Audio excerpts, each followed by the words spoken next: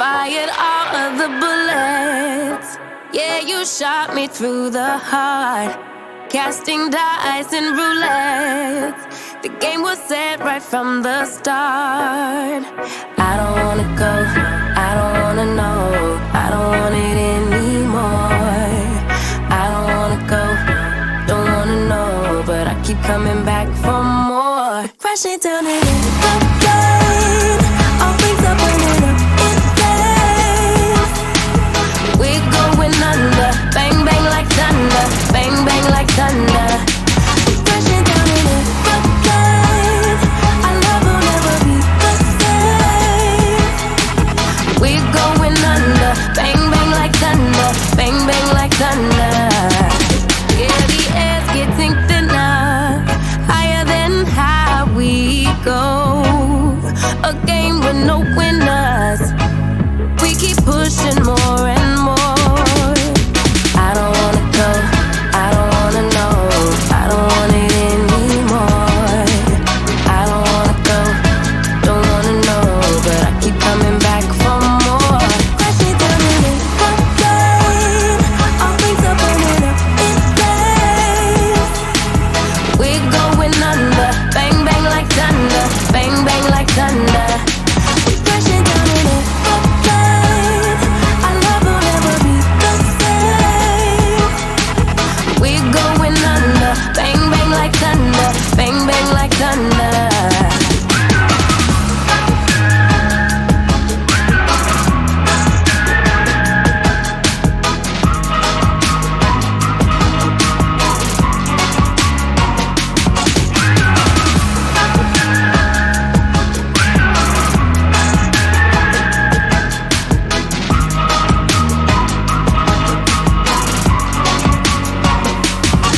Yeah, the air's getting thinner, higher than high we go. A game with no winners, we keep pushing more and more. Crashing down in an aeroplane, all things are burning up in flames. We're going under, bang bang like thunder, bang bang like thunder. Crashing down in an aeroplane, our love will never be the same. We're going under, bang bang like thunder, bang bang like thunder.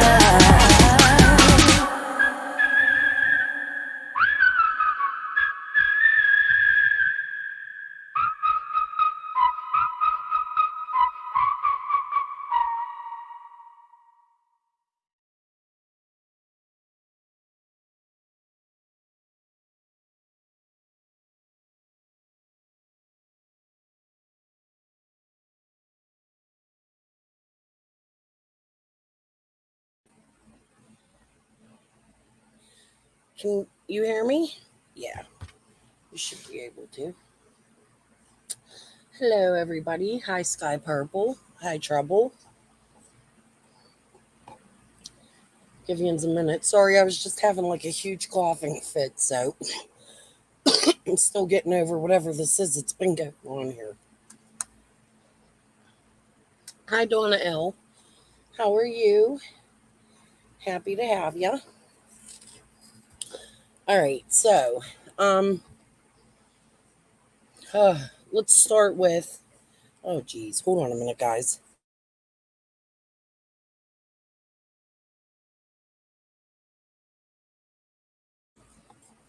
This cough is never ending. It's annoying. Hi, Selena.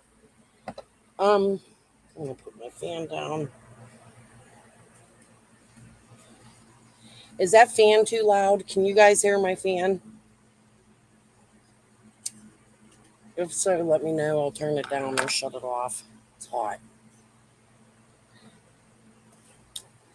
It's 8:40 at night and it's still 78 degrees here. It's crazy. Okay, so I want to start tonight with.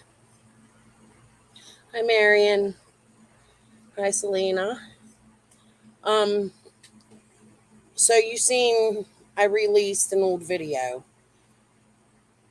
You're gonna find in this video that we're gonna go over tonight from Jody Sue that she wants me to start putting my old stuff back up. Now, she asked me to take it down.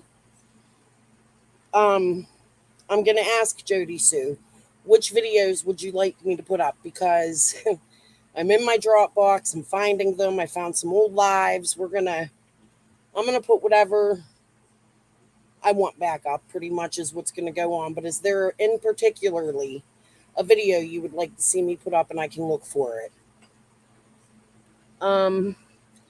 You're welcome, Sky Purple.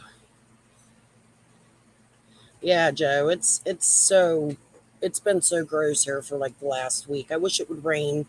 Like, we had a little bit of rain, but it just brings humidity. It doesn't bring no coolness. We need like a real storm. All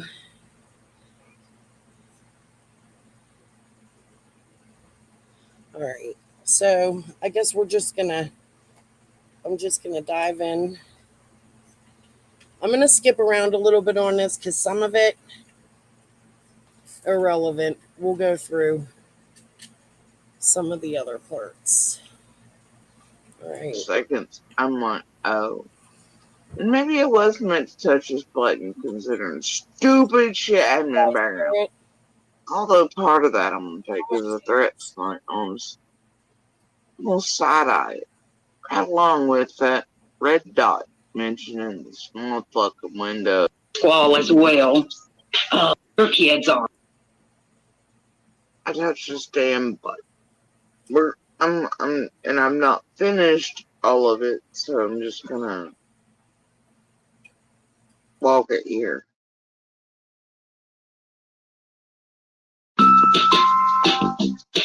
No.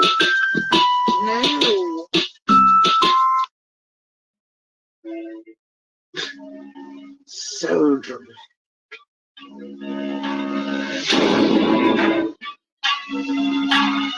So dramatic.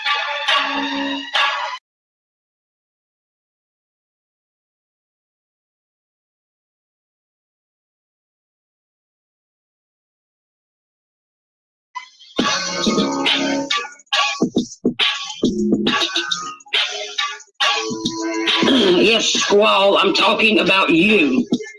I'm going to address all your crap.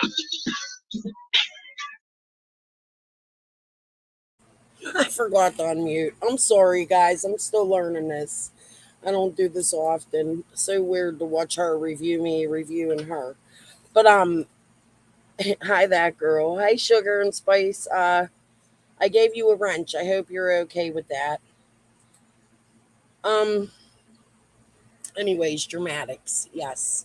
You know you like my music, Jody Sue. You know you like it. For one,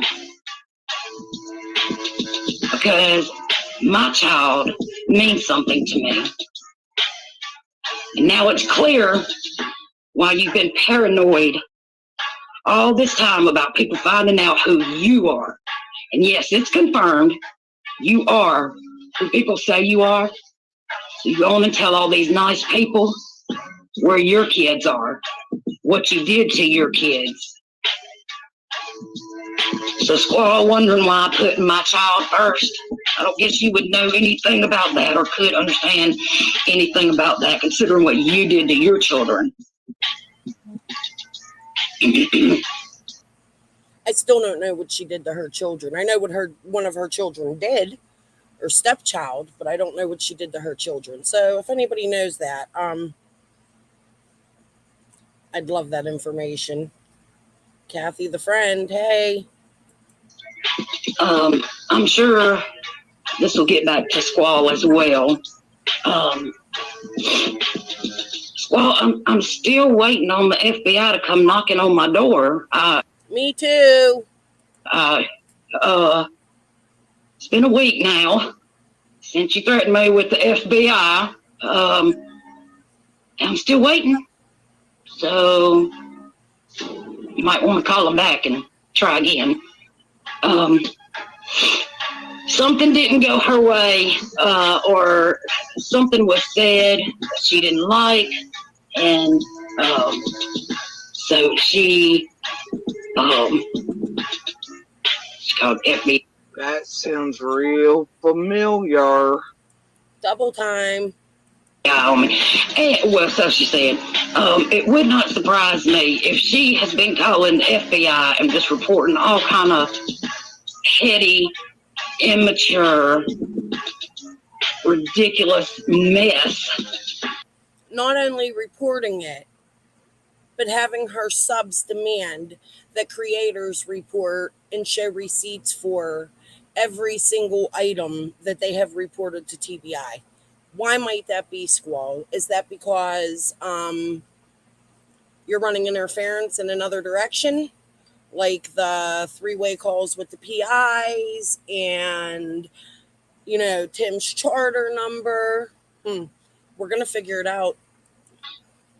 Because For what, 2 years now? no.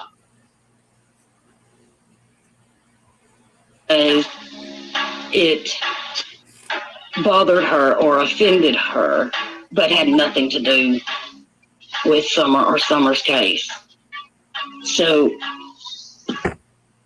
Oh, that too sounds familiar.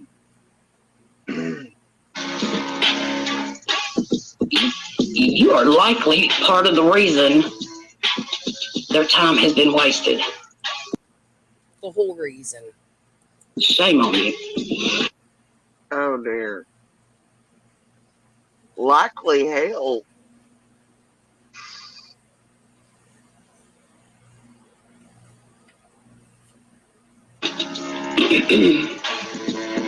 Why is Squall giving you hate? Well, Squall, I don't know. I think Squall is pissed off now because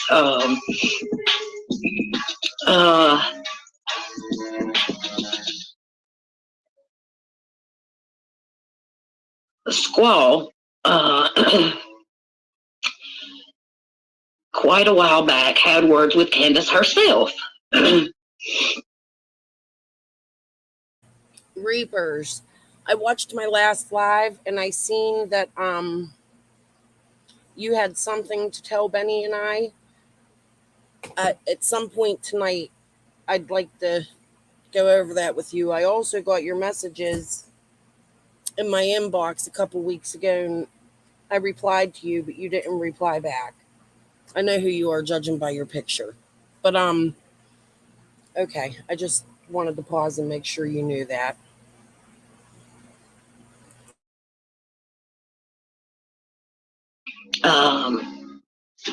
Told her she was using people for what she could get out of them, and expected things from people to keep giving and giving and doing, and Candace blocked Squall.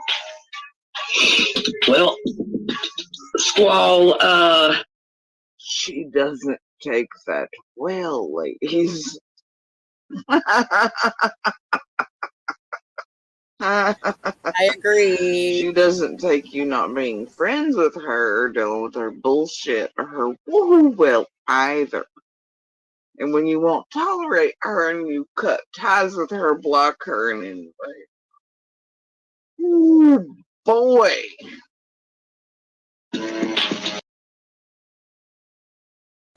Or when you show the wrong she's done.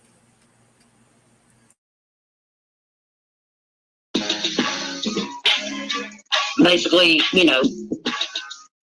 cried for months and months, and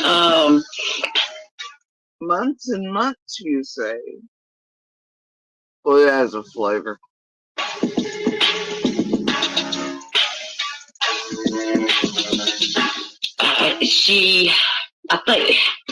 I told Candace that I didn't think that Squall meant anything by it, and anyway, I guess Squall can't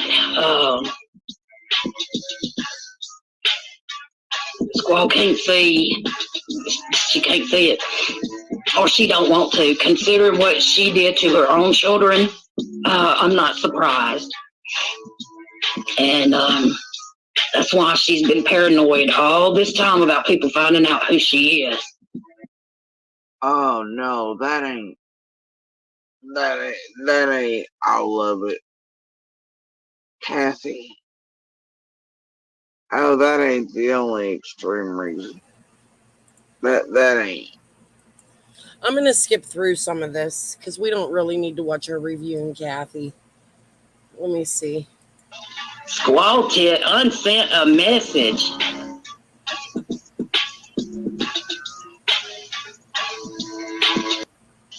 And this thing was being weird around us for even though it really.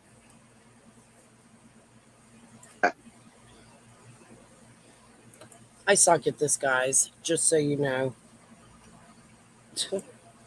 The original and first blackmail and targeting attempts. Oh boy. And she did indeed at first absolutely make sure that, oh, I don't know, there was knocks the door continually. Oh yeah. Sugar, it was so bad. Like, if people would have been in the Facebook groups paying attention to what this one was doing for quite some time before she even came to YouTube, I think people would have had a different perception of her a long time ago. Especially if you yell at it till it's fucking full of shit. It won't be its best till you're blocking. And it's bullshit in your life. Oh yeah.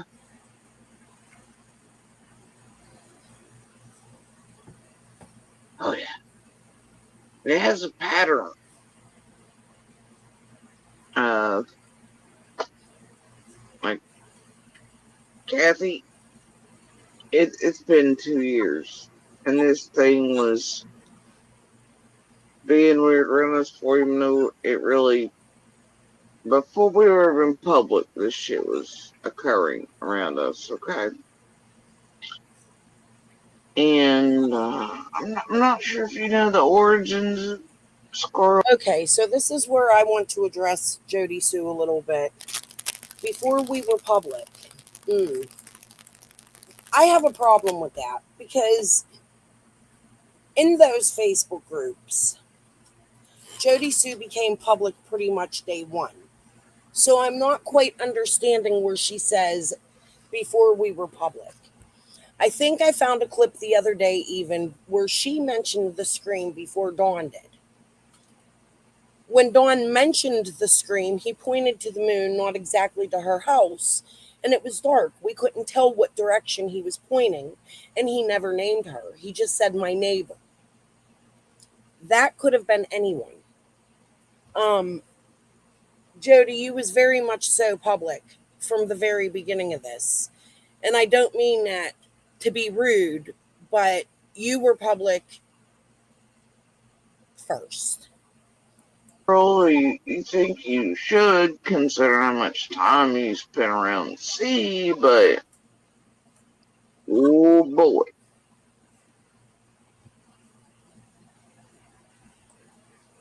Oh boy.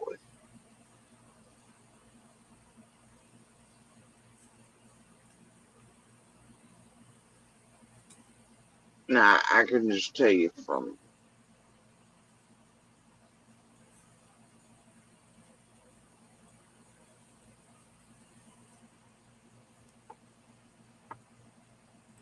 And you know what, quickly, here's another thing too. Yes, was his public like a sidewalk. Um, Jody Sue claims Facebooks aren't public, but here's the thing, they're a part of social media. When you have friends on your Facebook, them friends can then take your material. That makes you public. Like the whole fact that night one, you were showing helicopters and standing in your driveway, you were public from the very first moments of Summer going missing. You have to take responsibility for that. You play a role in whatever is going on here. Jody Sue, you were public. Night one.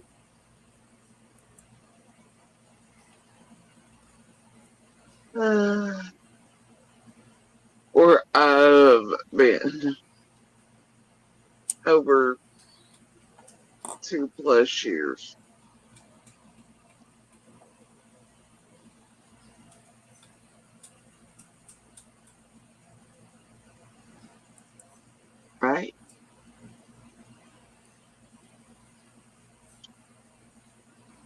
about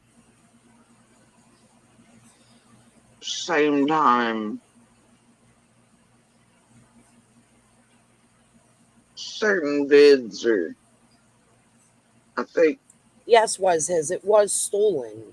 But the fact that she went to something called social media and put those videos out, you know what I'm saying? Like, that's something she could have kept it to herself and showed her friends and her neighbors.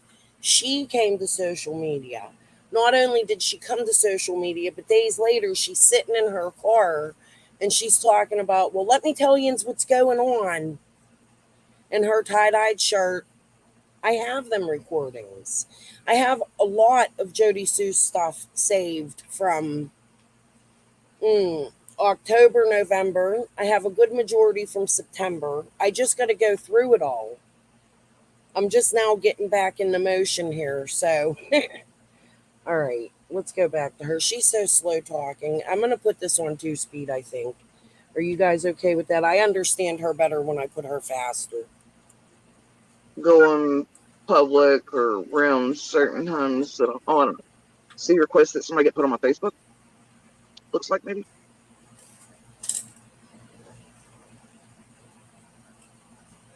Then certain shit really explodes with that particular manufacturer cares around. All right, sounds good, Reapers.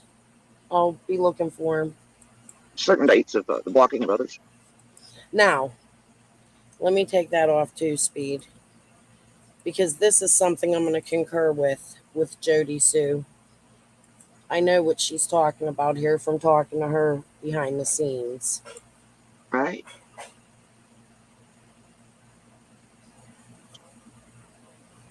About same time,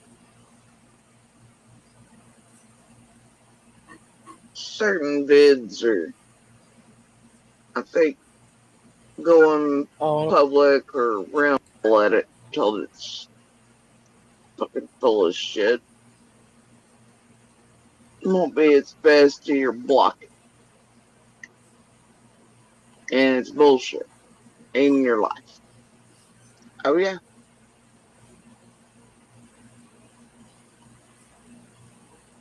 Oh yeah. It has a pattern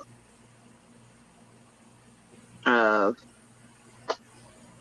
like, Kathy, it's been 2 years, and this thing was being weird around us for, even though it really, before we were even public, this shit was occurring around us, okay? And I'm not sure if you know the origins of Squirrel. You think you should, consider how much time you spent around the sea, but I agree. If Kathy knows things about Squall, she should make them public. oh boy. This was Jody Sue, odd one. This was Jody Sue Brown 2 nights ago. Oh boy.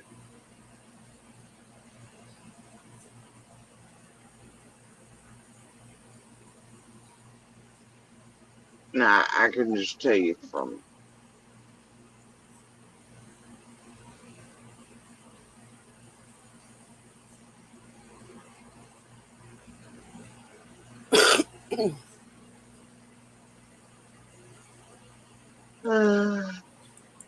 Come on. or I've been over 2+ years.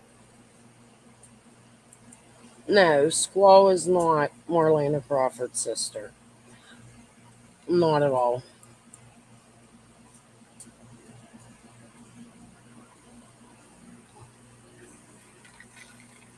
I know that thing was pissed at this group for allegedly taking its marathon idea. Right?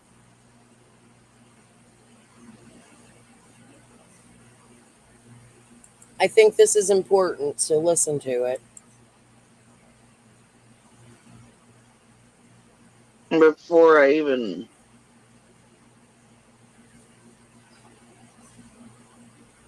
That just, right after the infamous hotel shit, I pull in the driveway, right? And I've just had enough of it by that point. Shit goes down real quick, and I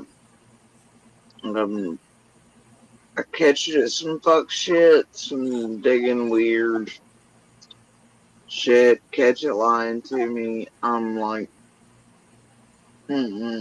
right? No. Then it does some stupid shit on my Facebook. So I want some. Now remember, Squall befriended Jody Sue first. Before Penny, before Squat, Jody Sue's very first interview was on Squall's channel. So I'm wondering, did Squall introduce Jody Sue to Penny and Squat? I'm like, you know what? And I block it. Right? Oh. Jody Sue, can you answer that for me, please? Oh, and then all hell breaks loose.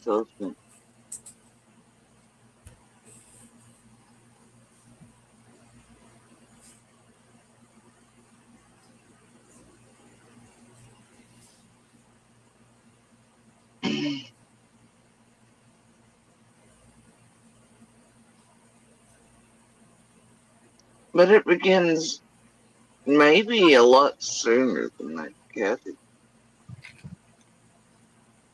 It honestly looks like certain things around here were, I don't know, manufactured and created, right?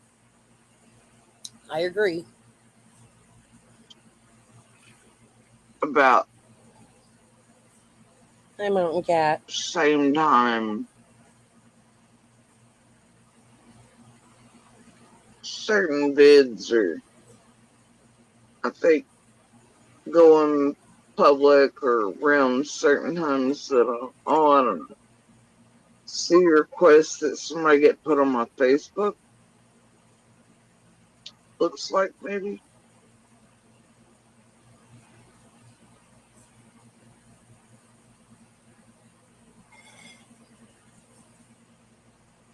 Reapers, I'll check my messages. Then certain shit really explodes with that. When I get a chance. I'm sorry, I can't chew bubble gum and walk. That particular manufactured character around certain dates of the blocking of others. Okay. So that's what I wanted to touch on. What Jody Sue's talking about here, because she, look at how I stopped her. Oh, Lord. Sorry. Kind of like it. Anyways, maybe I'll screenshot that. The certain dates being blocked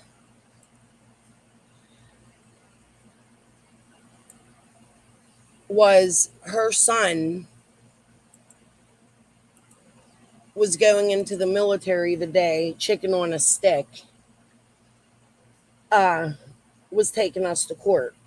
Jody Sue thinks that that date was picked for that purpose.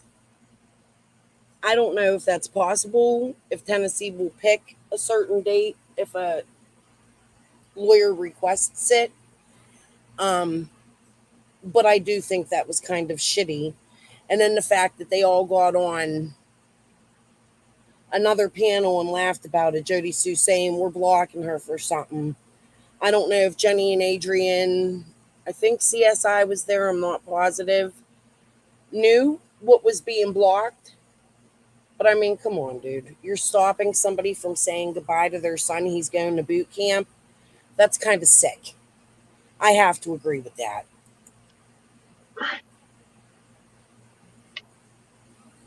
Can't swear to it, but there's some weird shit around it. Anyway.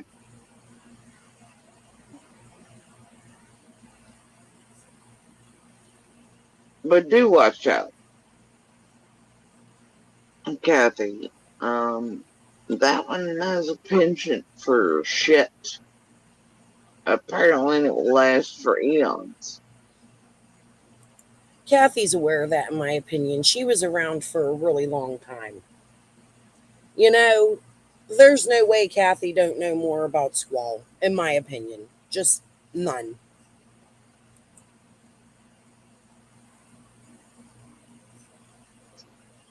I do take note that it's how most of the fake bullshit, stupid Bermuda Triangle bullshit, all and well, most of the garbage shit got thrown into, and like at least half of the dumbest fucking quote suspects on earth have been, and ones that aren't even and they've never been, like it's just ludicrous. That's how they've all ended up really in the realm here online.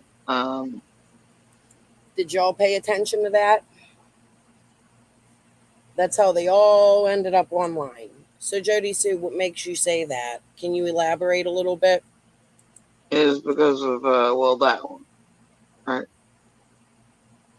So yeah, I would probably revisit the statement you made here. Was they were all in contact with Andy, and Andy knew. Because he was also invited to go say goodbye to Jody Sue's son. That's how they knew. This is all around the time they were recording him. Jody Sue's son was staying with Jody Sue's sister. Jody Sue did that to protect him, from what she told me. And, you know, it was anything but protection, in my opinion. This popped up and see months and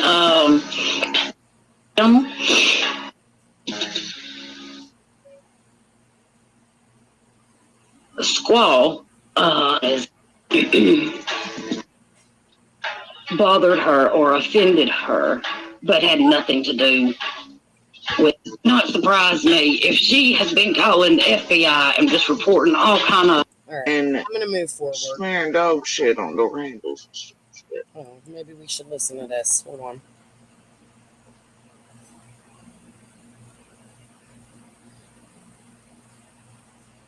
This is a really long live. And then, then all of a sudden, one brings out the other. And then it's way distant related to shit here, and then there's stupid papers flying, and either way. So okay, so I believe here she's talking about chicken on a stick. The papers flying are our court papers, and for some reason she thinks I played a part in that. Yeah, right. She knew. fine, right? She's the one that called me and told me I was getting my court papers. I told you guys that on my last live. Some may definitely tie into certain tags coming back and forth to do with certain bread products. I'm going to take that as a clue. Bread products. I don't know. Something worth looking into.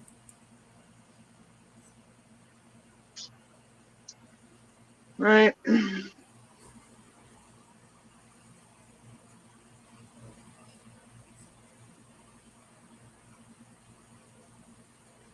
Anyway, all I'm telling you is that just keep records of all. Otherwise, you might find yourself being like, I don't know. Look, there was this one point in time, Kathy. That thing accused me and this person I never even met and never even spoke to going and smearing dog shit on door handles and shit. And I didn't know this for quite a long time until I accidentally came to a panel. Because much like you, I stayed on my own porch because, well, it touched too close to see, and I got need for that touching and porch visiting where stuff like that goes. But I was like, happened to end up on the same panel.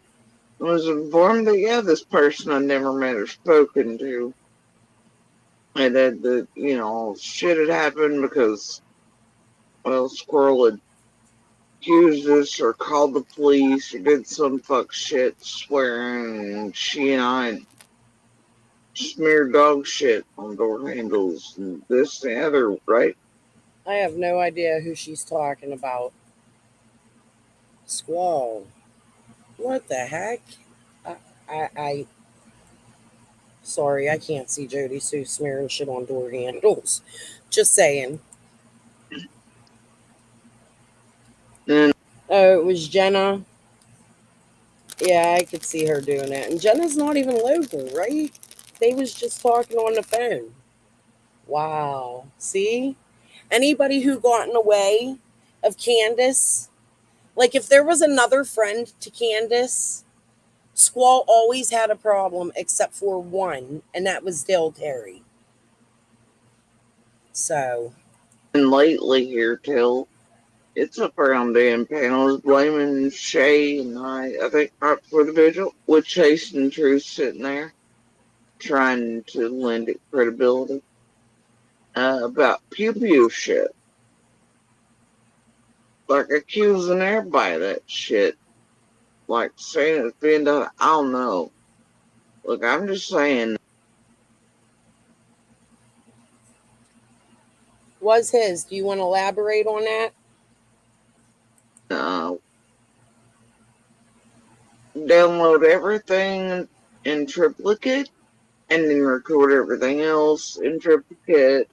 Any further contact, because that shit will straight up try to have you set up, fucked up, all kinds of shit. It is much like other possible sticks on trees. Here we go.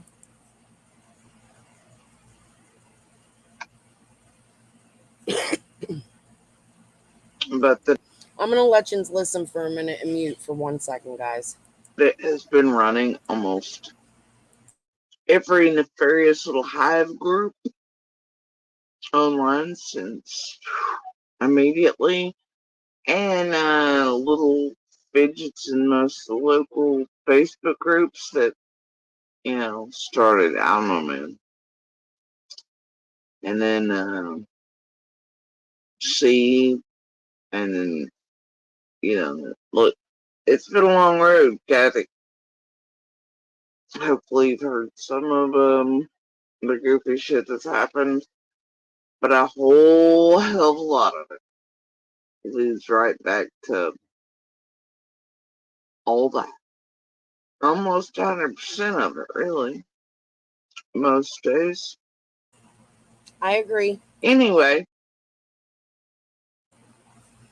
Yes. Hold on. Let me pause this. I don't know what it's bitching about. She mentioned you, but she'll mention you again. We'll talk about it in a little bit. See or her getting anything for, because it really was pissed and whole and split the fuck up that Scott H and the rest of this group and Penny on him took its marathon of it on. I don't know, man. The last scamathon. Anyway, so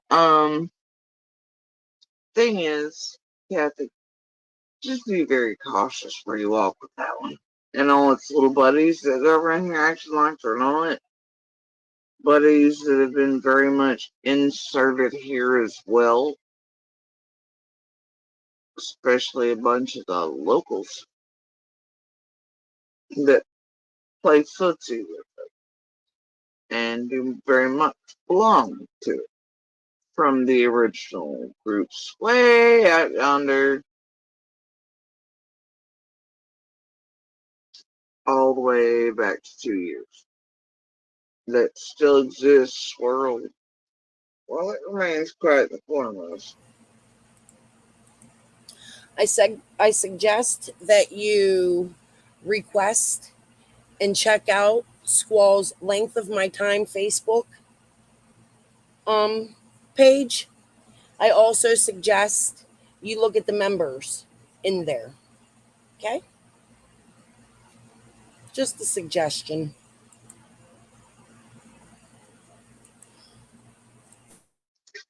And they watch who verifies who it is or is not.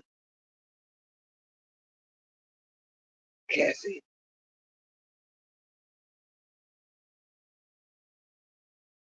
But be sure that the feds do know. Especially after all her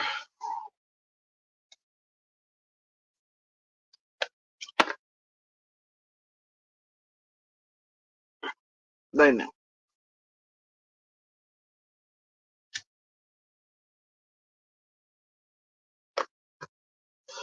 Anyway, I just found it interesting that she's exhibited the same exact pattern of behavior that she did with me, and that Stick also did with me years prior to some of it. And then continued, even afterwards, obviously, along with Monster and Stall and rabid small furry critters. The team up there's something, ain't it? Anyway, just and if you think she won't go after your children and things, Kathy, you're wrong. Because she's went after mine from very early on, making up all kinds of shit. Knocks on doors, all sorts of shit. Blackmail, making them both look like, putting out their images, even as minors in the beginning, stealing everything she could manage while she was asked to be put on Facebook. Look, she will indeed target children. Make no mistake about that. And it won't stop. Hell, Frank Clark got putting on shit. 2 years. People still bringing up Frank's fucking name. And I heard it in that road Well, that's because I think Frank Light and Squall are connected in some way. first before we ever My opinion, my speculation. come public. Guess where that came from? Yeah. Like a lot of other things that fucking claim fresh babies, all kinds of bullshit. Now, I do gotta say, I never attacked Jody Sue for the fresh baby comment because if anybody finds that video or looks at it again and you listen, she was talking about, did you see a cute baby that her and Andy, or I think it was Andy in the car with her, knew? And she was saying how good the baby smelled and how she could just eat the baby. Now, come on now. It was not, I'm going to defend Jody Sue in this manner. It was not she was eating babies. Why did anybody follow that? That's insanity. I like fresh babies too. I don't eat them. I like to smell them, hug them, kiss them, love them, you know. Crazy Bermuda Triangle shit. I make thousands of hours of manpower and eyes off of shit. Yeah, I don't know. I'm just gonna direct you back to your own statement because I'm sure you had time to notice some of the shit that was occurring and know a little bit more than you're saying outright because of you being there in person to see some of that was being done while long-term staying was happening. So that's what best advice. Triplicate fucking record everything. Oh, you're probably gonna need it at some point. Alright, I promise you. Keep an eye on it. and just stay safe. And I mean that not in a threat way, but you know, sticks and circular, all kinds of shit lately.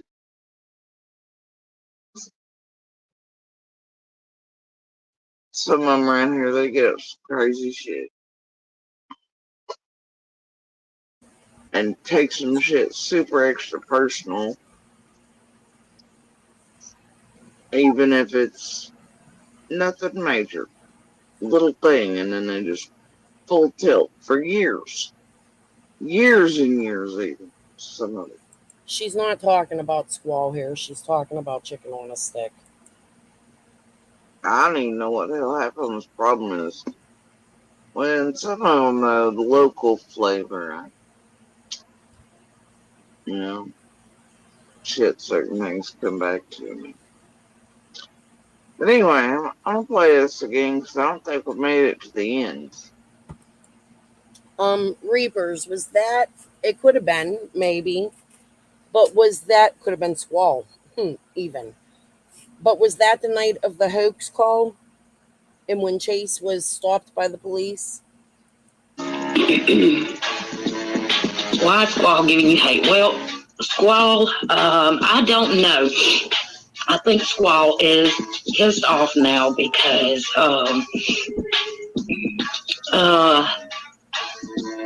there's a part in her live that I really, really want you guys to see where she reviews, actually two. We'll get there. So I'm trying to skip through. If you just want to go back through this one later, we can.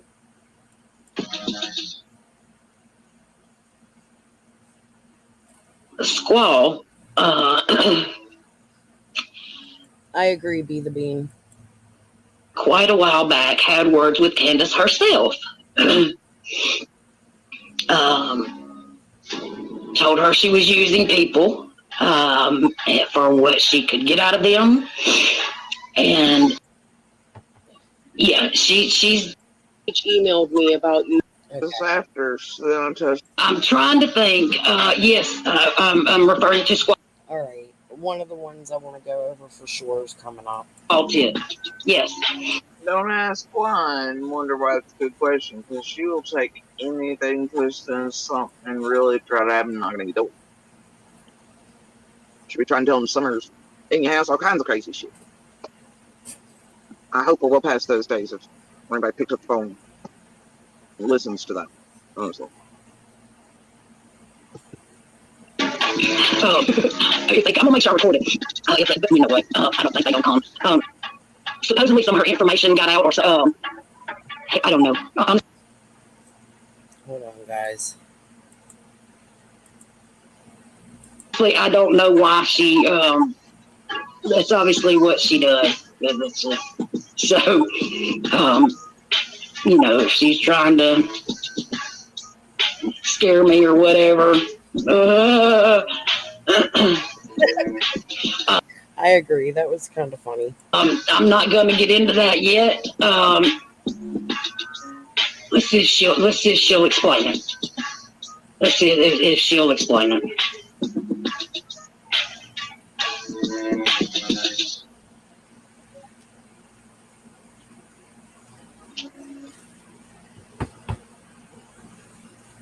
Is that a toilet? Yeah. You mean to tell me we've been living here all this time? Oh. And then I'm like, well, what the hell is this after? So then I touch this button.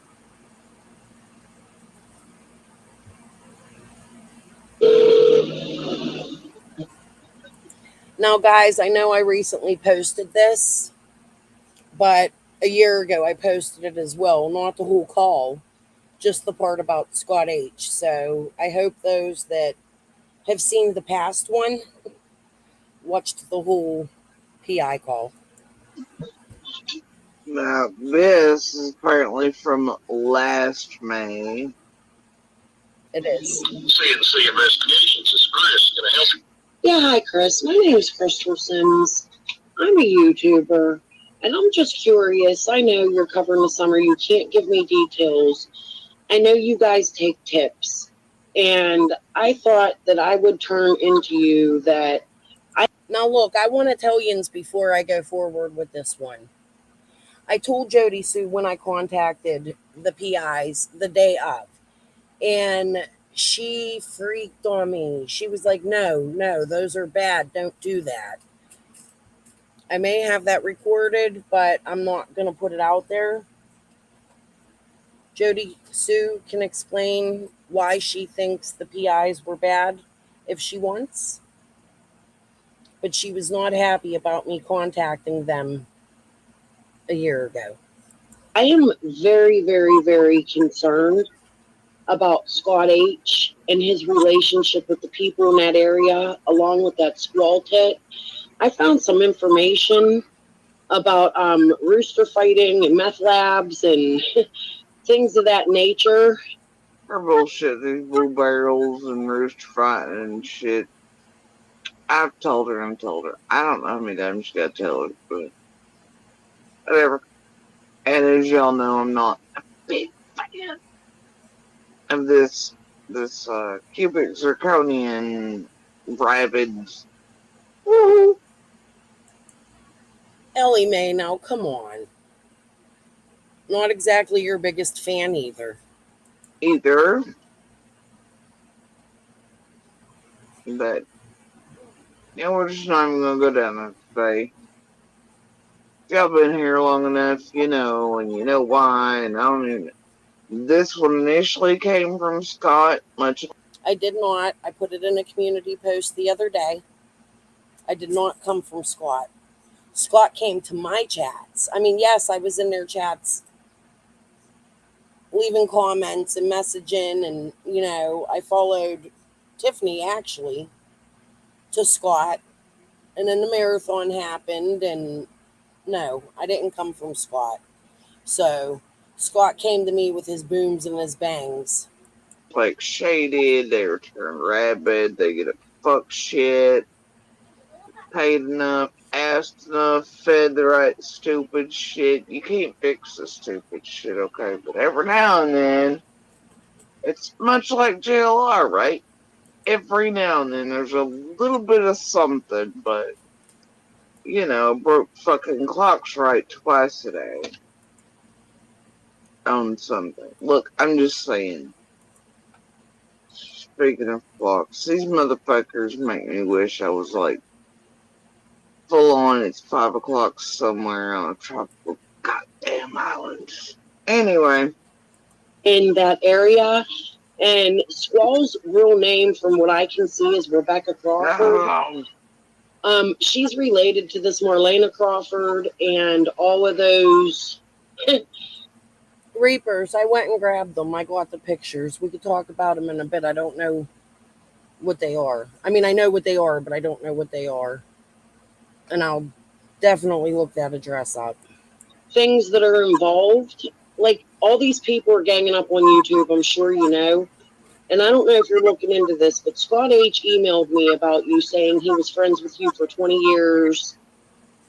And I find something fishy, and I just want to make sure that you guys are looking into them, because I mean, it just kills me though. I know CZ and Shane were around far as they come from Scott's too.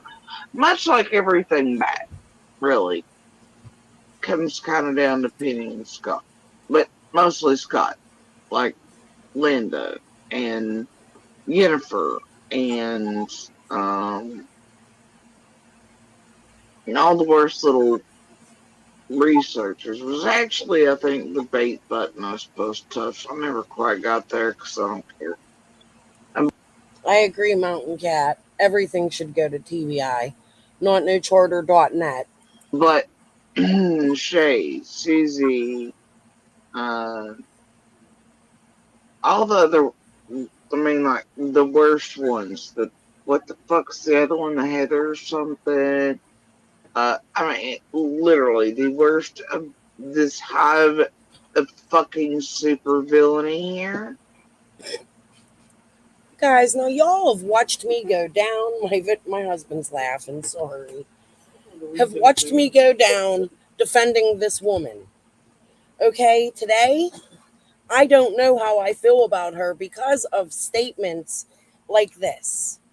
But there are other things in this video that still make me think she had nothing to do with this. So we'll just keep going.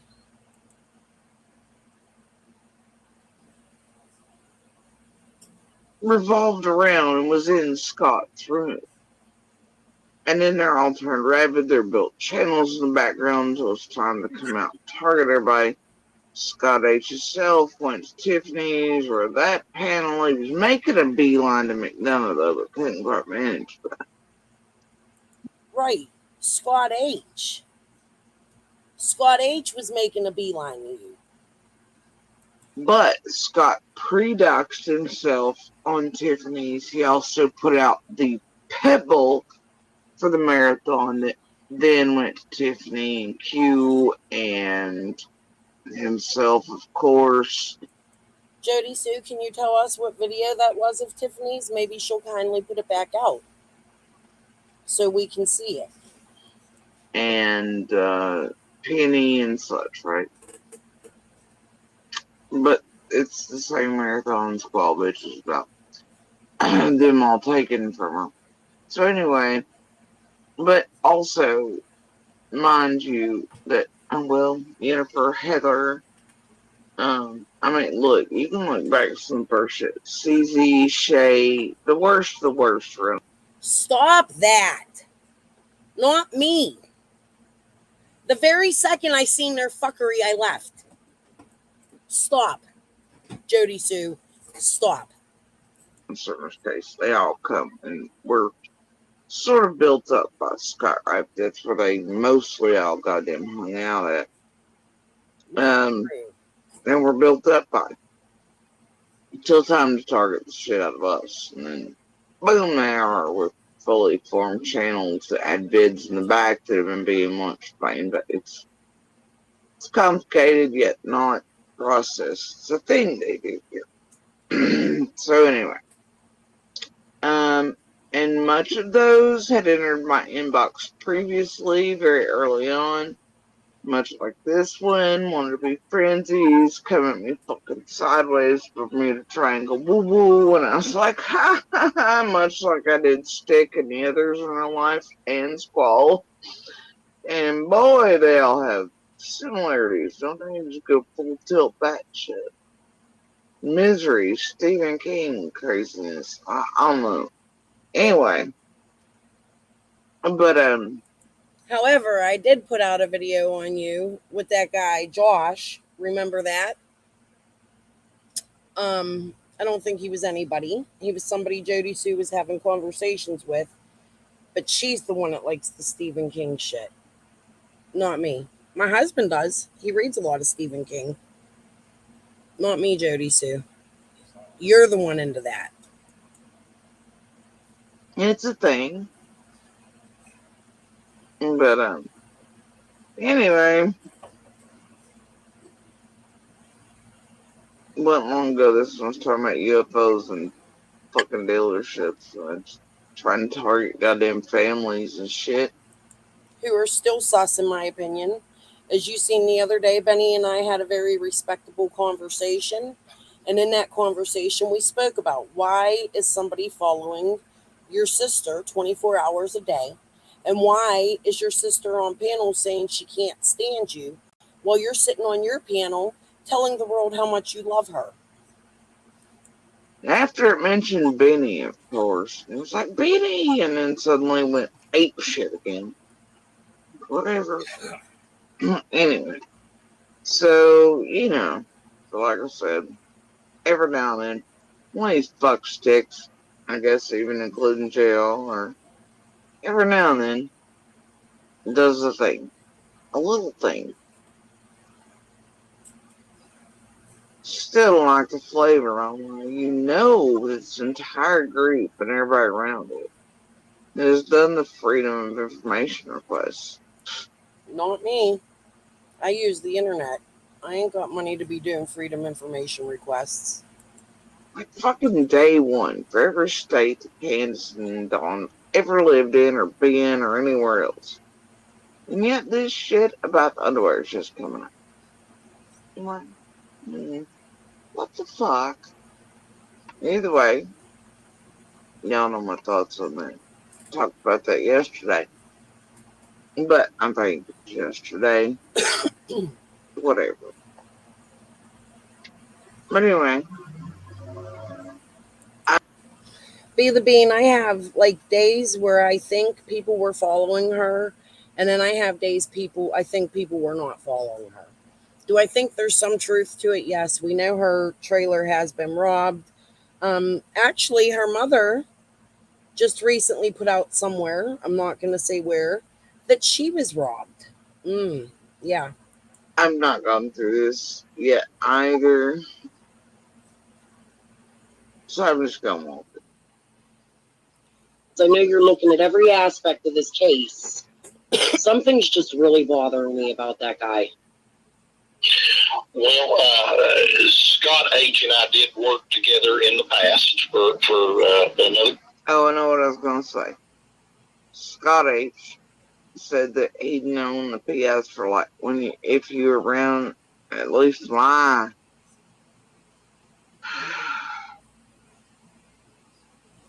ended up dropped into this fucking 400th level of hell.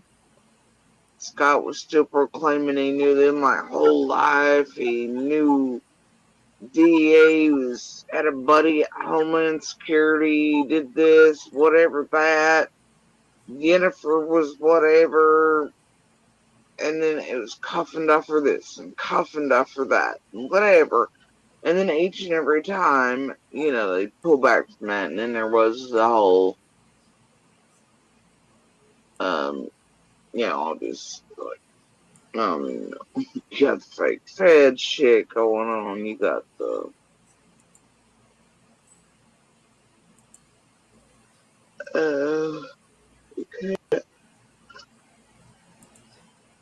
and you got him and Penny saying they're actually working for,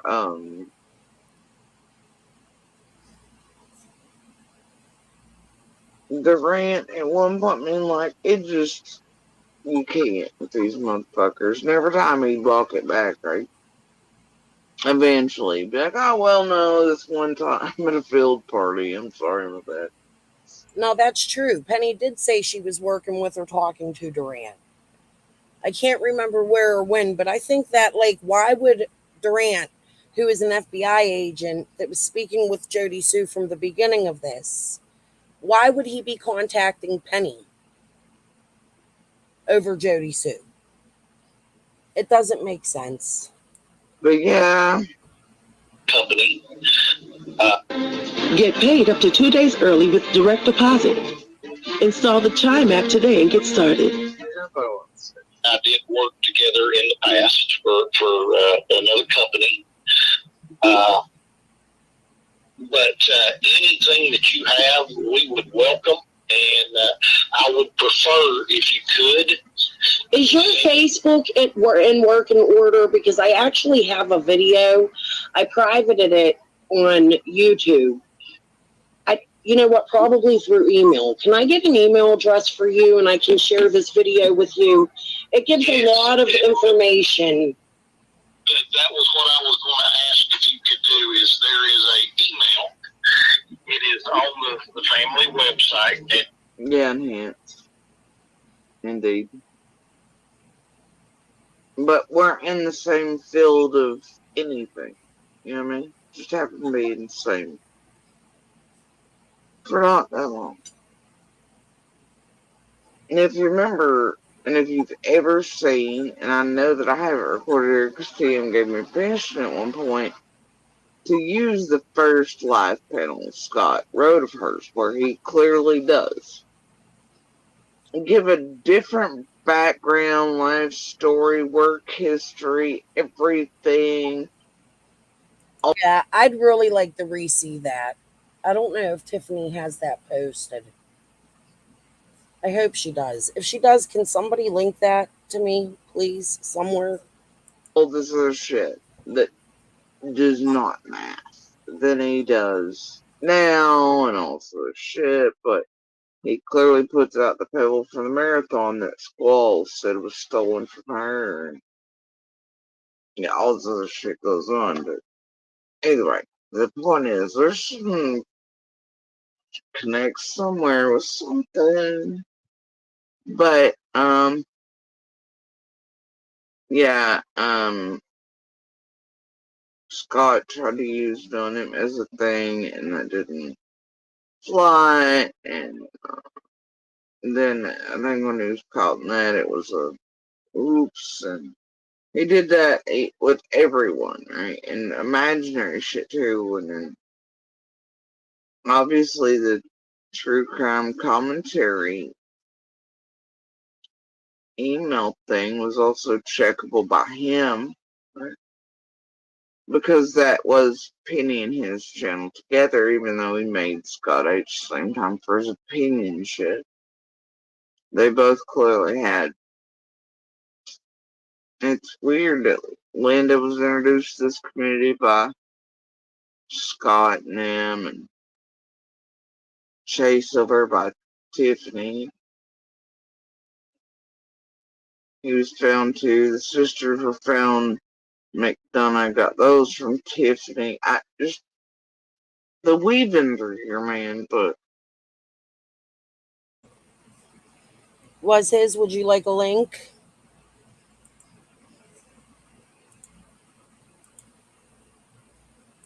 I'll throw it out there in case you want to address any of it.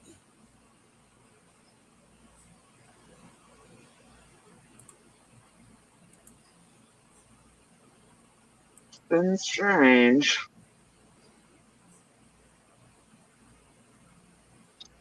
There's definitely I don't know, certain local flavor that just don't sit well.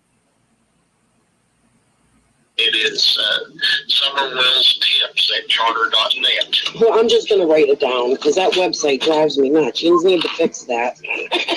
It's like not ads, but it like pops up and it's weird. It don't work for me real good.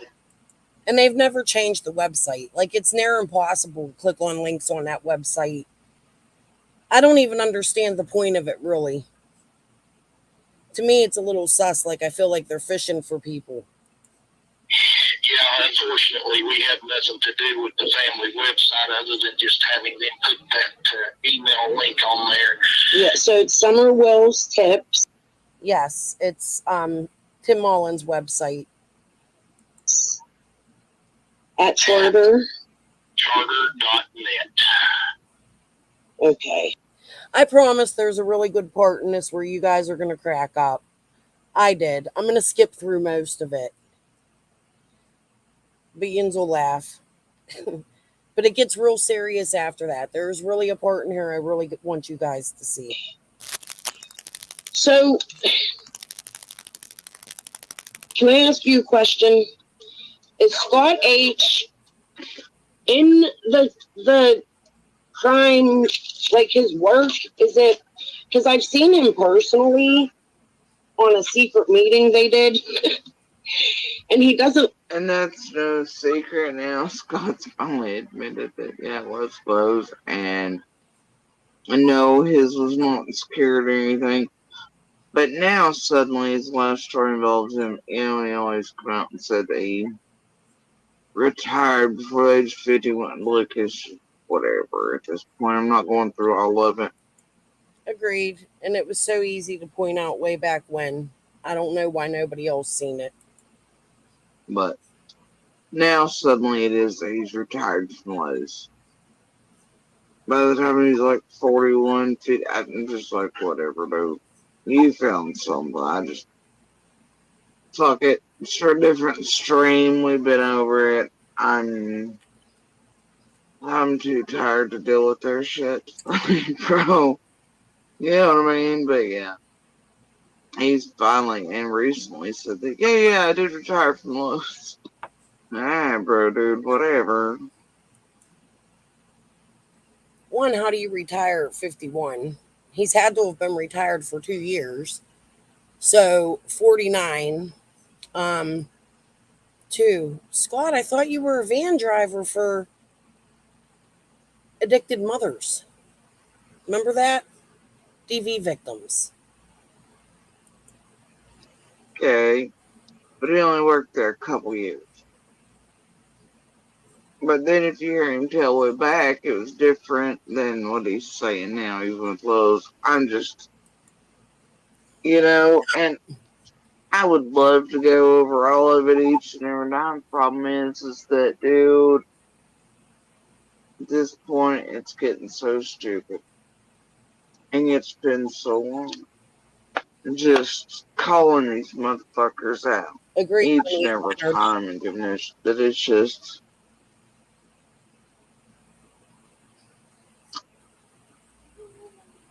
Be the Bean, he's been all kinds of things. I don't know how many jobs he's told us he's had.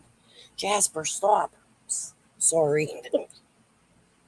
And you're stuck somewhere between man and shit. Somewhere may lead to somewhere. Answers, betrayal. No, was his, that's not true. And it's statements like that that make you look guilty. You are somebody in this case. What the fuck are these some bitches hiding? Why are they wrapped up? How are they, all this shit, right?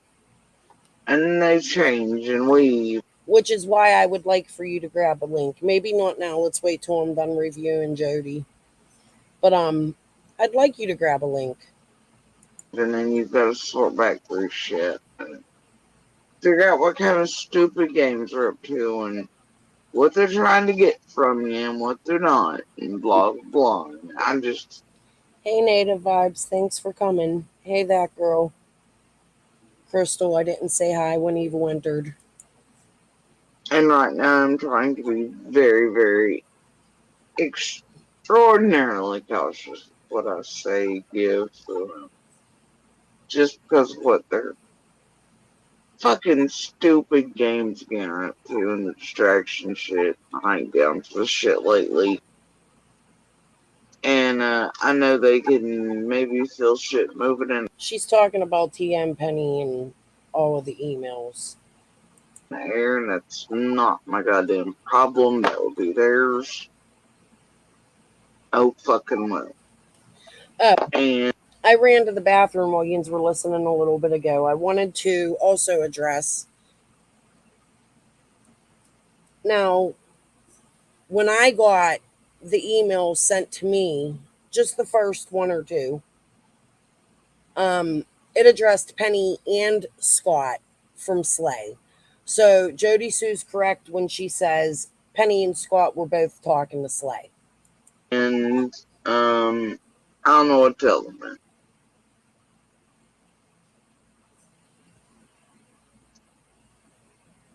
I don't know what to tell them.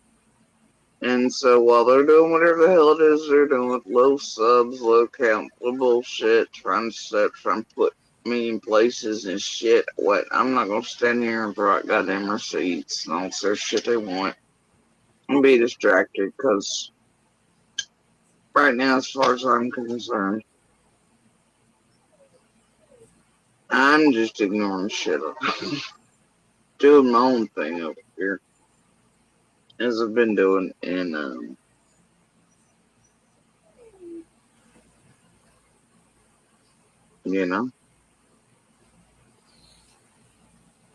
I'm trying to find real shit to do real shit with and find real shit. All right. That may lead back to reporting shit. Just why would she been in there already when she was still protecting Penny, but throwing those out at Adrian and Jenny and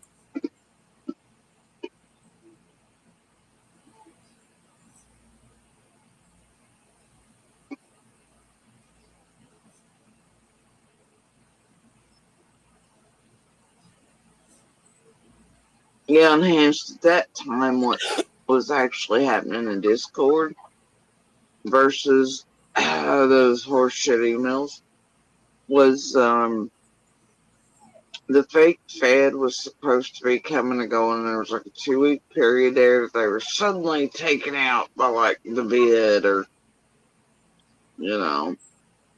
um, breathing issues and shit, which even at that time correlated with something else.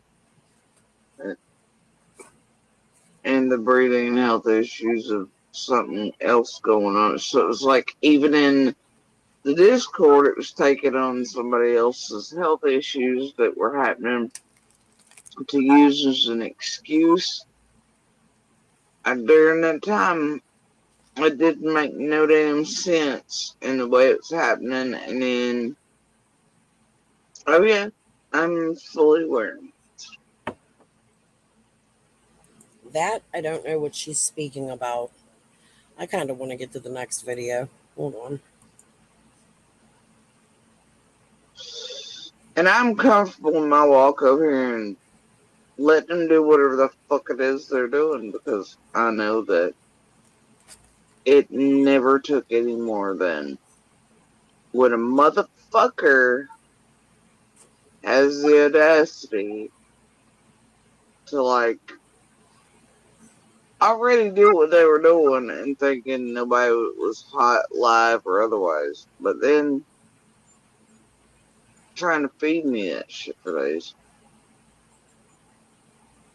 But then when you go so far that you set someone like an in and around something like this up, and a federal agent up, and they know it instantly, and yeah, I don't even know what to bother them at this point. Like, they're over like, I want the receipts on your. That shit was over. It was already over before that.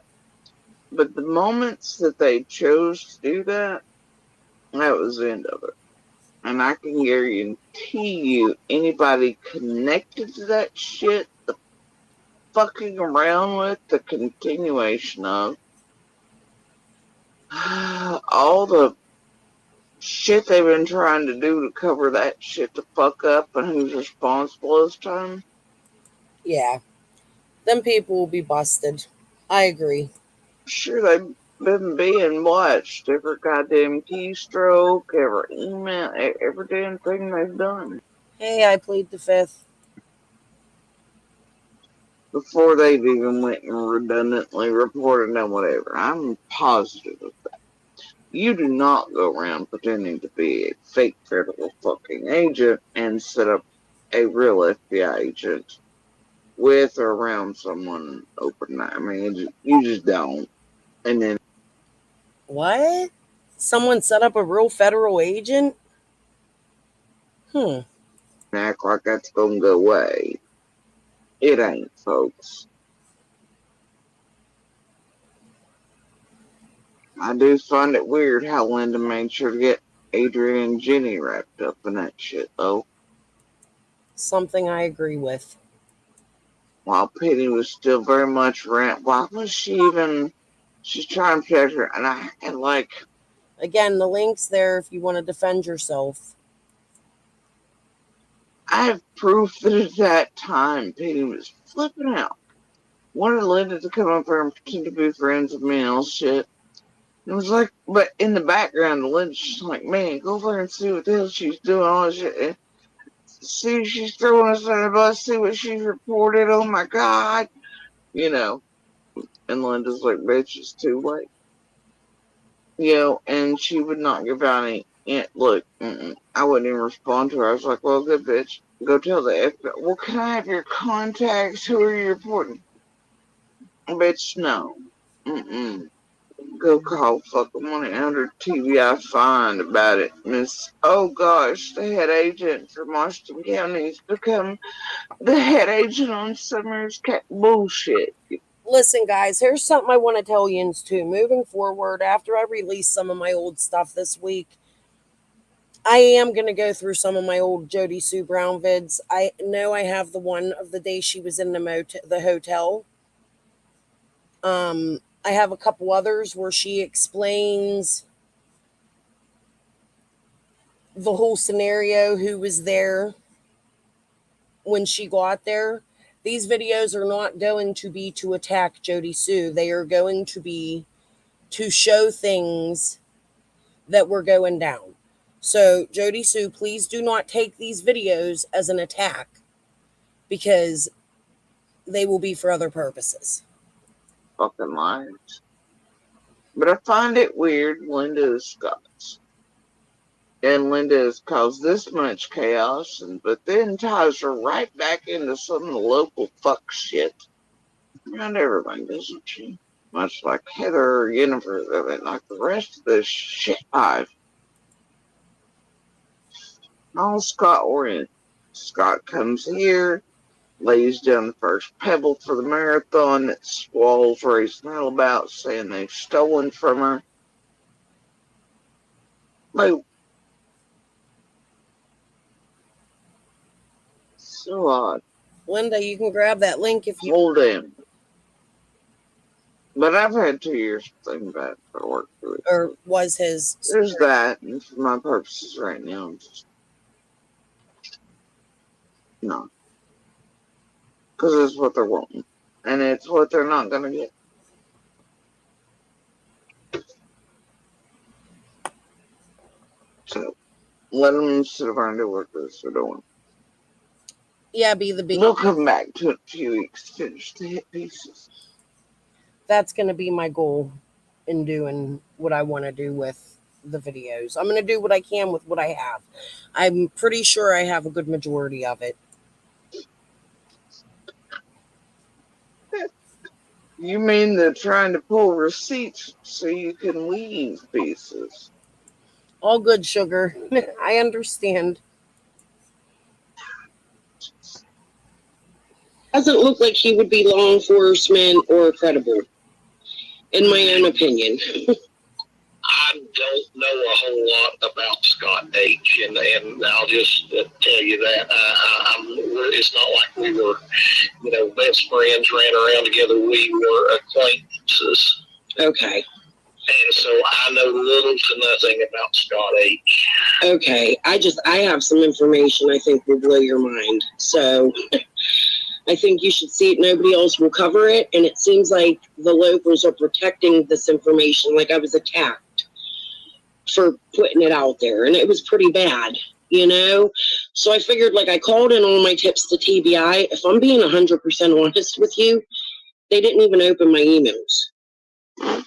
So I called TBI, and TBI told me send my information to emails. It was some information about these locals and the harassment that they're doing to Jody Sue, and I don't know where you stand on all that. I know you can't really talk to me about it, but I'm blown away by these people. I am, and I just get a really sick feeling in my stomach about those two YouTubers. Are you fucking serious, four-wheeler? I wanted to put this on my blooper reel. I still might. I was laughing at this part. Bro. Y'all, yins need to quit attacking her about her animals. Look, this isn't me sticking up for her or anything, but you can clearly tell she loves these animals. I dig her cat. What the hell is wrong with you? Why did you just stick your whole face down in my ice and Dr. Pepper? It's cat-tastic. Here, you want it? Just... Can you even have Dr. Pepper? I don't think you can have Dr. Pepper. It's probably got... Well, was his. I'll just sit back here and let it play then. I'm not going to offer no commentary on it at the moment. I'll address it later then. I just thought you're given an opportunity to explain the things that she's accusing you of. As far as I'm concerned, I see the same thing she does. I really hate to be like that, and I want to believe you, but I don't understand your role in all of this. I don't understand why you were on Tucker's property, why you were where Dawn worked. I don't understand your connection to Squall. I don't understand any of it. Just my opinion. That's what I mean. Like, the gun stuff does. I don't want that. I don't want to explain to the vet why you're there, but I just let you have it at the doctor's prep. I can't believe you stuck your whole head in there.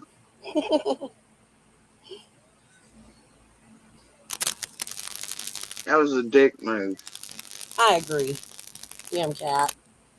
Oh, dick move. In particular. You know what I mean? Like the Squall and the Squad H. And I.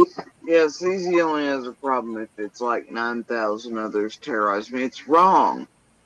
And now she has this imagination station. She will literally, and I have seen her do this to me in Facebook, be like, Jody Sue, I never once mentioned your children. I never once attacked you. That's not what I've ever said. I have mentioned her children. I've made 2 awful videos about Jody Sue. One was her daughter when she had her daughter on crying at night. And that was bad. I didn't realize what I was doing at the time. Like I said, I was new to this. I was naive and I was following the crowd. That secret meeting happened and I immediately seen what was going down and changed my stance immediately.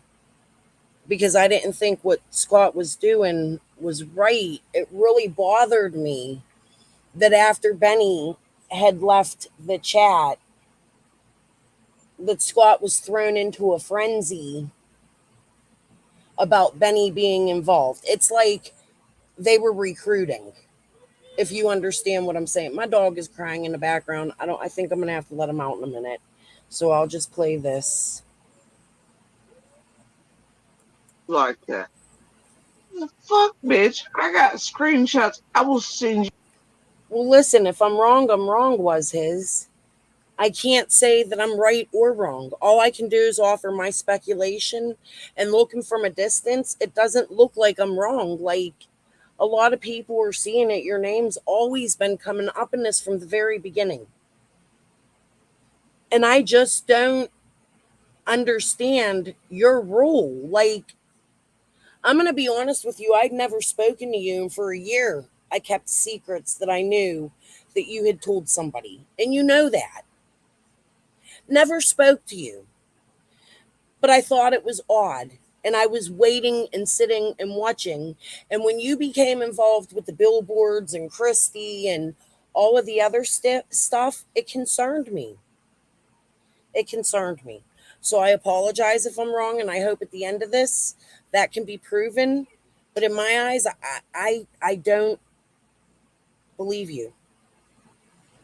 I'm sorry. That's the honest to God truth.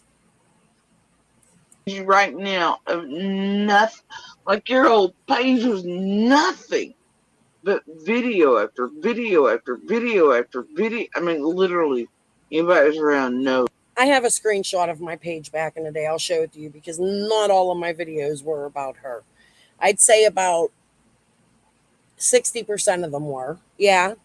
But there was 40% that was about David Brick, Crystal Spencer, me, Colin Hawkins. I did not, all of my videos were not about Jody Sue. And I didn't make it a point to do a video every day about Jody Sue. I made sure I was doing other things in between like I do now. My style hasn't changed. I'm not lying. And I got proof of it. But she literally on Facebook was like, I know Jody Sue, don't you remember? The grass is green. No, it's not. It's blue. I'm like, holy shit, of all these motherfuckers picked up the... Was his, aren't you, Linda?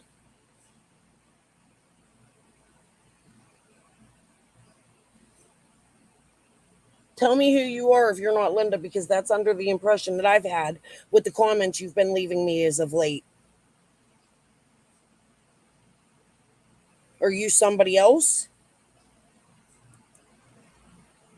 Abuse her hand, but like, you just can't. They take cycles. I'm like, alright, bitch, just whatever.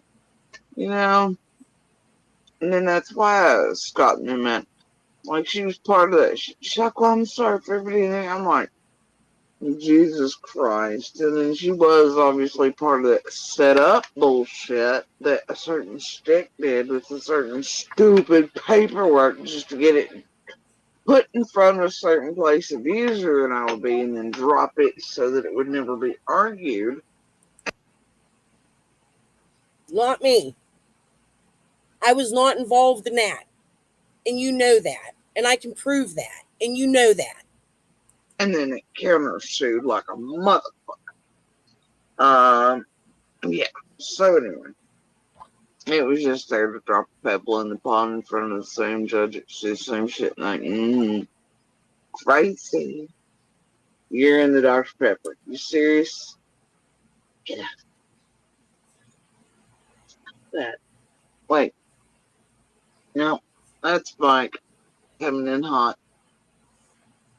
From the other side, well, no, I guess my four-wheeler stuck their head in the cup, so Mike's gonna look at it. Damn cat. Okay, let's move forward. I can see in real time what they were doing. Revisionist is instant, not just here in a blue barrel and they're worth fortunes. Oh yeah, I wanted to address this. Hold on. Don't bully. You know what I mean? And these people are on there like, Oh. I apologize then. I was under the impression. Okay, we'll have to talk later. Then I'm wrong. I can admit it. Never seen anything like it. With their children in a room. I'm saddened by what has transpired because of this missing little girl, and she needs to be found. Well, I agree with that, and it seems like sometimes when you're trying to do the best things for the best reasons, the worst seems to come out. I really apologize. I'm sorry. I really thought you were Linda the way you've been answering me lately. I apologize. You should have told me. People, so we'll keep praying for Summer and keep working towards keeping an angel. Okay, and I'm going to send you guys this video if you get a chance to look at it. I think it would be helpful, at least to show like what kind of crime is going on in that area, because it's like all about rooster fighting. It's pretty crazy. So, rooster fighting and meth labs. There's a lot of both around here, that's for sure. Yeah, I live in the city. I'm in Pittsburgh, so I don't know. We don't have stuff like that going on here. Thank goodness. I got. Yeah, she's seen some blue barrels this one time that are on the actual main fucking street through Beach Street, obviously.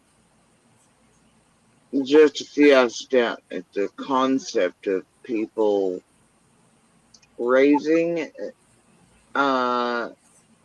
chickens, roosters, etc., and how much those damn things are worth.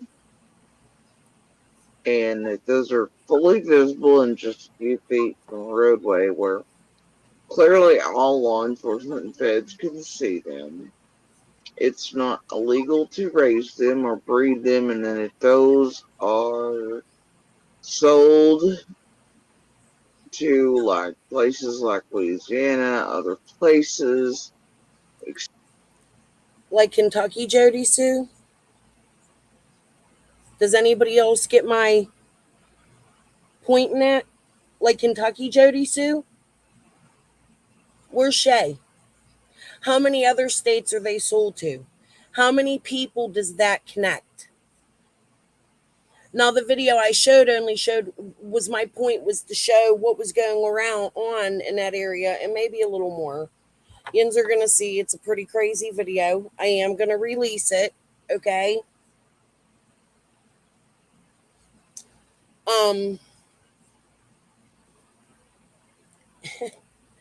Yeah, I really do. I apologize, was his.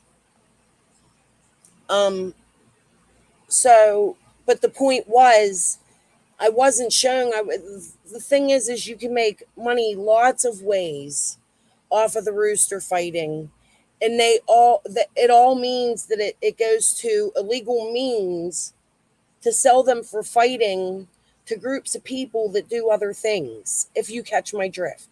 So you're correct, but you're not understanding my point of why that was important in connecting these people for me, in my opinion. Etc., where it is legal because they are worth fortunes, and if you can breed them right in these mainline. And actually, I would like, if you look in recent years where the busts for the chicken rings have been, and some names of people that have been, last names of people who have been connected with those busts. That concept eludes her. And that nobody... Yeah, I remember was his. Okay. I apologize. I'm so sorry. How embarrassing. I really thought the way you've been answering me lately that you were Linda. Right. They are sold all over the world. And what kind of people do they sell them to? You understand what I'm saying? Like, they're sold for rings. Like, whether they fight them or not, which, by the way, Brandon, that did the JLR walkthrough video, said that that's what they do with the ones on Beach Creek. If you remember. Okay. He's trying to hide giant blue... Not to mention that house now connects to the Crawfords. Barrels that have been there for years as breeders of, are just a few feet from the road. And she sees a blue barrel or 10 or 12 on the main street, loses her shit and will not let go of that. And it's certain feds and law enforcement do not know those blue barrels a few houses down, up and down through certain areas. Must not know, man. And of course, it isn't that I don't know. It's what the blue barrels stand for and with who. I love these. Look how I keep stopping her. I'm sorry. You've got chicken fights and shit here and there throughout the entire Northeast Tennessee region, much like any area in the entire goddamn South. Of course, you're gonna have that shit off and on. But, Hey, little Dev, how are you? Aw, thank you. Was his. most of the ones bred here are shipped elsewhere, and they're worth fortunes. Exactly. Think about that. And that is perfectly legal. I understand raising and breeding them are legal. Fighting them is not. Northern lady sees a blue Neither is making meth on mountains. barrels, thinks cops don't know, and it has to be. There's just super fights, like 24 hours a day. Like next door, and feds and law enforcement went up, but she just can't with it. All right.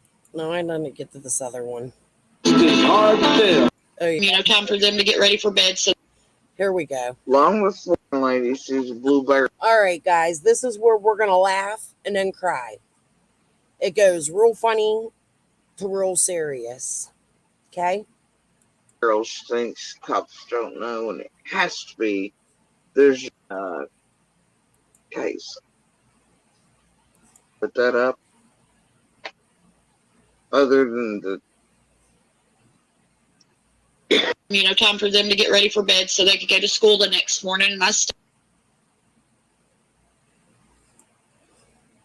hell is this one?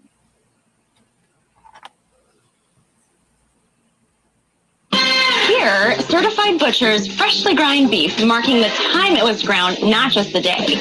Nobody.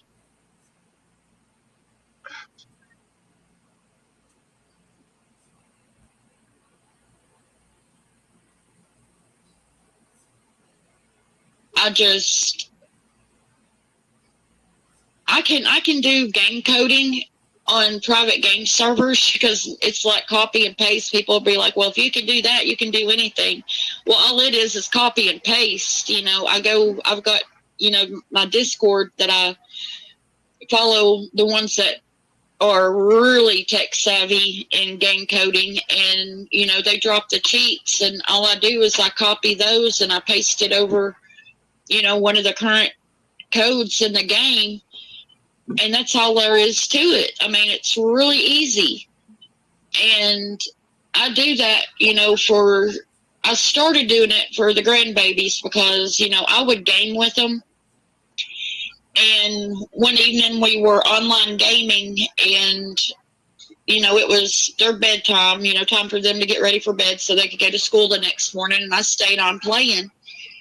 And I ran into a couple of other online gamers, and, you know, I turned my mic on and spoke to them for a minute, and then I went back on mute, and they were like following me, and they were telling me, you know, that my voice was sexy and everything, and I was like, what the crap, you know? And Yeah. and it was just like, you know, I was just like moving along and everything, killing zombies and stuff, and they were following me.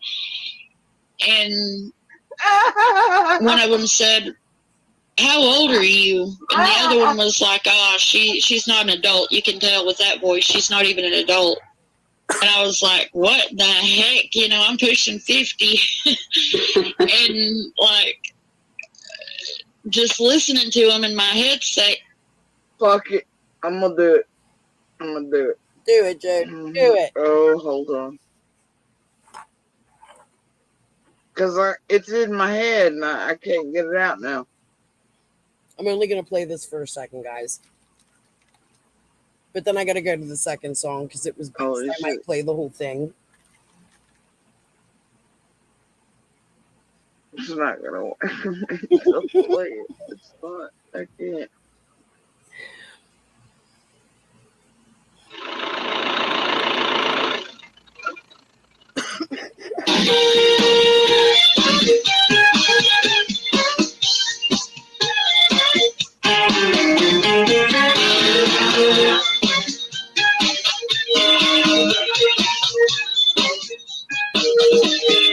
Plowing these fields in the hot summer sun, over by the gate, Lordy, here she comes, with a basket full of chicken and a big cold jug of sweet tea. I make her little room and she climbs on up, open up her throttle and start her a little dust. Just look at her face, she ain't a fooling me. She thinks my tractor's sexy. It really turns her on. Hold on, guys. We got to do the second song. $1,000 was raised and 50 volunteers on Squall ran up hard noodles. We're even going to watch Jody dance to this one. We all deserve a little laugh, right? Come on, Jody.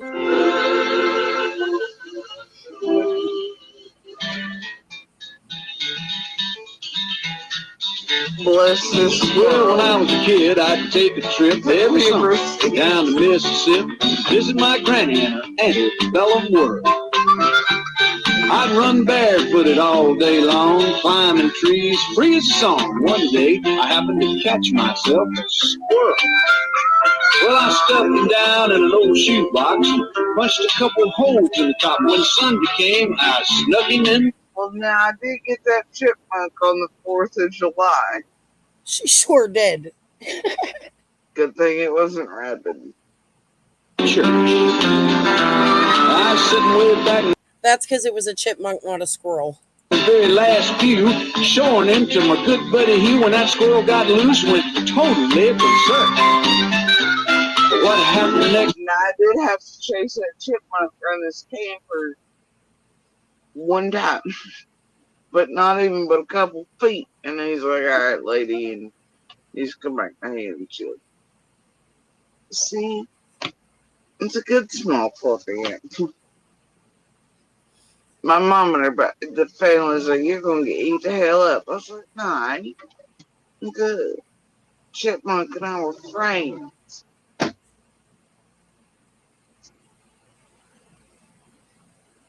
hard to tell. Some thought it was heaven, thought it was hell, but the fact that something was among us was plain to see. As the choir sang, I surrender all, Squirrel ran up hard, Newland's coveralls. Hard leaped to his feet, said, something's got a hold on me!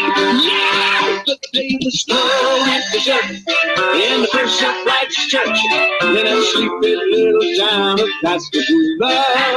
It was a fight for survival, they broke out in revival. They were jumping pews and shouting, hallelujah!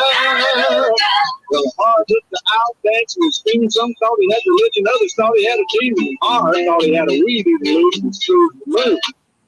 I'm gonna vote a demon and a weed eater loose, and everybody's fruit of the looms on the YouTubes. There's a damn squirrel on the loose. He fell to his knees to plead and beg, and that squirrel ran out of his britches leg unobserved to the other side of the room. All the way down to the amen pew where sat Sister Bertha Better Than You, who'd been watching all the commotion with sadistic glee. Some of these bitches do sit around here and watch rabid squirrels. Shit with sadistic glee. Could have seen that look in her eyes when that squirrel jumped her garters and crossed her thighs. She jumped to her feet and said, Lord, have mercy on me. As that squirrel made laps inside her dress, she began to cry, and then to confess her sins and make a sailor blush with shame. She told of gossip and church dissension, but the thing that got the most attention was when she talked about her love life. And then she started naming names the day the squirrel went to shit, squirrel didn't talk about love life, started naming names. Squirrel was in the first self-righteous church in a sleepy little town of Pascagoula. It was a fight for survival that broke out in revival. They were jumping pews and shouting, hallelujah. 7 deacons and the pastor got saved, and $25,000 was raised, and 50 volunteered for missions in the Congo on the spot. Don't tell it, damn squirrelette. She's still salty that Scott H took her goddamn marathon. And even without an invitation, there were at least 500 rededications, and we all got rebaptized whether we needed it or not. Now you've heard the Bible story, I guess, how he parted the waters for Moses to pass over the miracles that God has wrought in this whole world. But the one I remember till the dying day is how he put that church back on the narrow way with a half-crazed Mississippi squirrel. The day the squirrel went to church in the first self-righteous church in that sleepy little town of Pascagoula. It was a fight for survival that broke out in revival. They were jumping pews and shouting, hallelujah. The day the squirrel went to church in the first self-righteous church in a stupid little town of Pascagoula. It was a fight for survival that broke out in revival. It is a little paranoid. It's fighting for the survival. Good song, Jody. I agree. That was funny. I got to admit, but we get serious real quick here. I had to.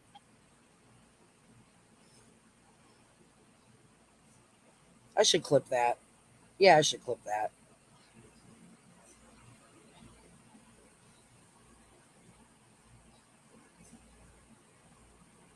Where the hell were we? Oh, yeah. Squall apparently being called sexy by children or something. Disgusting. Early payday, fee-free overdrafts, no monthly fee. Chime, the #1 most loved banking app.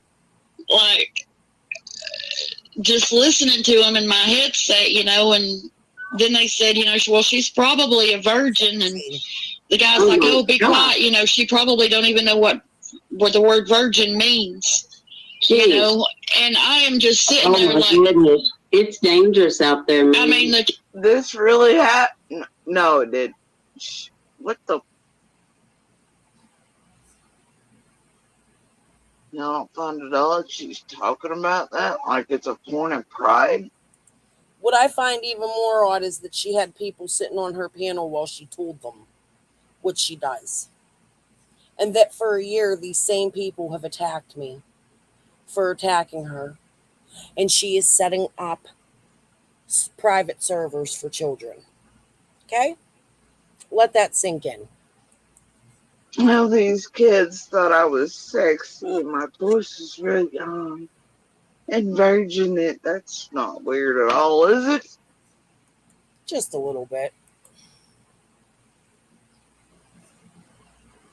Ma'am, you know you have the right to remain silent, correct? Well, hopefully because she didn't, the feds are picking up on it.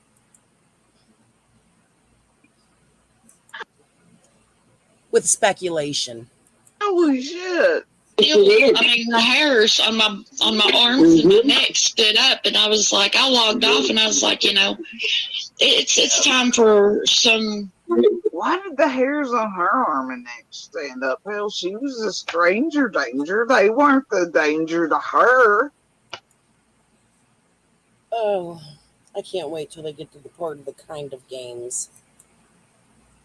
They were just mixed up. Maybe said that. What the fuck? That don't even make sense. This shit didn't happen. Why is she making this shit up? That's weird. That's creepy. More than creepy. I'm sorry, but if I'm in a video game setting and I hear a bunch of teenagers doing those sexies or versions, whatever, I'm gonna keep my grown mouth shut. I'm logging out. But, like, shit ain't. Oh, the hair stood up like I suddenly, What? They were in no danger. Those are children, and ma'am, you have your ass in there. They don't have to. Come on. What? I can't even believe she said this out loud. Changes, with the grandbabies. I can't believe others didn't catch on. Want them hearing that kind of language, and I got to look, and online gaming is a very high human trafficking organization for online gaming, and I looked up how to rent a private game server for just select people that you want to game with and nobody else, no strangers, and it's only like $13 a month. So for $13 a month, nah, I'm gonna leave that one go.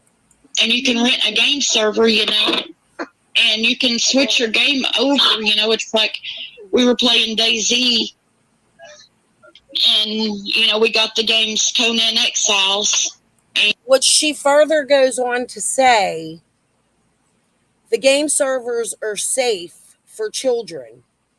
Both of these games are rated M for mature. Let that sink in. And they were wanting to play that, and so I switched the game over. I took off the DayZ and I put up Conan Exiles. We played that for a month, and they was wanting to go back to DayZ, and I was able to reinstall our DayZ game right where we left off. So she's talking to fucking anti-safe space and some other wackadoodle over on panel. Looks like hell, I don't know.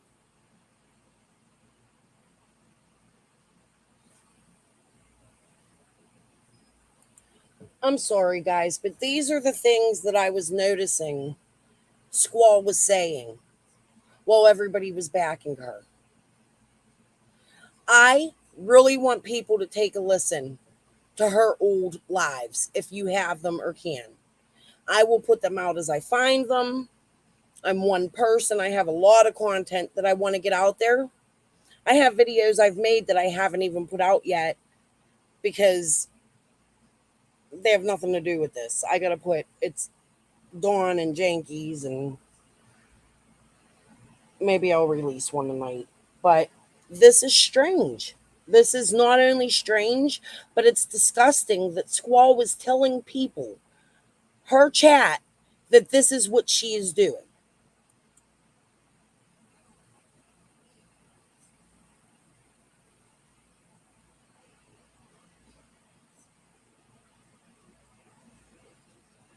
I'm going to fast forward in a minute here because Jody Sue goes off. I don't know. There's another nutter, somebody, I'm sure. Didn't even wipe that data, and I was like, heck yeah.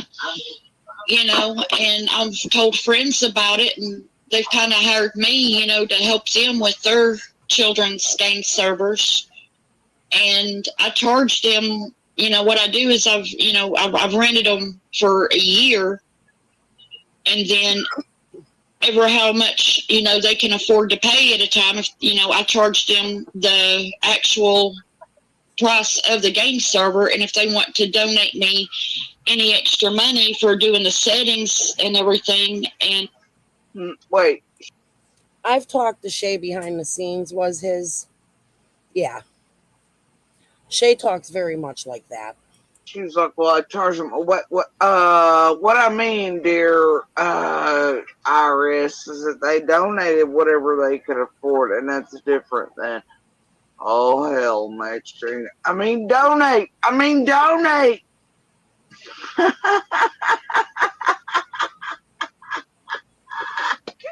Right. Controlling it. And, I teach the parents I teach them how to download the gaming apps on their phones, and they can log in on their phone at any time. She's taking all kinds of people for a fucking ride, bro. Agreed. Holy shit, I hope all her friends who need game servers, she's like, man, all your kids are in danger. You've got to buy. I mean, donate. My this, whatever. I can do all these servers for, oh my god. I hope all your buddies don't catch on to this. And listen to what their kids are talking about in game. And, I do it for donations. I don't charge. I do it, I charge them for the cost of the server, of course, because I can't afford that. Right. But for all the other services and stuff, I just, they give me donations.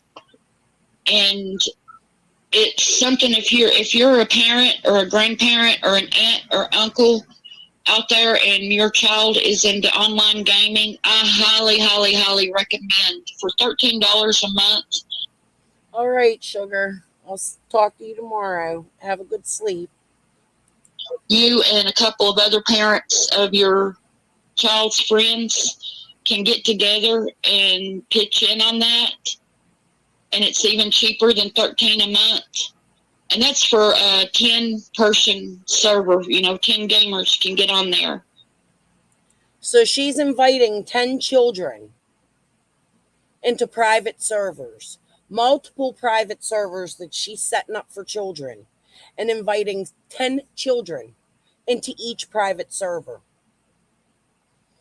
When we're done playing this part, I'd like to talk about this as far as Summer's concerned. Usually for that price. Sometimes it's less depending on the game. And you can protect your child.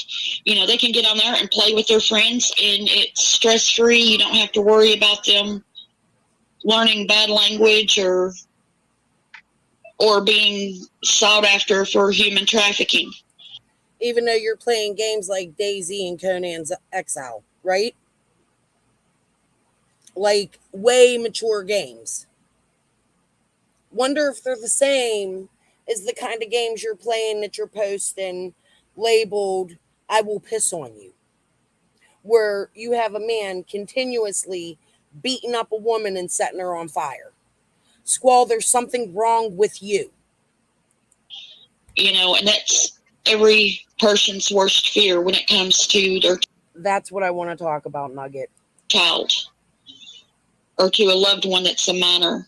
Yes. And, certain person wants to call me immature for doing that, for gaming with the kids. Go ahead. I'll take that. Yeah, I'm immature because I protect. Hey, man. The minors in my I'm telling you what, they can call me immature too. Overprotective. I didn't call her immature because she protected the minors. I called her immature because she plays Minecraft. My husband's a gamer. He don't do Minecraft. Minecraft is something for children. It is something you should not be playing with children because they chat with each other. Online gaming is extremely dangerous. Parents, please pay attention to your children when they are playing games. And for the love of God, do not pay somebody to set up private servers for you. Thing else, but I am with my grandkids.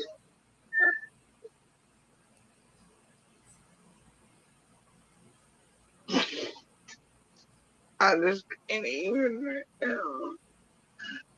I just can't even.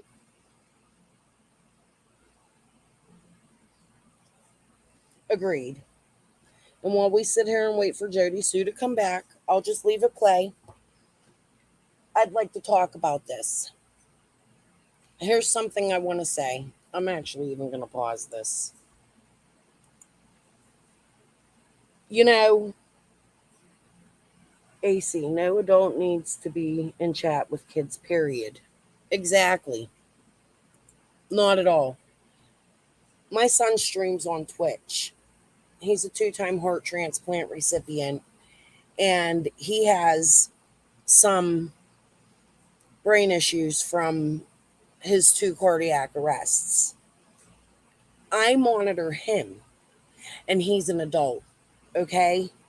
I monitor my son because I know he's immature and he may fall in line into a room with children. So, he streams, he goes on Twitch, and I watch him when he streams because I take precautions. I don't want him in a situation where he's in an online gaming experience with children. Okay? It's common sense. I want to go back and I want to ask people, now that you've heard Squall say this, like, what are your thoughts on it? Because we think back when Candace's story is she put the kids in the house and the kids were playing Minecraft on the TV, okay, or watching YouTubes. Or what if there was, and this is speculation, my opinion, something that could happen. What if there was somebody behind the scenes talking to the Wells boys? We hear Candace went on a run and she went to Fred Hills. What if she went to Fred's to pick something up? Just a quick run. And during that time, they knew Candace wasn't home because the boys were online gaming. Just some food for thought. Squall's involvement, in my opinion, in this case, is extreme. I wish other people would have paid attention to her words very early on. This bothers me deeply. All right.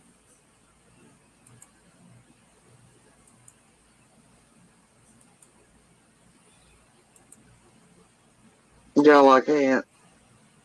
I just can't. It's too damn extra, too much. I don't know. There's so much wrong there. All right, my phone just died, so I can't see my chat while this plays. So if I don't respond to you, just know I'm looking at my YouTube and not my chat. And if that scenario played out, I don't think it's smart enough to realize it was trolled by a bunch of teens online. Either way. It ain't right. They ain't none of that right. I just can't. I just want to lie. I can't. And then the other human beings are, doing the Lord's work out there and putting free material in Discords for everyone to use, for free. And listen to her here, guys. Squall's then taking what other people have worked to do, and then charging neighbors and such. She's fear-mongering into this fucking idea for shit that can... Oh my god, you just can't even with this shit. This is the whole level of... Nobody tell any of those people, you know what, it's fun. Just... It's disgusting and it's scary. All right, let's move on. What the fuck else is around here? I know there's something interesting in the garbage can. Nothing. This is funny.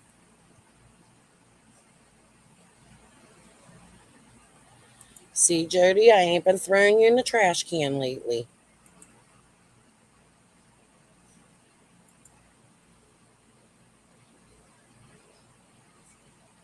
The hell? Doing the fake fed shit on there.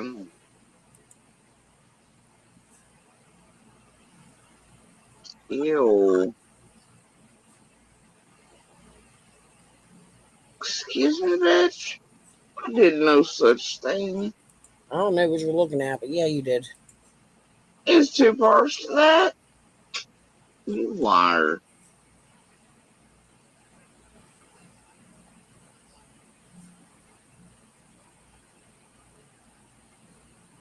In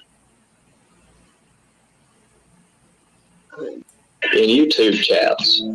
I opened up my panel, and anyway, I was. Shouldn't even have fast forwarded it. No. Okay. Just say the fuck what? Yeah, never mind.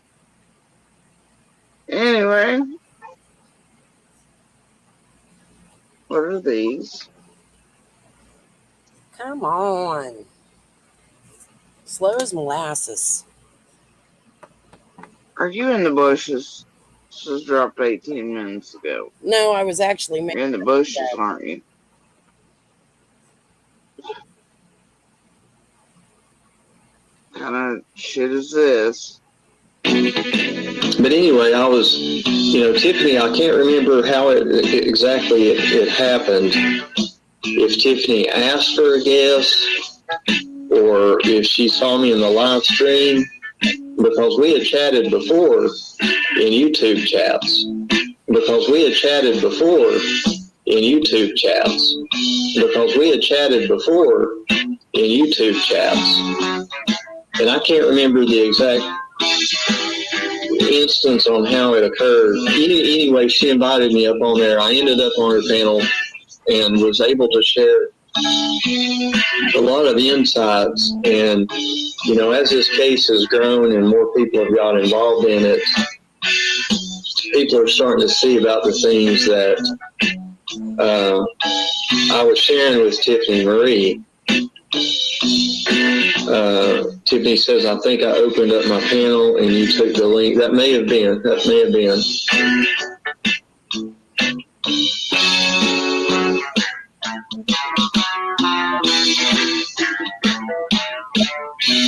Panel and you took the link to see about the things that I was sharing with Tiffany Marie.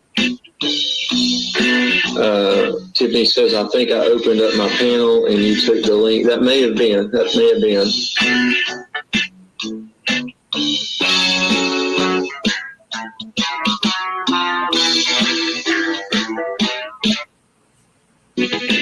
But anyway, I was, Tiffany, I can't remember how it happened. If Tiffany asked for a guess, or if she saw me in the live stream, because we had chatted before in YouTube chats. Because we had chatted before in YouTube chats. Because we had chatted before in YouTube chats.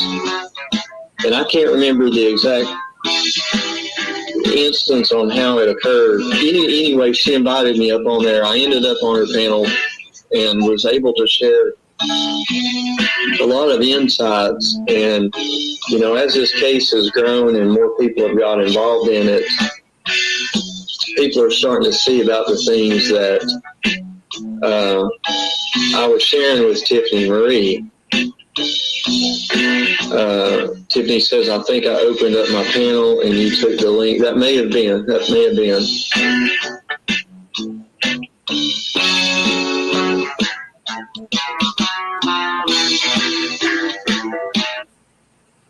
CZ, he was talking about him and Tiffany Marie, not him and Penny. I know this, Jody Sue. But see, Penny had said that Scott and her met in Tiffany's Discord prior to anyone being on panel. So that was my point of that. That was actually for Tiffany to see.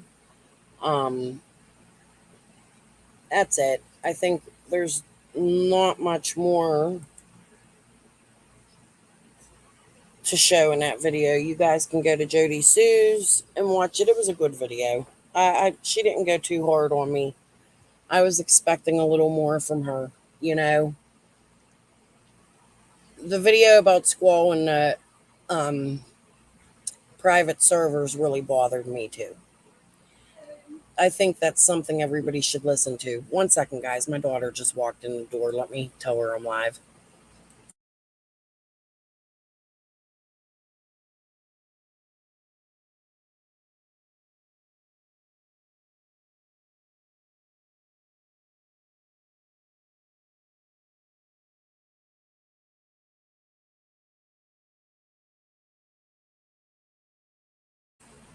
All right. I just had to say her hi and let her know I'm live. My daughter said hi to all my subs. Hi. Did you hear her? She's almost 18. She's allowed to listen. She talks to me about Summer's case. Actually, right before everybody attacked me, I was going to do a weekly sit down with her and a couple of her friends to go over some teenage subjects. But I'm glad everything went south quickly because then my daughter didn't have to be attacked. It just helped. So, I don't know. What do you think of this? What do you think of Jody Sue's reaction? What do you think of Jody Sue's reaction to my materials? I wish she would have looked at some of my community posts. You know, I'm sure she'll just say, oh, she's throwing other people in the loop here and she's attacking locals. But she still hasn't answered me, like, why is she not going after these people with the long criminal histories, and why does she attack us for attacking them? It's not like we're going after innocent people here. These are all people that have deemed to have been arrested since Summer has been gone. I mean, I personally have a problem with everything that's transpired. I don't know where Jody Sue stands. Like, I really have moments where I think she could be involved. Talking to her behind the scenes tells me she's not involved. Watching her reaction to some of my videos personally tells me she's not involved. I believe this has been a setup to her for quite a long time.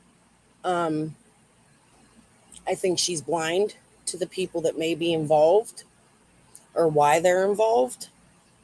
I don't know. These are people she's probably known her whole life. I don't know what my take is on her these days, but I just, you know, it's hard. I went down over her, so it's just, I don't know where I stand, and I think people thought that Jody and I were friends, and that's just not the case. We spoke. I helped send Jody Sue some things for court. We've had a few long conversations on the phone. I did like her behind the scenes, and that's hard because I still suspect her to a point, if you know what I'm saying. You know, I never expected all of this to go the way it did over the last year. As I've stated, this has never been my intention, but I don't think I should be quieted anymore. And a lot of people are just assuming I've released a lot of bad stuff and this and that because that's what was told to subs. Like, people were not even looking at my things and they were attacking me. All because I said I didn't believe Squall's story. So, yeah, I'm going to play that video I just posted today, and then I'm going to get off of here. 1 second, guys.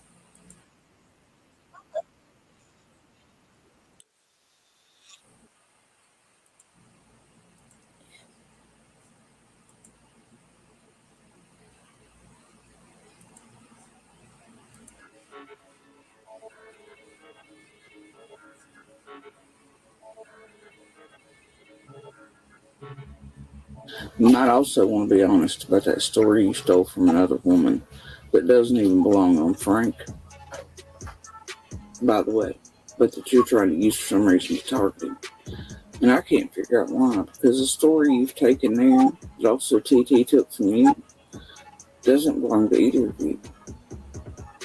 And it doesn't even belong to Frank. I've had enough. So, Jody Sue, my question to you about this little clip you did was if you didn't believe, and I'm not expecting you to name anybody, I wouldn't even ask that of you, but why is it you think these women took this story from somebody else? Like, do you think it's because they know this person, or is there an ulterior motive? Like, how do both, if both of them stole somebody else's story, why would that be, in your opinion? Tell the world why you're targeting Frank, because it damn sure ain't because that story is yours, and it ain't TT's. Why are you targeting Frank? You know, and here's another thing too I want to state. Everybody went after Jody Sue, stating Jody Sue was sticking up for Frank. I never got that from her. Because I've spoken to her behind the scenes, I got a lot of I think Frank is a bad person, but he shouldn't take he shouldn't be set up by Squall. Unfortunately, it is now my opinion that Frank and Squall worked together and that this was a setup for them to come online and do this. That's just my opinion. I haven't been able to prove that 100%. As you see, there are places where these people could have gotten to know each other.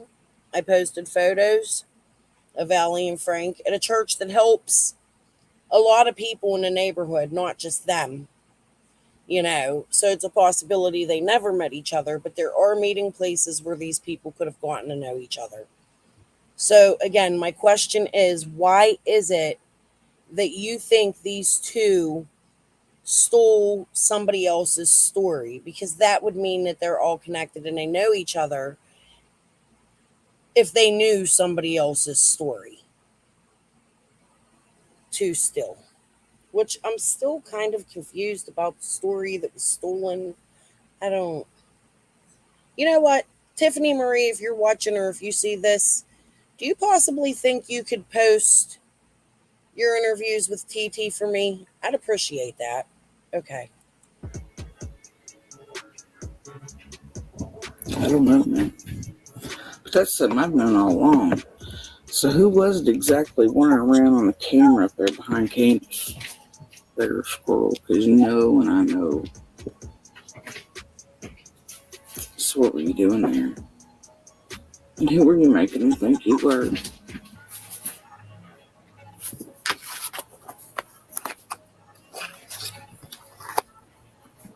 I'm done with you and I'm calling you the fuck out. I just seen, hold on, I gotta click back and forth. I'm really awful at this. That's what she does. I think it's Jody Sue's story, in my opinion. It could be. It could be. But the fact that she says,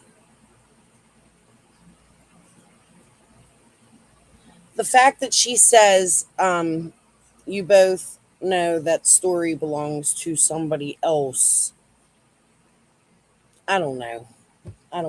This is an old video. This was on her Facebook. This was a video I took from her Facebook. Yes, I've taken material from her Facebook. But back then, to me, she was a suspect in a missing girls case, and she still is. Like, Pruitt has cleared her, but we know the police can lie, and we know that Benny was calling the police and harassing at that time. I'm pretty sure they were sick of the calls, so I'm not going to believe that totally. But I do not believe Jody had any involvement in harming Summer. Just my theory. I think she might know something, or she has figured something out. But I also believe she had gone to the feds with it. I believe there's a lot of stuff that Jody Sue has not released to us that she's gone to the feds with. If you've listened to her over time, you hear that in a lot of her stuff. You do. But there's also a lot of shit she says that's still shady as hell. And sometimes I go back and I listen to it and I'm like, oh, but why do I believe her now? It's just hard. I don't understand her perspective here, I guess, is what I can say. I don't understand what her main goal is. Like, I know she wanted to get out there and talk about DV and things like that, but it's just been a lot, guys. The last 2 years, it's been a lot, and a lot of strange statements from her that just don't make sense or add up. That could be because she's keeping stuff close to the vest, though, as well.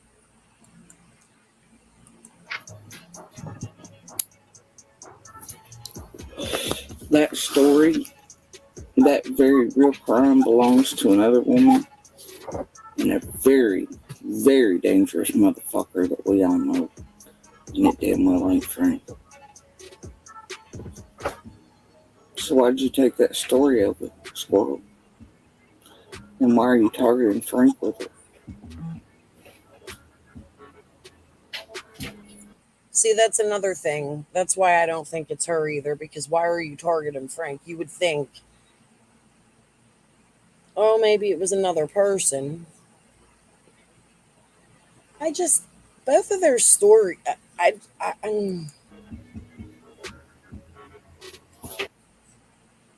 both Jody Sue and Squall, they're just elaborate, very elaborate stories.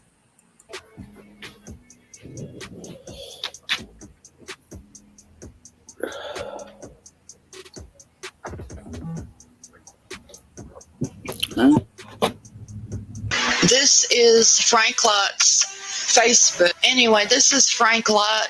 This is his Facebook page. Whenever I went to see Frank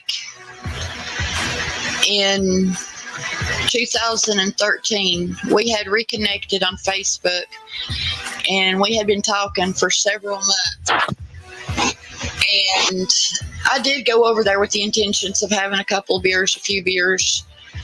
And, the intention was that I was going to spend the night so I wouldn't have to drink and drive. I didn't go over there with the intentions of being tied to his bed. I did not go over there with the intentions of things happening the way that they happened. I feel like I was drugged, and it's hard to talk about. I never thought that it would be like really, really hard to talk about, but it is. It is super hard to talk about. I sit here and I practice saying it out loud and everything when I'm home alone, and then it's like I get on here live and my brain just starts wanting to tear me up on it. But I don't know if you can see. I believe this is like a old photo of Frank's family, his brothers and sisters, all of them. They're a big family and they're very tight knit. If I'm not mistaken, there's like 4 girls and 3 boys in all. I'm not absolutely positive. But just to show you real quick what really freaked me out on his profile right here, that made me throw up. looking at that face that he was making just absolutely made me sick to my stomach and made me throw up. I don't know about anybody else, how they feel about it. This is his son, and right here, I don't get a good vibe from that. But at the same time that I don't get a good vibe from that, just because I don't get a good vibe, it does not mean that Frank is guilty. Everything that Frank did to me, yeah, I thought I had put it in my past. I thought I had moved on. I had not thought about it in years. I was fine. I was dandy. Nothing in my heart. It didn't bother me anymore after that. I went to a friend's house, spent a couple of days there. It was like during the holidays, and then I went back home, and my best friend, I told her about it, and like, oh my God, that was a freak, and at least you're still alive. And I think the only thing that saved me was he lived in a trailer court, and when I got loud and everything, he stopped.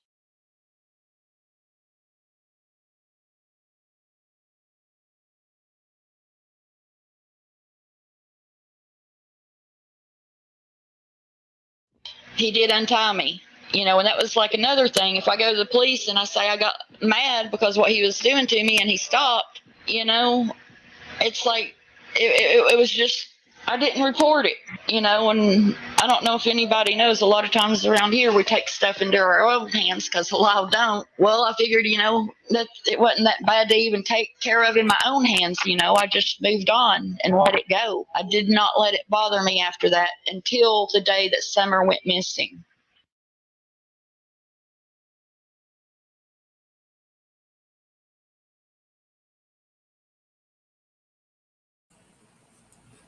All right, guys, let me remove that. AC, you're in here.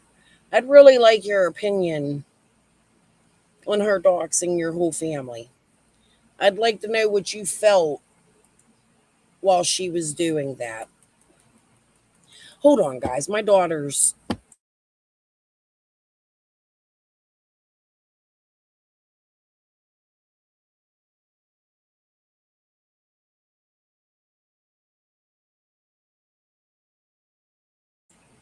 Sorry. She just came in. She's figuring her life out. She worked all day. She grooms for my sister, and yeah. But I really would love AC's opinion on how this all began. I don't like how she was doxing all these people, like a whole family, pulling out family pictures of his children. Like, there's something just not right about that. All while saying, I'm scared of this man. Well, if you're so scared of him, why are you doing that? Why are you putting his family in danger? If Frank committed these crimes, his family didn't. So why are you endangering his family? Like, it just goes on and on. She had lists of how to dox his family pasted on her community page. I have copies of it. I'll post it sometime. That's not right. She was giving directions of who was who in his family. Look at this one, look at that one. You have to go to that one if you look at this.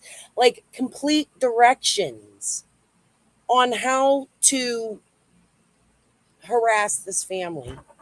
And people were doing it. I take notice to that. I don't know. It's disgusting. It's sick. It's not right, and it's not fair. Frank's crimes are Frank's crimes. Whether they're proven in a court of law, that's up to the judge. That's not up to us. Now, she could have come out and said, hey, there's an RSO in the area. You should probably check him out. I'm sure the police know this. I'm sure they already know this. They had already told us they checked out all of the RSOs in the area. It's on their Summer Wells page. that they have checked out all the RSOs in the area. So why is Squall going so hardcore? And it didn't just seem to be Frank that was bringing it into it, but she was also attacking his family. And yes, revenge. Who said that? Yes, there's some sort of revenge here. What the reason is, I don't know. Told you guys. I've been told that Squall's husband and Frank are actually really good friends, business associates. Okay? I don't know if that's true, but that's what I've been told. I've also been told, again, don't know if there's truth. I'm not going to dox people. People can research, ask these people. I've also been told that Frank was supposed to be that Scott was supposed to be Frank's alibi. Like they were going to bring Frank out, and then Scott was going to say, no, he was with me. I don't know if that's true. It's rumored. Like Jody Sue says, maybe sometimes I bring out the UFOs. Maybe I find something and I post it and see if it sticks. Throwing shit to the wall. It's become fruitful for me. Wayne Morlock was one of those pieces of shit I threw to the wall. And it stuck. So, I don't know. That's what you do when you research, right? You want to grab the attention of the people you think are involved and see what their reactions are. Squall had a pretty strong reaction with some of the shit I've stuck to the wall. That's all I can say. And I don't know where else to go except for I'm trying to get it out and let people see where her actions have been shady this whole time. The whole time. Why are you visiting Candace almost day one? Why are you saying, oh, and I got to find those too. And I think Cam and Allie have them posted. The photos of supposedly Jody Sue's son in the woods that was actually an old man, not an 18-year-old boy. Yeah. It's things like that. Like they really tried to make somebody with a beard and gray hair Jody Sue's son. Tell me how that's possible. And people were following this and going with it and listening to it. I didn't review Jody Sue tonight to trash her. I appreciate that she has seen some of my material. Yeah, she talked about me. Woohoo. I talk about her too. That's just where we're at these days. Oh, AC's answering. His RSO is 100% facts. I'm not saying I don't believe that. What I'm saying is, that was proven in a court of law. I have no right to say that that's not the case. Okay? And it's disgusting. But it doesn't mean he took Summer. Doesn't mean he didn't take Summer. But it's very strange. Yeah. Definitely not a kid. And that's what Squall was trying to pass around, was that this old man was Jody Sue's son. And cracking cases helped in that. That's not right. And before I seen that photo, I had posted a video of Fred Hill talking about her son being in the woods and up there swimming with Summer. And we don't know that that's not true. But we also don't know that Dawn and Candace wasn't out there. I don't know. I have adult cousins that come here and my grandkids will be in the pool and they'll splash with my grandkids and play with them. I don't see nothing abnormal with that unless they were not dressed or, I'm just not. You have hot summer days. People do what they do to cool down. Trust me. I've been feeling it this whole damn week. When reviewing your old videos, look at the comments and see who's still here and still gone. Yeah, I try, but listen, I actually found a lot of my old videos in pieces. You know what I mean? Like, I did delete a lot of stuff. Oh, that was something else I wanted to, before I get off of here, let me respond to. Jody Sue and that, I was skipping through. Wait.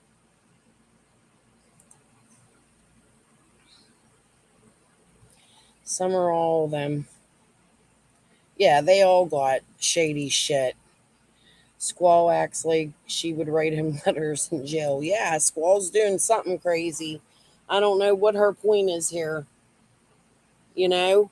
I mean, she even went as far as putting his kids on there. Like, look at him. That's disgusting. Looking at that kid. He's reading a book with a kid. We don't know when that picture was taken. We don't know if it's an old picture. Aw, thank you, Lana. Oh, girl, you don't know how many hours.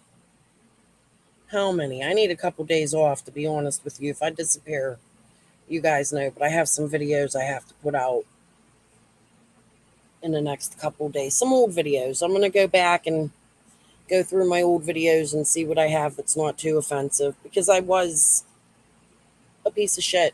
I was following them, you know? So I'm glad I caught on rather quick. I called their bullshit out, and it led me on a deep, dark path down a rabbit hole. But I'm here today, and I'm not going nowhere. And I think Squall and Scott are shady. That's my opinion. And I want others to see that. And, you know, people say this has nothing to do with Summer, but it has everything to do with Summer. These people intervened in her case. They have played games, led us down dirty roads, you know. They've messed with the police. It's just a lot. It's just a lot out of a lot of them. And it's scary to think that things like this could happen. You know? This is not where we should be 2 years later. We should have answers for Summer. And a lot of Squall's antics have played a big part in why Summer might not be found. There's a possibility that someone fed Fred Hill info on purpose, knowing he would tell it eventually. Yeah. Like I said, Candace left twice that day. My dog's now howling. Sorry. We did hear Candace left twice that day. Could it be she was going to buy something from Fred and the boys were online gaming? That's all I'm saying. It's another possibility to look at. It's another rabbit hole. There's a million of them. I just happen to look at everything. Oh, Lord. By Squall? She loves that FBI, huh? I've been waiting for him for a year. I don't know. Kathy's waiting for him. Jody's waiting for him.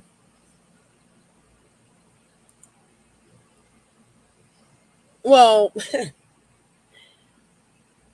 when evil entered, we all know that that's the truth, right? Because we know TBI and everybody told them to quit going online 2 years ago. They continued. The fact that they've gotten quiet tells me there might be a little more to this at this point. Again, just my opinion.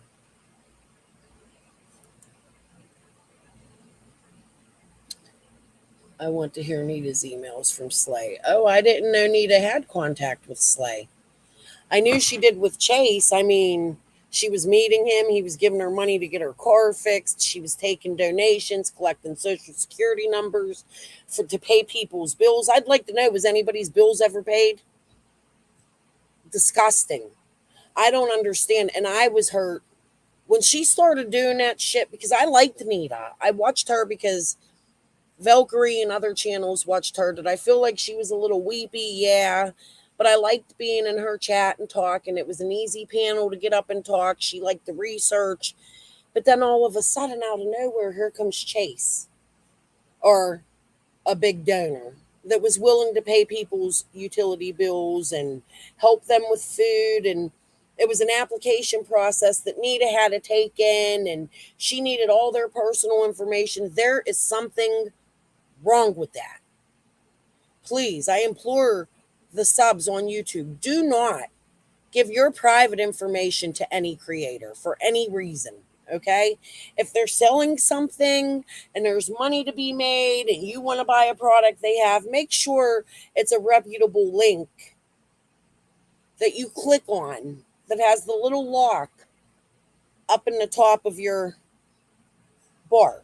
Okay, like that's important. You do not send your private personal information to any YouTube creator, because I feel like they tried to go really far with this. I don't know what that was about. Why the fuck would Chase want subs private information? A little sick to me.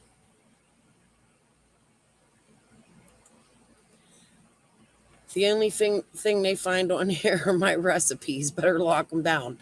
No, share them. Share them. I like to cook. Oh, here we go. Yeah, Scott. Here.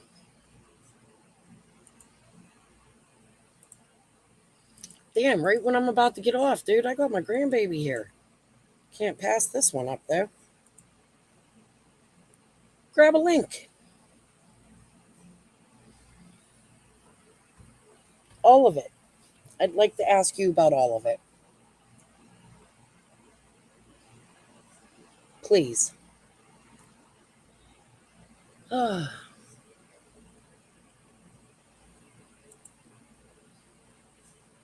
Driver's license, VIN numbers, any of that. You know, unfortunately, VIN numbers is something you can look up that's been spoken about lately.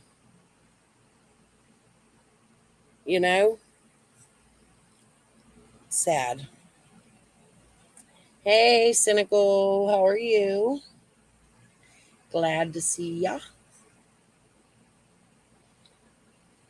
Yeah, JW, I didn't say hi. Lisa, I don't think I said hi to you either, but I'm talking to you, and you know I'm here. I'm still trying to get the... Oh. Here we go. Hello? Hello. So, I'll let you go and give your response to the things I've been saying. Oh, I haven't really seen a whole lot of it. I just was clicking. I just was in another live stream where they were doing karaoke and clicked over and back to the home screen, and it popped up showing you were live there. I've heard some things off and on, but I haven't like really delved into, you know, whatever. So, I mean, just wherever you would like to start, really. I mean, to be honest, because I don't know. I don't know what you've already talked about. I just heard you say that you were fixing to get off. If you need to get off and take care of your kid, do that by all means. No. I'm going nowhere. I don't want to keep you from that. Your kid's more important than this. My daughter's here. She could take care of my granddaughter. We're all good. We have time for this. So, you say, yeah, we do. A few minutes. Sorry.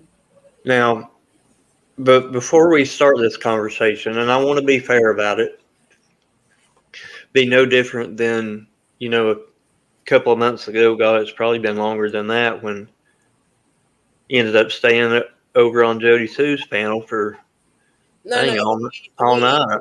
I don't have all night. So we're going to address this quickly. Right. Yeah. I wasn't saying to stay all night. I wasn't planning on that either. But here's the thing that we all need to look at, and myself included, is, and I know a lot of things get thrown out, a lot of terminology and things like that get thrown out, and all that could be expanded on. But there's a thing called confirmation bias, cognitive dissonance, and whatever. And the entire night that I spent over there on Jody Sue's panel, I didn't watch it. I'm sorry. I couldn't. well, there were things that I told her that were the truth.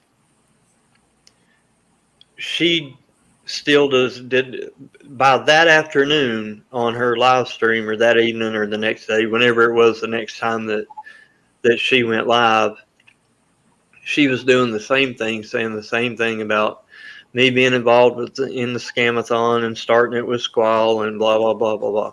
So basically, it was a complete waste of my and her time, because she wasn't going to believe anything that I said. Well, I don't believe it neither. So if this is a waste of time, And, you're welcome to get down. But I do have a couple questions. and well, I mean, is it going to do me any good? Are you going to believe anything that I say, or are you going to go on questioning it? Because I don't know. I don't know. I can't predict 10 minutes from now, Scott. well, I can tell you one thing about the van. It is 100% beyond a question of a doubt impossible to prove that I ever drove the van for Shades of Grace in Kingsport. I never did. I've never even walked in Shades of Grace. I know where it is. I've drove by it. Well, can we ask what company you work for driving a van? What company I worked for driving a van? Yeah. Back in the early to mid 90s, I worked for Airborne Express, and I drove a silver and red van that had Airborne Express on it, kind of like FedEx or UPS or whatever. It's based out of Blountville, Tennessee, off of Airport Road. And what kind of company was that? It shipped off things, you know, the like when you go to the gas station or Walmart or thing that you either swipe your card or stick your card in now if it's got a chip. Mm-hmm. Those things. And wait a minute, I thought you drove addicts around and people in rehab. Well, I'm going back to, you asked what kind of van did I drove, so I'm going to tell you every van that I drove. Yeah, but that's the type of van I'm asking you for. You stated I've ridden in those vans when I was in rehab, but I've never driven a van. Oh, I'm gonna have to pull a couple clips from some of your lives I have. Okay. Now I volunteered at H&R counseling down in Greenville, Tennessee, but I never drove a van down there. It was a medication assisted treatment facility. And I thought you were a counselor. I was on a volunteer basis for them. Absolutely. Every Saturday. And I held my own AA meeting down there 3 nights a week, which it never really took off that good. So I just cut it back to, I was going down there 3 nights a week, and then on Saturday, so Monday night, Wednesday night, and Friday night, and then back down there on Saturday to be there for the patients when the doctor was there. The AA meeting down there never really took off, so I just went down on Saturdays. And I would sit there in case there were any patients that came in that... But I thought you had like major contact with these patients and you were helping them. Well, I did. If they wanted to discuss with me how to get clean and sober, abstinence, by the means of abstinence, no medication assisted, no methadone, no Suboxone, no Subutex. If they wanted to live without anything, then yes, I was there. I've taken people through the 12 steps of Alcoholics Anonymous. I've chaired Alcoholics Anonymous meetings.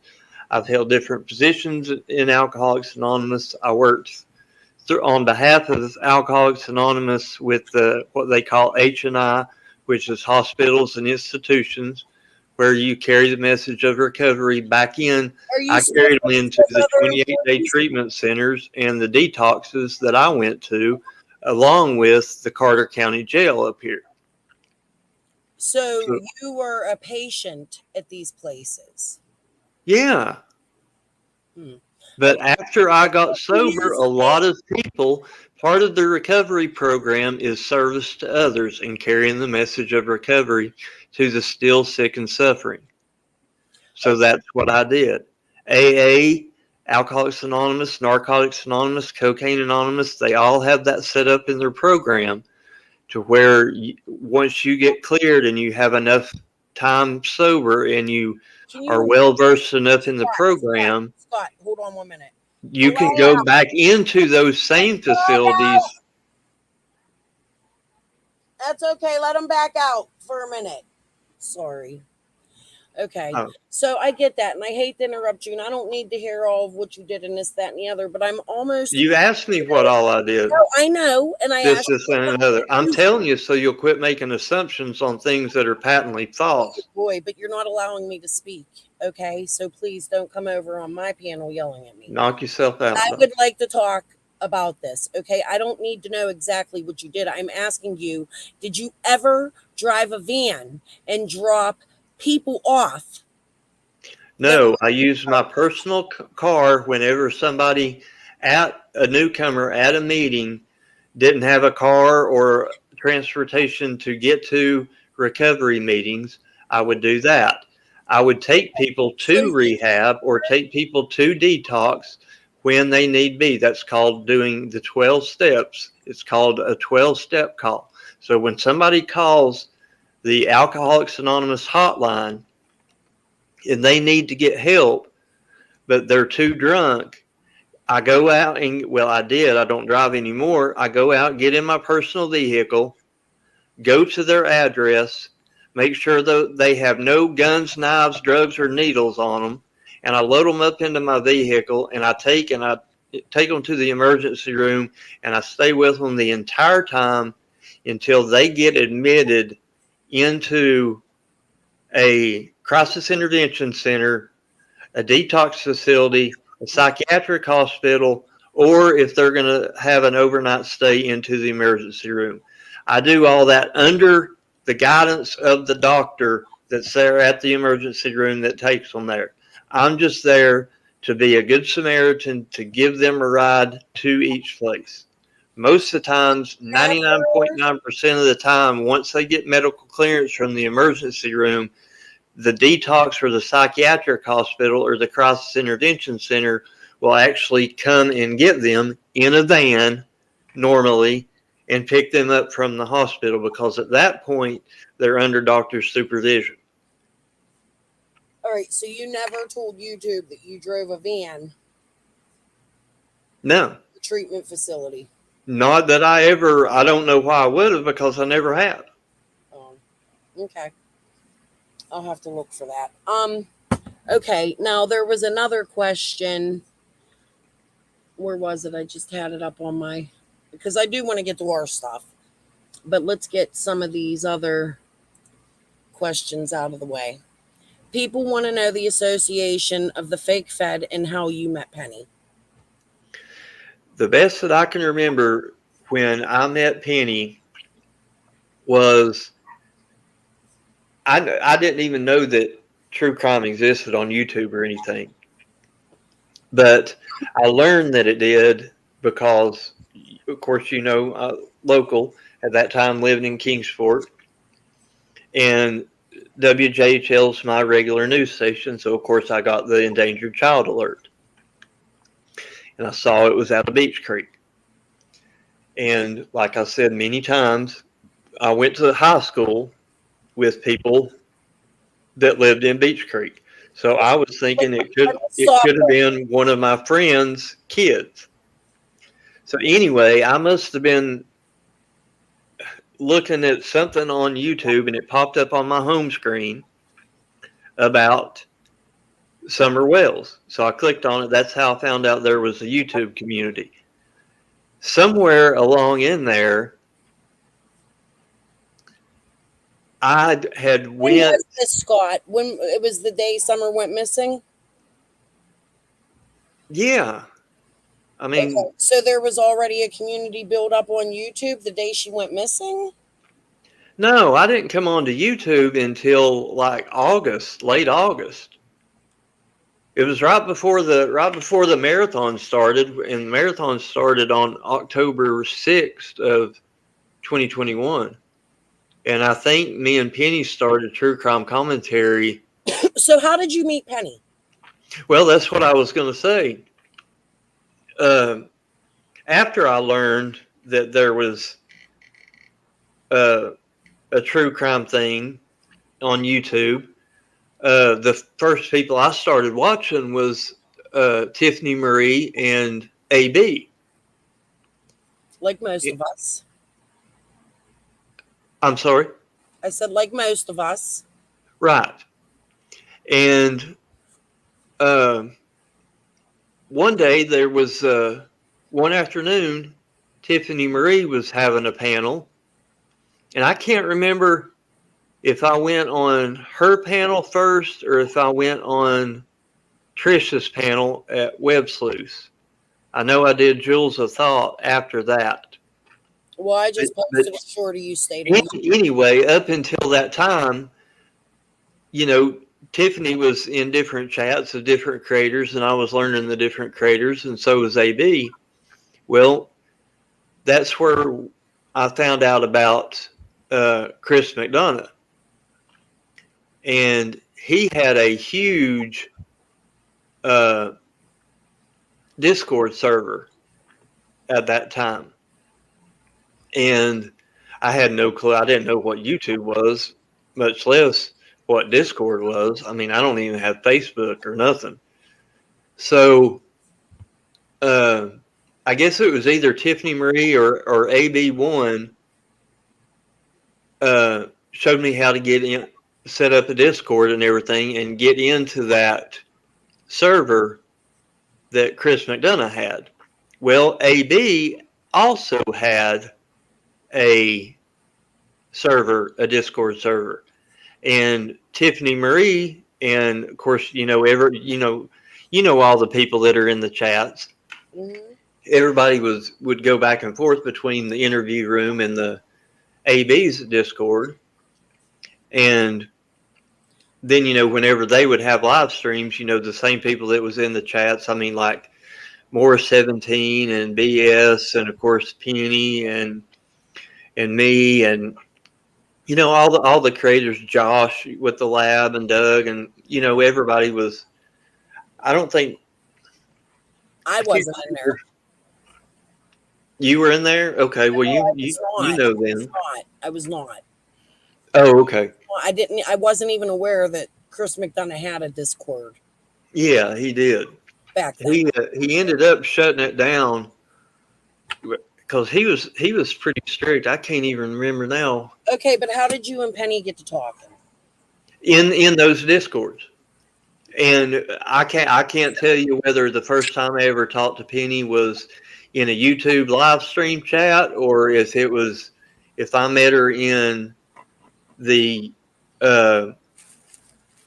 interview room or AB's Discord. I honestly can't tell you that. I don't know, but it was one of those three within the August 2021 time frame. Okay, so how do you guys end up making true crime commentary together?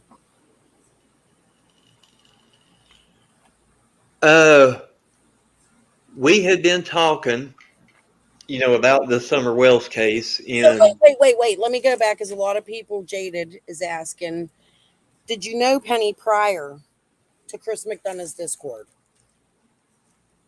Yeah. Like I said, unless I just, talk to her in chats on, Tiffany or AB's live streams on YouTube. But as far as like knowing her, no, I didn't. Okay, go ahead. He went back then. She didn't go by Penny. She went by, I think Lottie Doodles. Mm-hmm. And then she changed it to Doodles. Okay, did she go to Doodles and then I think Penny? Yeah. Yeah. So when I met her, she was actually Lottie Doodles. Okay, and how do you know Linda? Well, let me tell you how we got True Crime Commentary started. We were talking by this time, I guess we were talking in all the chats and both the Discords and everything. And at that time, we were getting along with Tiffany and AB. And we were like, well, heck, Penny was like, why don't we start a YouTube channel? And I was like, I don't want to start no dang YouTube channel. And she was like, well, I don't really want to either. But I think we could, help or whatever. And I was like, so these messages would still be out there if they were in Discord, or because I don't know how Discord works. If Penny's got her, because if she saved them from ours, because I blocked her on my Discord. No, from Chris. Is there any way we can prove that you and Penny were in Chris's Discord and that's how you met? And is there any way we can prove that? Well, Chris closed that Discord like in 2021. So, I mean, I guess if you went to the company of Discord, I don't know. Okay, so Chris closes his Discord. Mm-hmm. And yins end up in whose Discord? We're all in AB's then. Okay. Well, not everybody, because everybody that was in the interview room's Discord didn't come over to AB's, but a lot of people did. And AB actually started another server because the one that he was using, I don't know what happened. I don't understand all this stuff. It got like trolled or whatever. And from what I understood is he used to be in a trolling community. He was I believe he was in the what do they call them? Doug was in it. Like they would fight the police on everything. I don't know. Okay. I think that's what it was. But somehow somebody ended up figuring out a way to get into that Discord that we were all in. And they just came in and like trolled the shit out of it. So AB started another one and gave out, just like private invite. Uh-huh. And, I don't know.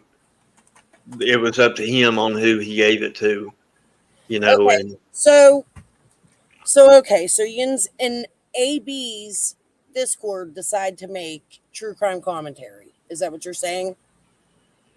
It probably, yeah. I mean, I don't know exactly, dates, but it would have had to have been August 2021 time period, because we started True Crime Commentary right before the marathon, which was at the 1st of October. And me and Penny had talked for a couple of weeks about starting True Crime Commentary. Hey, I'm going to let you talk and I'm going to mute because my son just came in to check on my granddaughter. There's a process of moving stuff into my home. So you go ahead and answer, and I'm still listening, but I got to talk to my son real quick. Yeah. So I can't remember where I was at. Yeah, it would have had to have been probably early August, I'm guessing, because we talked about it for a little while before we actually like pulled the trigger and, started the channel. So it may have been, I mean, I don't know. Like I said, I don't write dates about like stuff like that down. I have no reason to. But that's when True Crime Commentary, that's how I met Penny, and that's how True Crime Commentary came about. And then we had some disagreements, Penny and I, Yeah. Okay. So let me stop you there. Yeah. What Yeah. was the first? Okay. So you go and you make your channel. And on the first night, you're acting as if you guys were not fighting, but you really were, right? Well, it hadn't got to the point of me deciding that I wanted to split away from them yet. Now, as I learned more, yes, I did decide that I wanted to split from her, and I did split from Can her. I ask you what that fight was about? Yep, sure can. She was dealing with white knighting for Brad Wishon 423 Chase. She was dealing with Benny Keys. She was dealing with Lizzie B. Savage. She was dealing with Cam and Alley. She was dealing with Lips, if I'm not mistaken. She was dealing with a whole lot of people that I just can't fucking stand, to be honest with you. Right. And she wanted to keep dealing with them, and I didn't. So I said, change the passwords. I'm done. I'm done. Okay. So I want to back up just a little bit. I'm sorry. I went too far ahead. Yeah. Okay. So you and Penny decide day one that you're going to exchange personal private information like passwords to emails and things like that, just in AB's chat. Or was there a phone number exchanged, or how did you two, because Penny would have had to given you her real name or you hers in order to talk to set this up. They're not going to All dox you've got to have is phone numbers. just an email address. So Just like whenever you log into your YouTube account, use a Gmail address.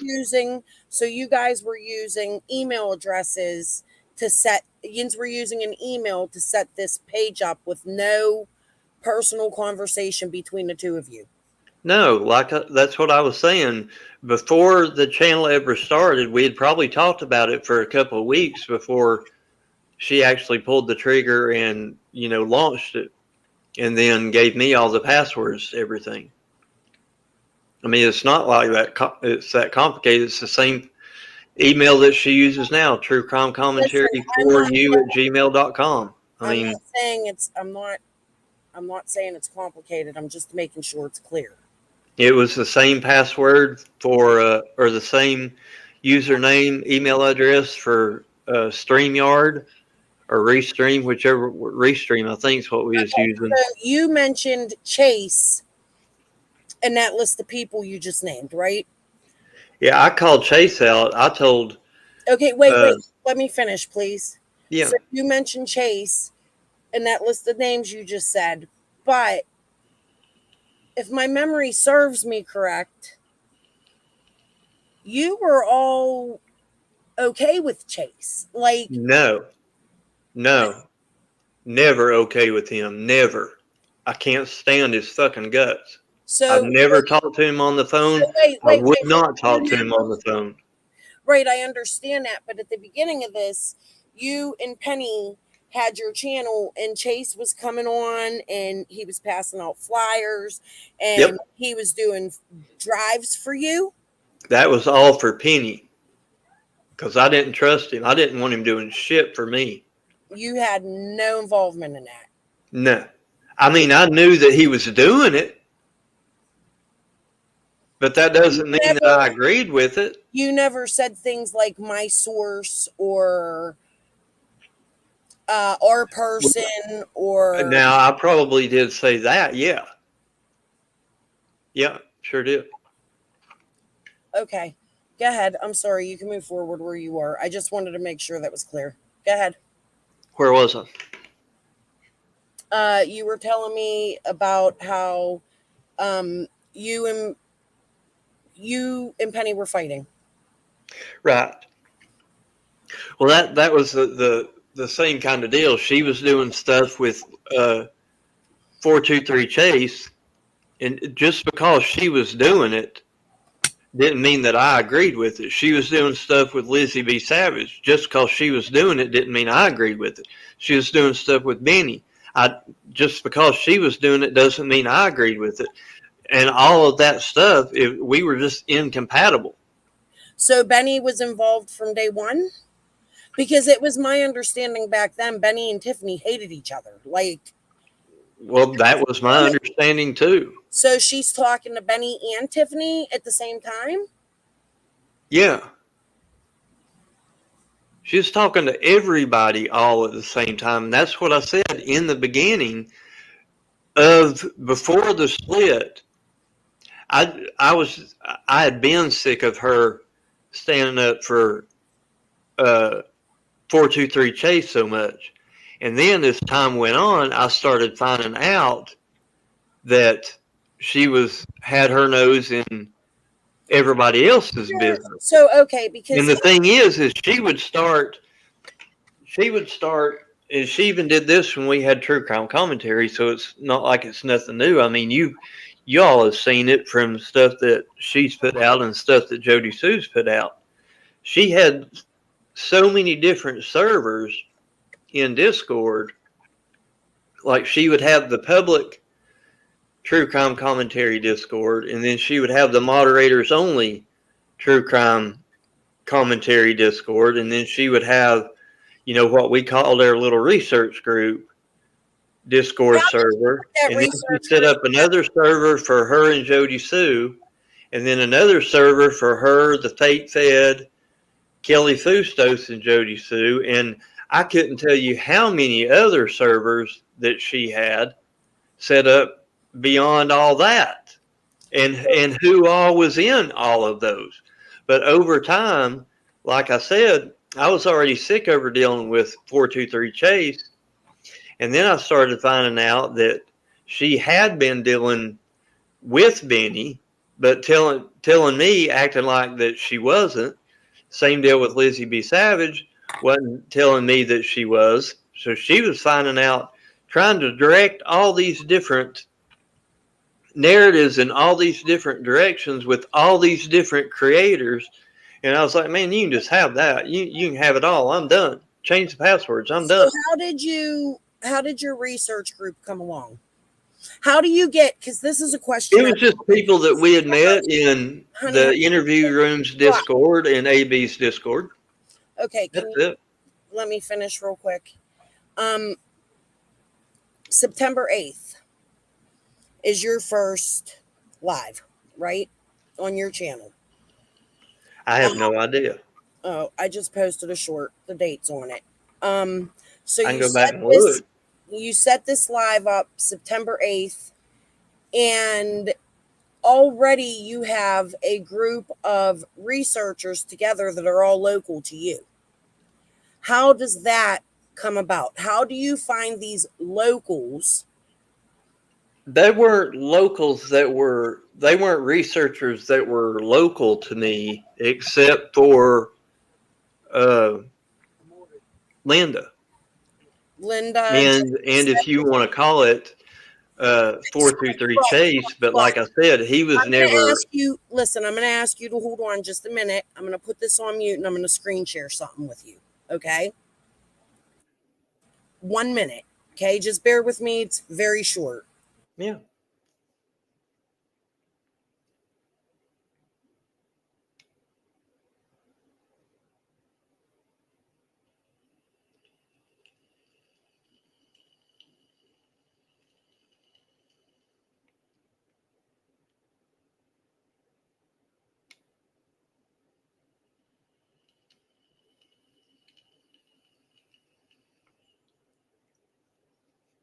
Bear with me, guys. Sorry, I had to bring another tab up. Do you remember that whole deal with Libby and Obsidian and Mountain Girl and all that stuff when Libby was going to drive off the cliff? Give me 1 minute. We'll talk about that in 1 minute. I want to share this with you. See, she was all involved in that whole entire mess too. Welcome to Coral Acres, a new underwater city on the horizon, designed and made by Autodesk and Coral Maker to give... Tiffany, I can't remember how exactly it happened. If Tiffany asked for a guess or if she saw me in the live stream, because we had chatted before in YouTube chats. Because we had chatted before in YouTube chats. Because we had chatted before. Wait, guys, wrong video. Sorry. Wrong video. Doing dictation on this.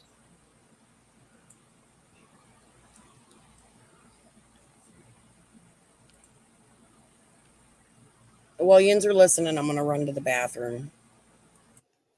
We sat on a conference call doing dictation on this community tab post till we got it the best that we felt like that we could get it. And it just wasn't me and her. There was other people, in our research team there too. We decided what we wanted to do with it. Collectively as a group, we looked at it and said, we decided what we wanted to do with it. Because every one of us, it stopped us dead in our tracks. And we were like, whoa, it's time to pump the brakes on this. I'm glad Penny was on that live that we had the other day, because she slowed me down there a little bit and told me to whoa, pull the reins back on me. So I didn't go too far. It ain't got nothing to do with, I don't want y'all not to know it. But there's more that we're going to share. That was a 2-part title on that last video, the part 3 of A Local Man. I saw somebody was going to make a trilogy of that, so that parts 1, 2, and 3 would be easier to find. I have recruited she volunteered, and a really, really good mod that's got a whole lot of experience. Not saying I don't have good mods. It's just we're all brand new at this. And this lady has, she's been modding she mods for 2 of my favorite channels. You'll see her, Trixie Star. There's going to be more, like I said, a second part to that video. I've just got a lot of information that has to be sorted out so that I can present it, in a way to you all that, you all can understand get the best out of it that you can.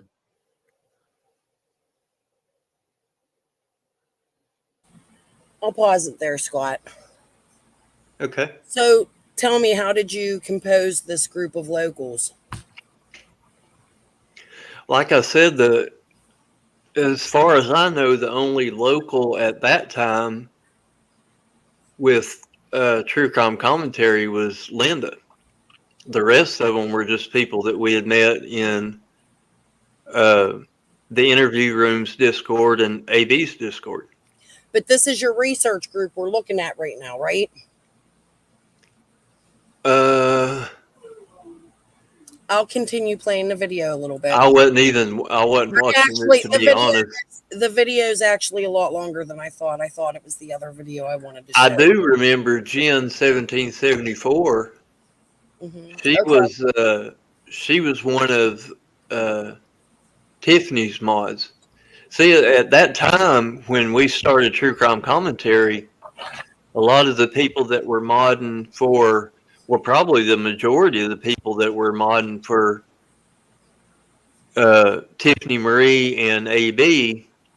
But Scott, modded for True Crime Commentary. These are not people modding. These are people researching. I'm not looking at the modding.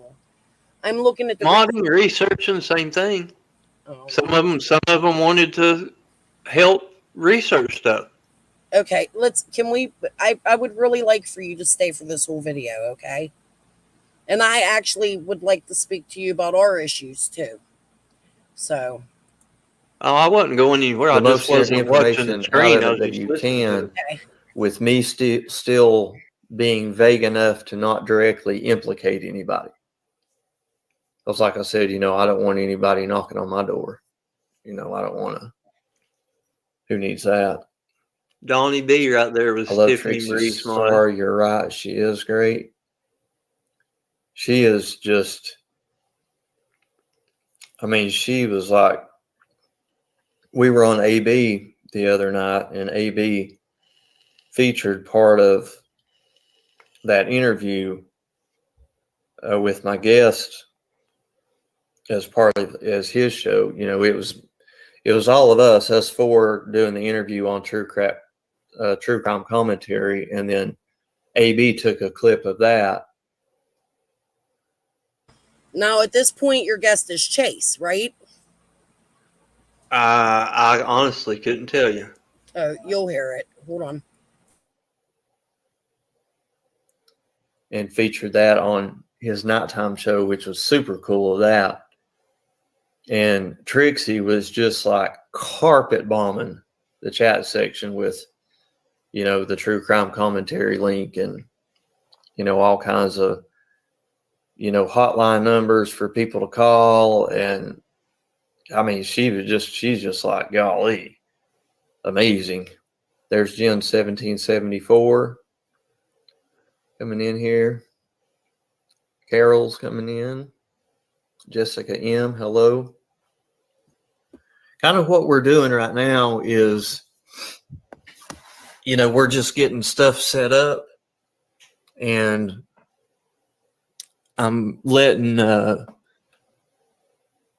since I don't know anything about this, I'm letting Trixie look at everything, and she's been asking me a lot of questions, behind the scenes, about what I want the mods to do. So she'll know how to enforce the chat section. Jen 1774, Scott H, I'll help if you need. I'd be happy to touch base with Trixie in the back. Okay, yeah, Jen. Yeah. Yeah, talk with Trixie. Jen 1774 will do. You're still knee deep in research. Okay. Good. We were able to find, it's from an anonymous person. I know her name, but she wants to stay anonymous right now. She actually found what we were talking about. How she got her hands on it, I don't know. Jens never did say what it was Jens found. That's what I was just listening to. I don't know what I would have been talking about there. Mm. And I don't know the dates on it, so I don't know how current they are. But we'll touch base behind the scenes. I don't want to sit here and have a private conversation with everybody else in here. First part was genealogy and family ties. The second part of it was money and crime. And Jen 1774 is one of the members in our private Discord channel, and she's doing some research on some things that once I get that research from her, we compile it, get it organized. That way I can present it to you and show how and if money has been made that way concerning the genealogy of the people that I went over in the first part. Because it takes one of the other chatters in here, I can't remember who it was, Jess. She was talking about a ring was busted in Middle Tennessee. And again, a ring is a group of people that are formed to complete a goal. In this case, it's traffic children. Well, it takes a lot of money to do that. And you can't have no paper trails, so that means you've got to have untaxed, untraceable dollar bills to make those kind of transactions occur. And it takes a lot of those untraceable dollar bills. So how do people like that get that kind of money? And that's what we're going to talk about in the next one, as soon as we get, some more information in. Because I'm not going to, you guys know me, I'm not going to put anything out there that's not factual. Carol Johnson, we do, and you are one of our assets. Carol Johnson, you are one of our assets. There's not a person, as far as I'm concerned, that's in our private Discord room that is not an asset.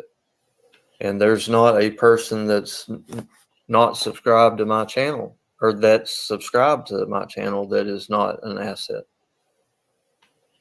We all have different roles, in what we play. Cat O, money laundering. Yeah. You got to get that money clean somehow, though, don't you? And we're going to discuss that, and that's what Gen 1774 and a couple other researchers are researching so that we have all of our ducks in a row. Sharon King, busted wide open. Yeah. Sharon King, I messaged somebody earlier, and it was, kind of just a statement. We were joking, I put the laughing out loud little smiley emoji behind it, but based on the path of our research that we were going on the other day, the reason that we had to slow down and pump the brakes and think about it a little bit and turn some stuff into the TBI, I've made a message that we could probably blow the whole county wide open. And the person that responded back went, yikes. So, Who's Sharon King, Scott? I don't know. Oh. Who's Citizen Sleuth? She used to be one of our moderators. Is she local? No, Is Jen local? No, Okay. Oh, I can't do that from here. I'm going to do this. Post-it note 3, glad you came in. I Post-it get that. I get distracted and have to rein myself back. Is Post-it note 3 local, Scott? yeah, that's Linda. Uh-huh. Can I ask you how you met Linda? Same way in the interview room. Discord. Can you tell us the whole story of Linda from the beginning? We just met each other in there, just chatting about Summer's case, and found out that she was local here and knew people that should be able to answer a lot of things for us. Mainly, did Don Wills, was he at work on the 15th, and did he leave anytime during the day on the 15th, and what time he left, what time to get there, what time to, I mean, we asked everything. And who were those people? Those, well, not all of them, You don't have but to give us names, but professions maybe. construction workers. For? Richard Tucker. And how did she know them? She babysits their kids. And would some of those construction workers be related to Richard Tucker? Yeah. And what kind of people did Richard Tucker hire?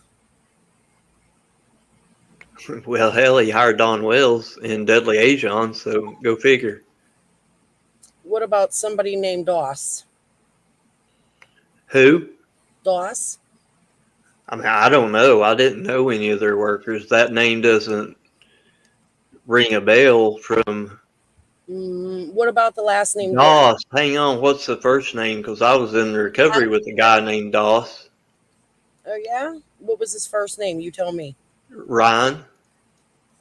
Ryan with an R or a B? Ryan. No. Nope. Okay, shit. I lost track. I had a path there. Okay, so But I don't ever remember her, because she never told me like the names of, all the employees. And because she kept kids, so I mean she didn't know, who I was, okay, we so didn't know each other in real life, but I mean I knew certain things, like she had a daycare center that she kept the kids for employees that took her, but I didn't know what employees wait. or Not what the just, kids' names were or their names or anything like that. but you I, just I said, knew a couple of their names.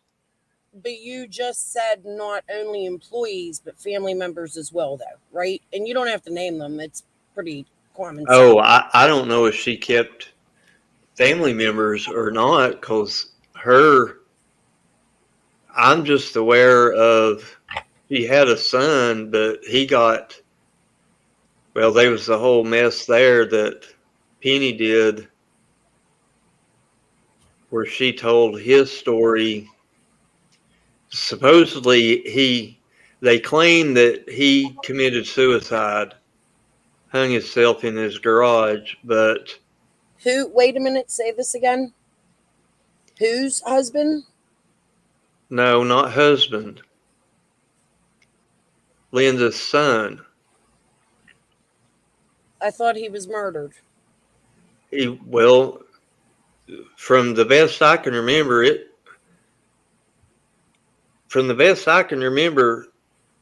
they said that he committed suicide, but Linda always felt that there was more to it than that. And they were.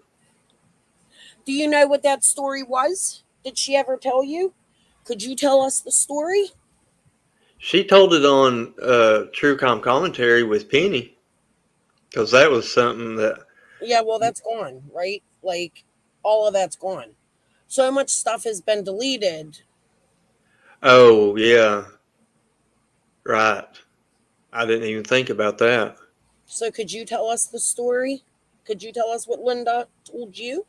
I actually don't even want to hear it from Penny. I'd rather hear your version. Well, God, I mean, that's probably been a year and a half ago.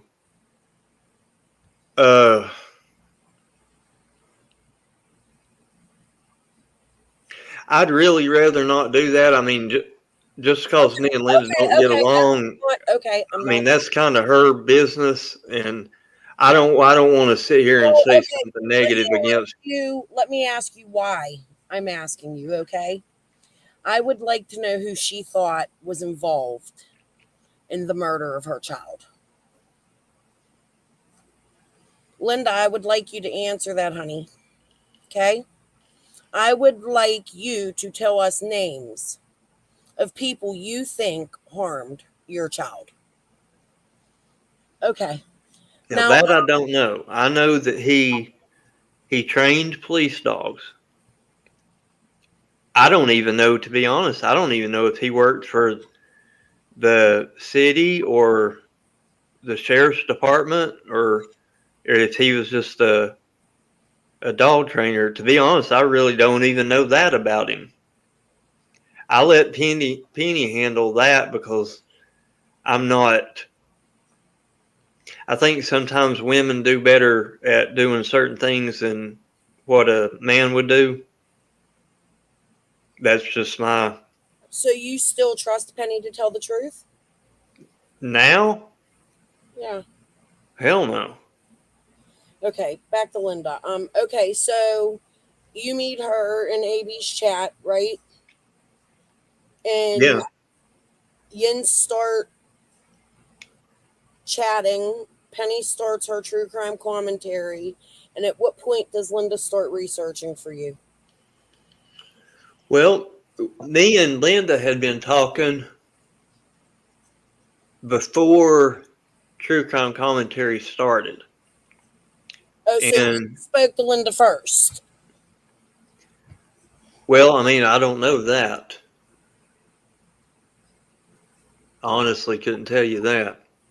You don't know who spoke to who first? I know, as well, as far as I know, Penny and Linda met because I introduced them. I do know that. You introduced Penny and Linda. Yeah. So that's our answer, right? You spoke to her first. So your interactions with her, were they email? Well, no, because I could be talking to Linda for 30 days and I could have been talking to Penny for 30 days, but that doesn't mean that I was talking to Penny about Linda or I was talking to Linda about Penny. Okay, no, that's not what I said. I just wanted to know who spoke to her first. You don't have to Now, elaborate any further. Introduce, unless, now it's possible that, you know, Penny and Linda could have talked to each other, you know, in Chris's Discord or AB's Discord, but like as far as really, I mean, I don't know what they talked about privately. It ain't none of my business, really. Okay. But I mean, yins were. But as far as I know, they had never talked to each other until I introduced them. Best that I can remember. Okay, you introduced them, and then you start this research group, right? Right. Well, me and Linda had already been researching stuff, and then when me and her got talking, she was just sharing stuff that, you know, she had found out with me, and then, you know, sometime along in there, Penny had brought up the idea about starting the YouTube channel, and sometime I told her that, you know, I knew somebody here local that knew some things, or at that time I said that knew some things that would be helpful, and then that's when I introduced them. Okay, so at what point does Penny trust Linda enough to go through her emails? Because as a creator, I don't even, to be honest with you, people send me emails and I apologize. I have never been good at emails. You should see how many. I think I still use AOL, except for my YouTube email, you know, and I think I have something like 600 million spam emails that I've never even opened. Like, I'm really horrible. That's my Yahoo account. I'm getting ready to shut it down because it's nothing but spam anymore. So at what point does Penny have Linda checking emails? Because much like Squall, this seems to be a lot of interference, right? The Stacy Slay, Linda's checking the emails. There's emails from a fake Fed coming in, and Penny's at the top of all of this, and it's happening in her email account, correct? Yep. Okay, so at what point you introduce Penny to Linda, and Linda starts checking emails? Correct. Far in, because to me, these emails span all the way back to September, right? So this is They would have went all the way back to whenever we started True Crime Commentary, and Penny put that email address out there. We used to get, I mean, geez, oh Pete. Okay, that's kind of what in that video that you're playing right there, when I said each of us had our roles, is when we first started out, you know, like I said, Penny gave me the passwords and everything to the YouTube account. So Penny was a lot better at doing, at this time, you've got to remember, 2 years ago, me and Penny were getting along, and this was well before I knew anything about how Penny really was. Okay. Penny was better, I thought, at communicating with people, talking to people about, especially women, about sensitive subjects, You know that. I'm not real good at that.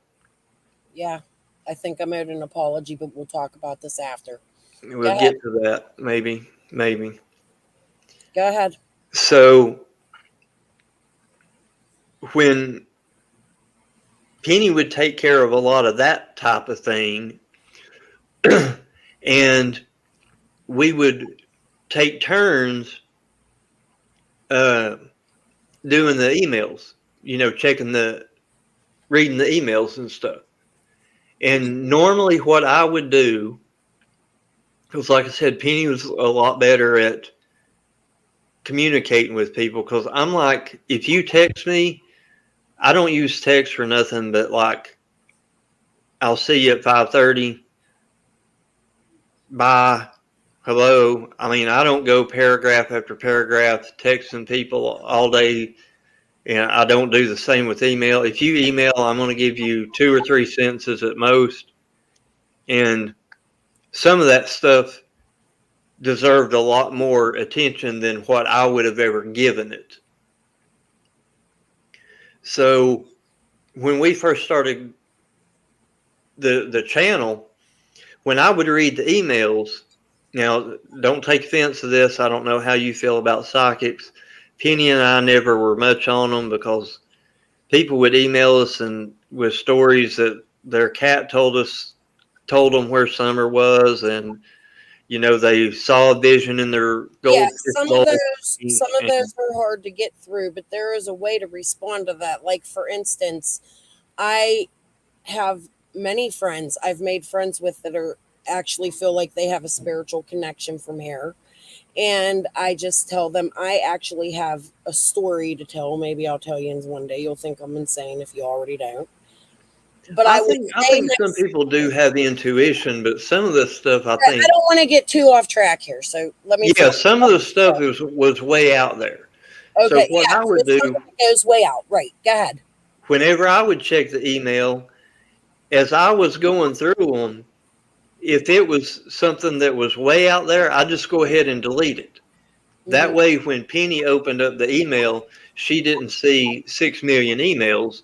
She saw 60, because I'd already deleted a lot of the trash, or what I considered to be trash. Well, as the channel grew, because that channel grew really, really fast, and for, her and I never having a YouTube channel, not knowing how YouTube works, not knowing anything about the YouTube streets, it was pretty overwhelming. Right, but your channel grew fast, right? And I think this is important to say. So let me state it. Your channel grew fast because you came at it, even naming your videos, a local man's perspective. Okay? Yeah. So people like me who do not live in Rogersville, Tennessee, grasped onto that and was like, wow, these people can tell us what the area is like and what this is like and what that's like. So you had to kind of expect that your channel would grow quickly. And then, if you remember correctly, Penny acted as if she was a local because she stated her grandmother lived in Tennessee. I honestly had no clue that it was going to go that fast, because it was pretty overwhelming that that many people would want to listen to me. I mean, you know what I mean? I'm just a dude. I do know what you mean. I know exactly. I'm just a regular dude. I'm nothing special. Why would anybody? But I do understand, and that was my whole reason for going on Tiffany's panel and Trisha's panel and Jules of Thought panel, was because there were so many people, and listen to Tiffany Marie's and AB's lives and different creators and the chat members. I could tell that a lot of people, and it's through no fault of their own, it's just a lot of people grow up in cities and they have absolutely no idea. I mean, I couldn't tell you the number of people from that video that said they had no idea what a holler was. I mean, they had never. You went over that before, but I don't want to get off topic. Right. So it was a good thing that many people saw it and the channel grew that fast. But when it grew so fast, when we would do a video, we would get so many comments. That is around the time that so you Linda started helping Penny with the emails, and I started managing the comments on the YouTube channel because the YouTube channel grew so quick. I was like, heck, I don't deal with this. All I do really for the emails is just get rid of, the junk. I felt like, we felt like, Penny and I both felt like that I could probably be more efficient and be more useful to the channel by managing the comments, let Linda deal with helping Penny with the emails. And then that way, our roles kind of changed from what they were when it was just me and Penny, because now Linda was in there with us. So did you feel as if Linda infiltrated that role? At that time, no, I did not. Absolutely did not. Okay, so nope. At that time, I trusted her with anything that I would have ever said or shared, and I believe she. So now yins both discover you're local. Linda's checking emails. You're doing comments. Yins are coming together. Do you ever meet Linda in real life? No, I've never met Linda in real life. Okay, so how does she start driving around and recording the places you wanted us to see? Due to my health condition, in 2018, I stopped driving. And I still don't drive, and it's 2023 because when I start thinking about driving, I get really, really anxious because the condition that I've got, it's blood pressure and blood circulation related, and I pass out and I get dizzy and my vision gets all crazy and I'm scared to death. I mean, my palms will start sweating if I think about, because I'm afraid I'll get out there in a car going down the highway and start getting dizzy or pass out or something and kill somebody. And yeah, that's understandable. So, okay, so because of this, you asked Linda, will you drive around for me? Well, part of it she had already done on her own, just, because she had already been looking into it herself, before her and I ever started talking.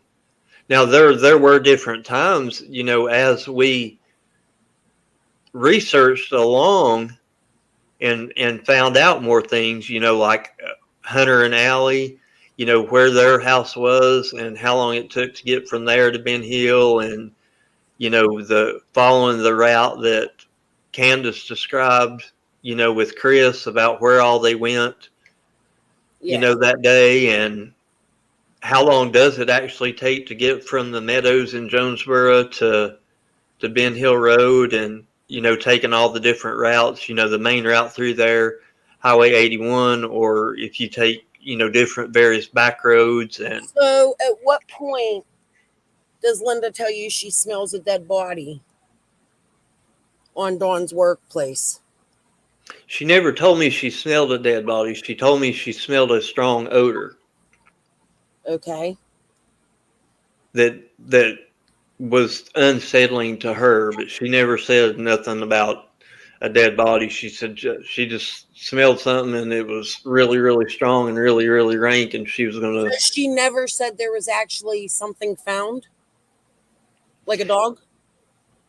She said if it's the time that I'm thinking about, she was driving out through there, and I can't remember if she called the sheriff or the city.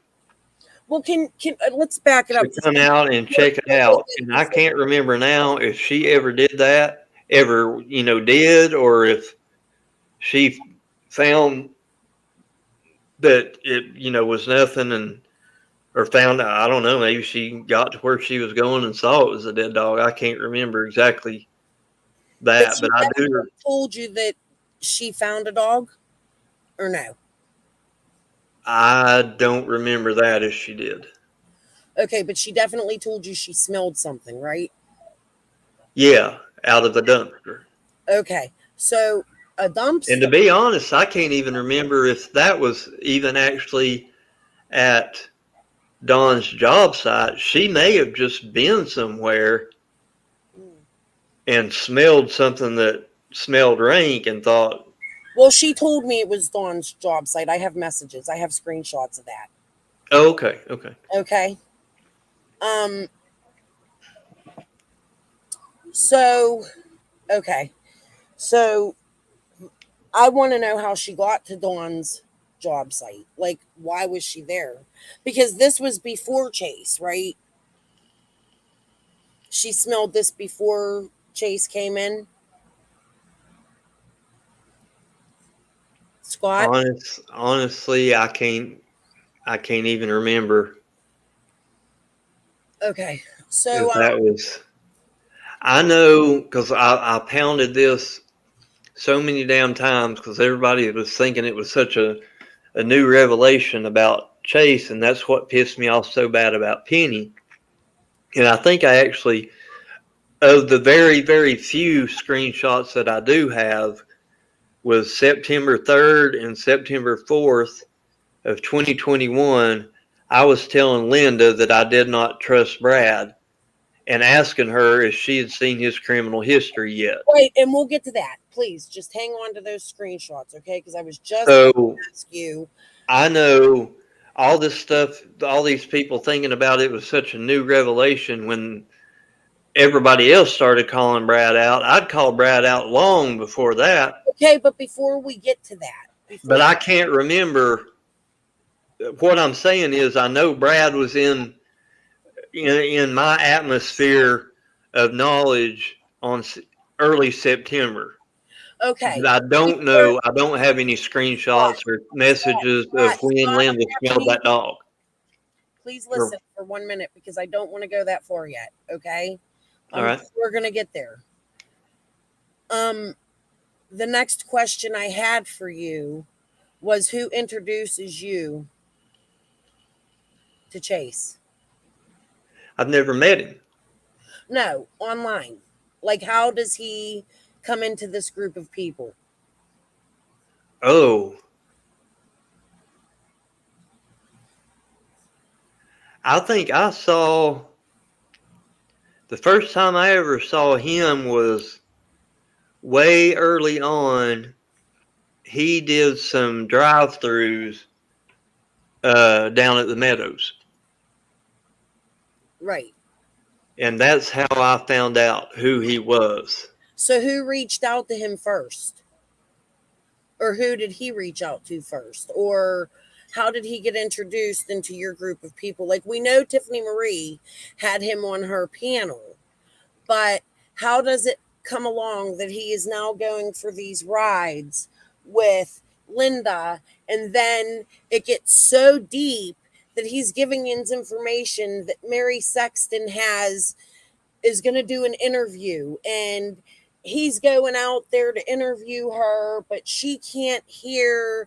She's the neighbor. Like, do you understand how deep this looks? And you were involved smack dead in the beginning of it. So if you want me, I don't know, I don't stand for the rest. If you want me to believe you on this, because at this point I'm suspecting some people we've been speaking of, okay? And some things, of course, based around the marathon. I'm not going to say in Summer's case. Well, by smack dab in the middle of it means that I helped Penny with a YouTube channel.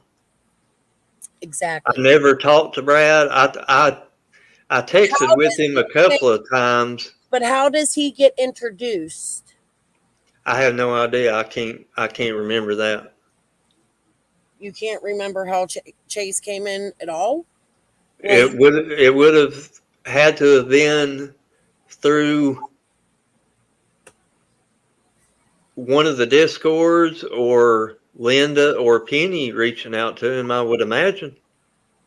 I know I didn't. So what was Linda and Chase's relationship? How, like, they're riding around together? Like, what was their? Half the time she would say, because I would bitch at Linda about Chase the same way I would bitch at Penny about Chase, because I didn't trust him and didn't believe him. He would say he was going to do one thing and never do it, and I always have some sorry ass excuse why he couldn't do it or why he didn't do it or whatever.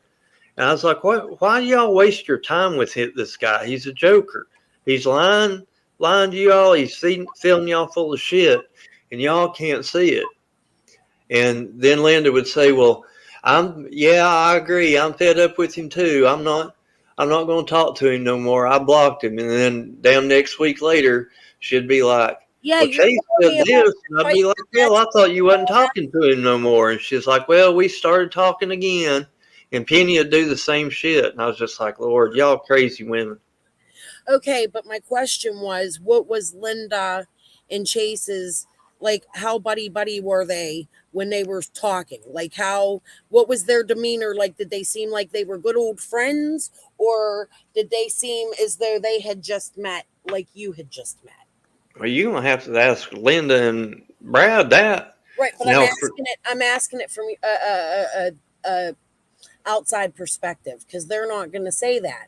So I would like to know what kind of demeanor, like, were they joking together, like, hey, good old buddy, good old friend, or were they more than less, yeah, you're getting on my nerves, or I really don't feel like driving him around, or was it like something in the middle, or could you explain?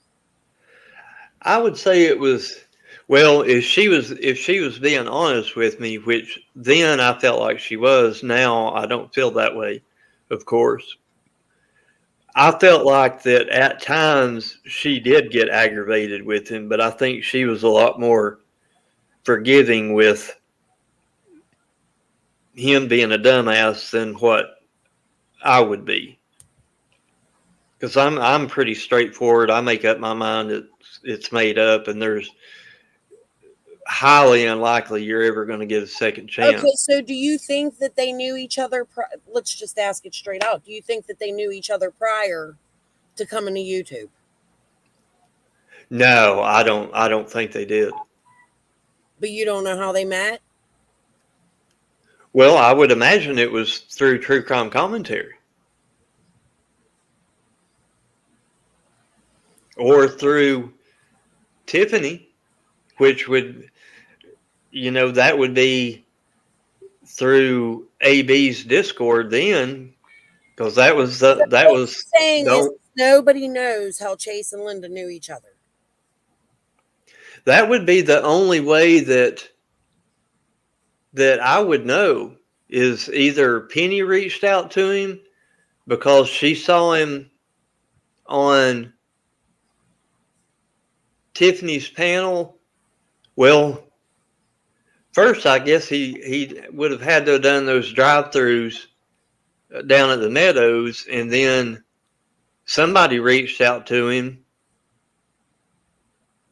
and I guess that's how Tiffany got talking to him. And then I would say probably through Linda would be, or not Linda, but Penny would be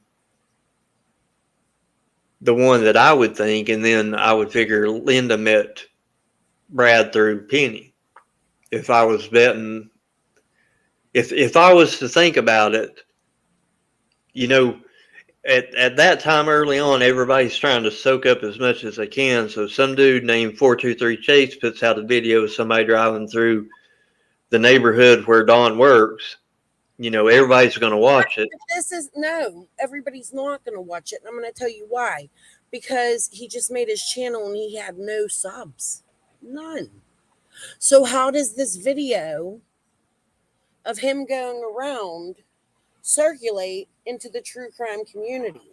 Like, nobody knew who Chase was. So therefore, people had to share his video.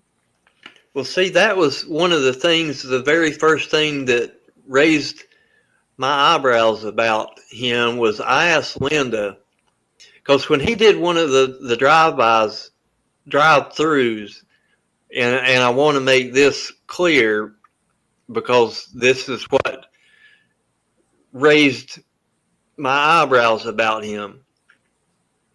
when me and Linda had been talking, I don't know it now, but at that time I knew the exact address of the house that Dawn was working on the 15th. Okay. According to Linda, if she was being truthful about what the employees of Tucker, whose kids she kept, were telling her the truth, I knew the exact address of the exact house. And when Brad did the drive-through of the meadows down there, he never went down the damn road that Dawn was even working on. So for that matter, he could have been driving anywhere. He could have been driving through your neighborhood, and it would have been the same difference because it never showed anybody where the house was that Dawn was working at, because he never drove by it on any of those videos. And that's the one thing I asked Linda about after we had been talking, because I asked her, I was like, well, didn't you say that house was on so-and-so road? And she was like, yeah. And I said, what the hell's he doing? I mean, he didn't do nothing in that video. He didn't drive by the job site. And she was like, well, I don't know, you know. Okay, so moving forward a little bit, this is informational, okay? You'll see in the long run. So moving forward, okay, so these two. Can you hang on just a second? Let me go potty right quick. Yeah, go ahead. All right. And while he's doing that, let me address the chat a little bit. I didn't read. I can't, like I said earlier, chew bubble gum and walk at the same time. So at the end of this, I'll get to some of the questions that were asked, or we could do questions. There is a reason for my questioning, guys, and I'm hoping I'm going to get everything answered. And then we can make our assumptions at the end. I don't want to fight with Scott right now because I do have questions that need to be answered by him. I seen a screenshot, Brad and Penny. I'd love that if someone can send it to me. Thank you, Nikki P.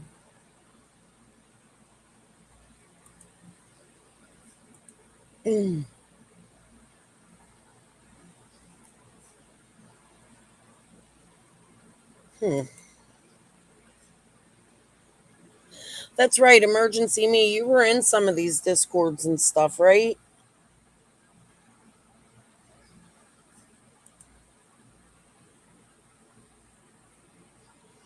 Sorry, I'm sitting here quiet.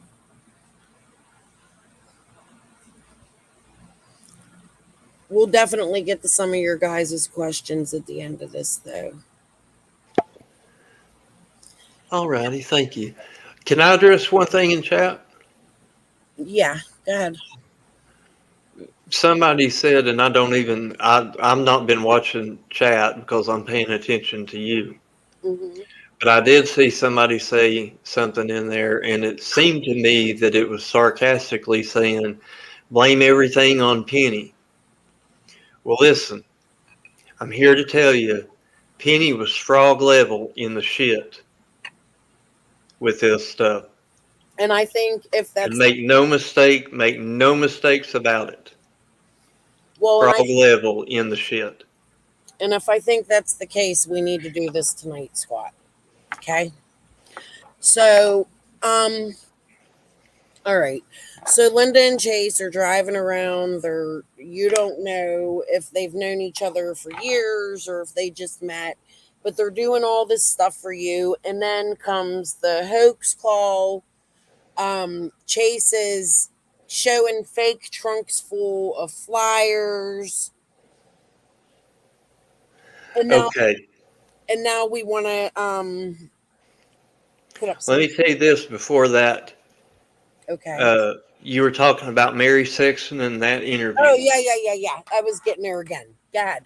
Oh, okay. Yeah, just no. Go ahead. Let me go ahead and tell so I don't forget. Supposedly he was T-boned in a wreck down there. Best I can remember, he got T-boned on Beach Creek.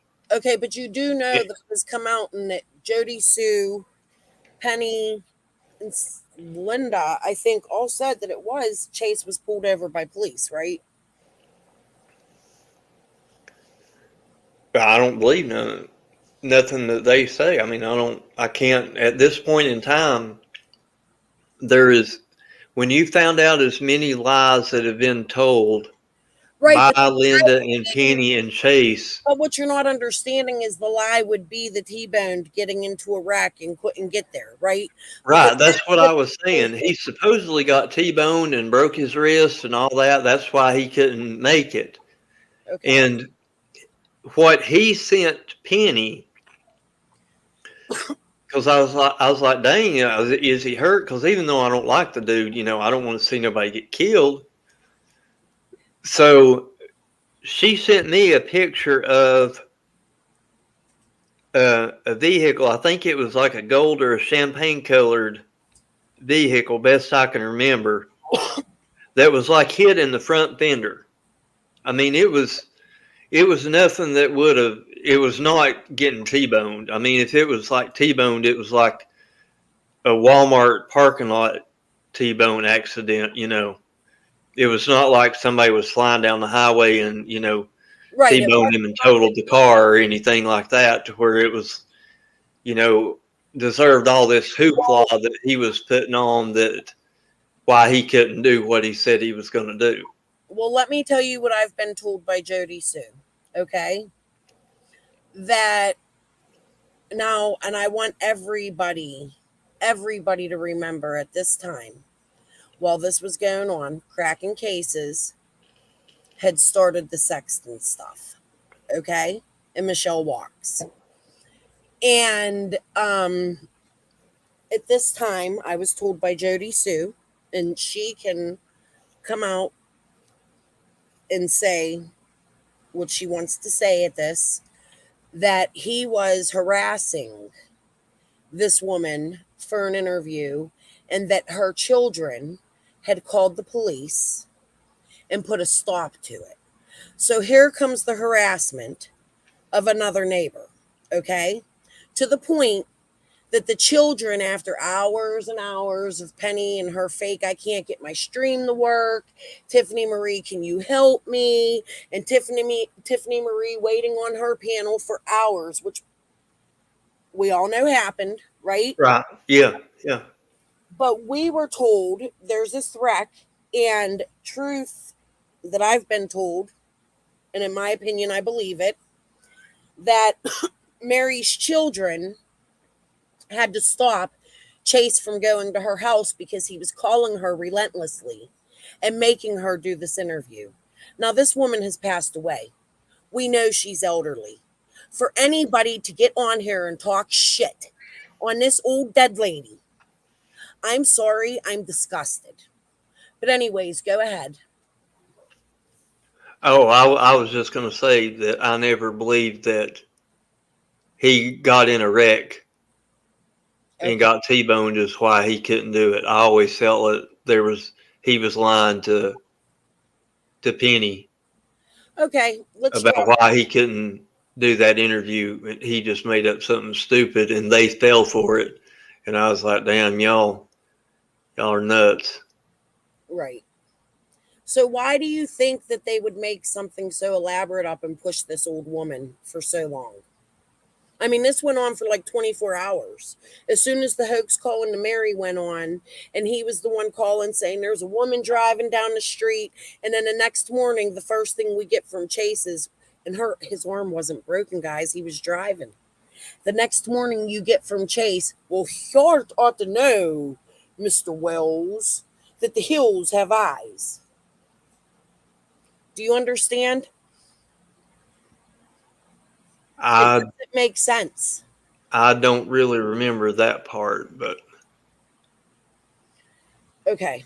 Well, actually, if he was driving the next morning, exactly. I mean, I see your point there as far as his arm wasn't broken. No, but wait, I'm thinking about it. I think I'm wrong. I think that video, the fight happened. The fight between Mary Sexton's kids and Brad. 6-second video or something like it was. I have it. I'll play it. Okay. Okay. So moving forward, let's put them to the side just for a little bit. Okay. Yeah. Squall. And I don't want to bring our stuff up yet. Okay. I've never met Squall. Questions. Okay. So how does everybody meet Squall? Who's The first, Linda or Squall? When I found out about Squall, I got a message that there was a channel that had the Wells neighbor doing a interview. Mm-hmm. So I went over there. Can I stop you for 1 second? Yeah. Penny just entered the room. Do you want me Okay. to throw her a link or no? Nah, I don't want nothing to do with her. All right. Because I don't want you to jump off. I just thought it would be good if Yin's kid talk it out to begin with. I mean, like together. Okay, go ahead. We tried that. The last time that I mean, I was talking to her, and is no different than it was the reason that I split from her the first time. And like I said, rarely do you get a second, but she got a second, and there's not a third. Okay, I don't want to lose this line of questioning right now, guys. And I'm still not, oh, excuse me. I'm still not done asking Scott questions, so Fizzle can talk later or somewhere else or whatever. Sorry, I don't mean to upset anybody. I just don't want, you know how it goes. People will be in my chat. Throw Fizzle a link and, you know, so I wanted to offer it and see where this goes, but I don't want to stop my questions here. Okay, go ahead, Scott. What part were we at? What was you wanting to know next? Chase or Squall. How does Squall go? Oh yeah. So I go over and I can't remember the exact order of it, but Squall had done okay. Hang on. I got it now. Squall had done the interview with Jody Sue. Mm-hmm. And I had watched that, and I was doing a live stream, and I was dropping Squall's channel link, either her channel link or the actual video link in the chat, telling people, my audience, to go over there and watch that because I found it very interesting. Okay. Penny did too. So you were okay. So let's. Well, hang on. Let's go through it again. I can't remember if it was while I was live or after I finished, but somebody said that Squall was live right then. So we all went over to, I was live because we all went over to Squall's live stream. Okay. And at that time, in very short order, I can't remember the order which, but me and Penny both got Squall blocked both of us in the chat and didn't want nothing to do with us. Uh-huh. And from my understanding now, I never saw the comment thread or anything, but this is my understanding from Penny and this is to the best that I can remember, is Penny left a comment under, I don't know whether it was that live stream that we got blocked in, or if Penny went back and watched the live stream where she interviewed Jody Sue. Anyway, she left a comment there, and Jody Sue responded to Penny in the comment section. Best I can remember, that's how that went. Now, I never talked to Squall for months probably over a year because hell, she blocked me in. You know, by this time, Penny had already started talking to Jody Sue because you know Jody Sue was on True Crime Commentary's panel. Hell, it seemed like every day there for a long time. So there was, I had no reason to talk to Squall because at that time I didn't know anything more about Squall than she was just some lady that was interviewing the Wells neighbor. Because she never made any more videos or live streams or anything like that. So, and by that time, like I said, Penny was already talking to. Penny set up another server in you and her Penny. Discord where she and Jody Sue could talk. Now I will give it to. Wait a minute, please. So you guys already knew Linda at the point of meeting Squall? Like, well, I don't know. I don't know when Squall did that interview Jody Sue for that time. I don't know when that live stream was. I just was going over it. I believe it was September 8th. I think. I will give it to Penny though. You know how Jody Sue does these 6 and 8 hour live streams? Poor Penny used to have to listen to those 6 or 8 hour. I did too. Ramblings in her ear every night. We're not going to do that here, Scott. Please respect that one rule. We're not going to trash Jody Sue here. Okay. Oh, I wasn't trashing her. I was saying she talks a lot. She does talk a lot, and I listen to it too. And because I listened to it, I seen what was going on. Okay. Which is why I called Squall out. Now, I want to know, was it Linda that sent you to Squall? No. Oh, to go over there because she was interviewing Jody Sue? Yeah. Oh, I couldn't tell you that. I have no idea. It could have been. Penny, I'd like to hear this story from you at a later time, if that's okay. All right. Okay. Moving forward. So now Squall comes in. How do they become so close with Linda and locals? And Scott, here's what I'm going to say about you, okay? Although you're not where I started, as Jody Sue says, okay? I did pay attention to what you were saying, as I said earlier, because you were a local, okay? Your perspective at the beginning of this was different. You stood up for Jeannie. You stood up for Trish.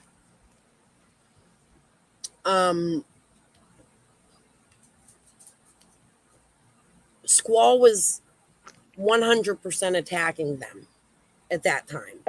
See, I didn't know that because I don't have Facebook and I've never been in any Summerville Facebook. Wait a minute. And now I guess this is where we can talk about our problems a little bit. That's not true. You did know that. I told you guys that. I was putting it on my community posts.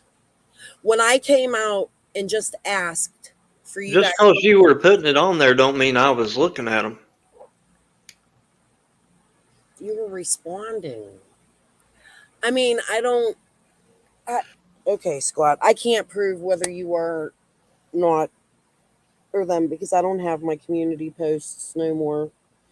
But what I can say is that your extreme attack of me, in my opinion, was uncalled for. You went on for like 4 hours on your panel, then went to Ziggy's and trashed me for a whole night. And I do not understand why such a horrible response to me just saying, can we give Squall a second look? And why it was that you were so adamant that this definitely happened to her. How dare you? And the attack on me was very uncalled for. My position on that is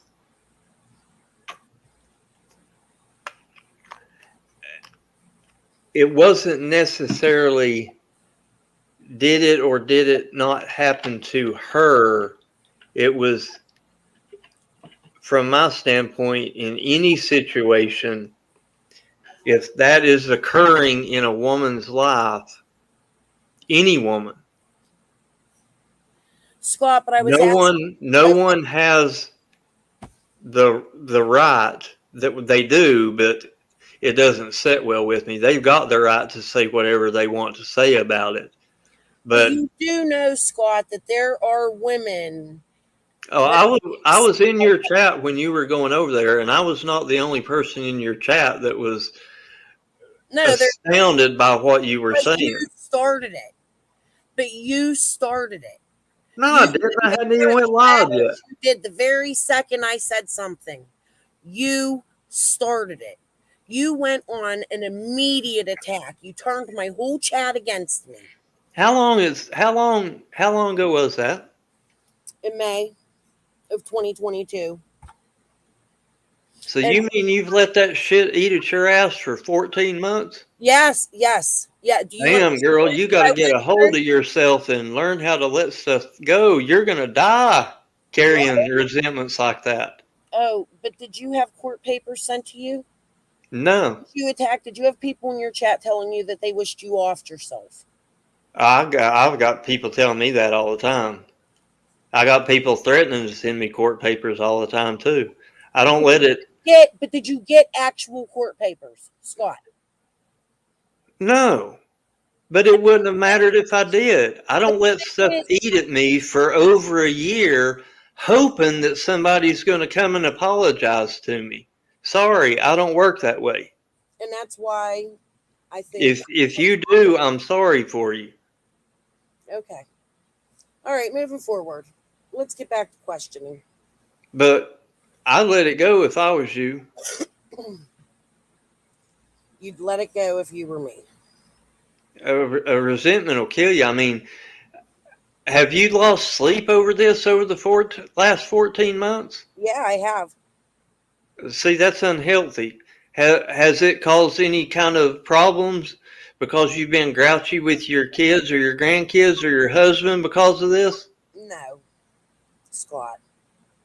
Has it caused any problems in your personal relationships, like with moderators or subscribers or friends?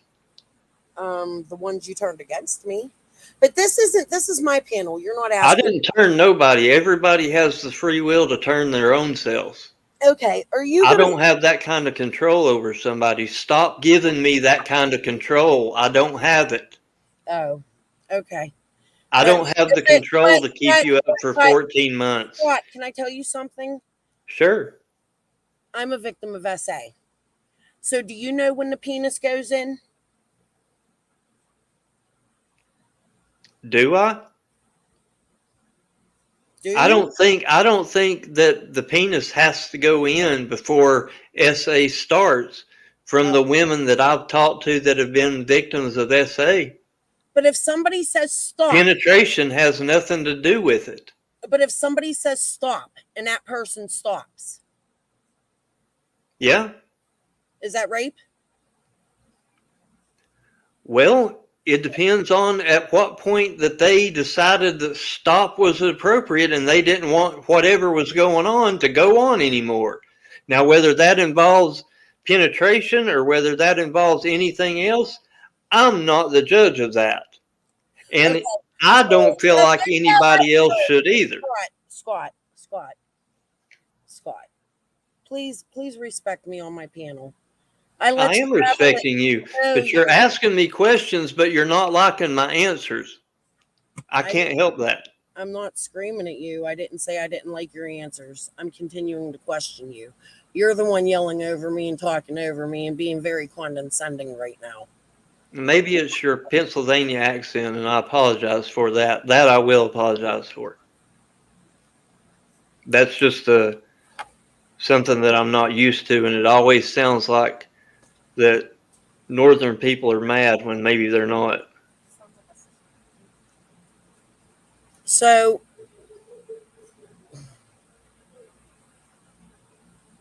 I want you to know that when you went on for hours and hours and hours and hours and hours about me. I don't really remember it that well, so I'll be bringing it out in this week. So okay. So I want you to know while you did that I am a victim of SA. Okay? And that it brought demons out and it traumatized me. So yes, it ate at me. Okay? I think you should know that. I'm not being ignorant, but that's why it ate at me. It had nothing to do with anything else except for the fact that you became such a womanizer in that moment instead of just listening to me. You didn't even bother to watch the video I was showing before you were attacking me in my chat. Do you understand that? I want to move past that. I can't forgive that. Okay? I'm not going to. But for the case of Summer, you have information that others need to know because you were so involved in all of this. Like I'm right now, guys, I'm really I'm shaking and I'm ready to bust into tears because this man, and I don't mean to be rude, but you do not understand what you did to me. No, my husband and children were not a problem in my relationship. They consoled me and they understood because they know my story. Okay? Now, moving forward, we can go past that. We talked about it. I think you're a dick. Okay? But I would I think before I would have let some little punk ass like me fuck with you for 14 months, I would have probably sought some therapy 14 months ago to help you deal with the shit that's still eating at you.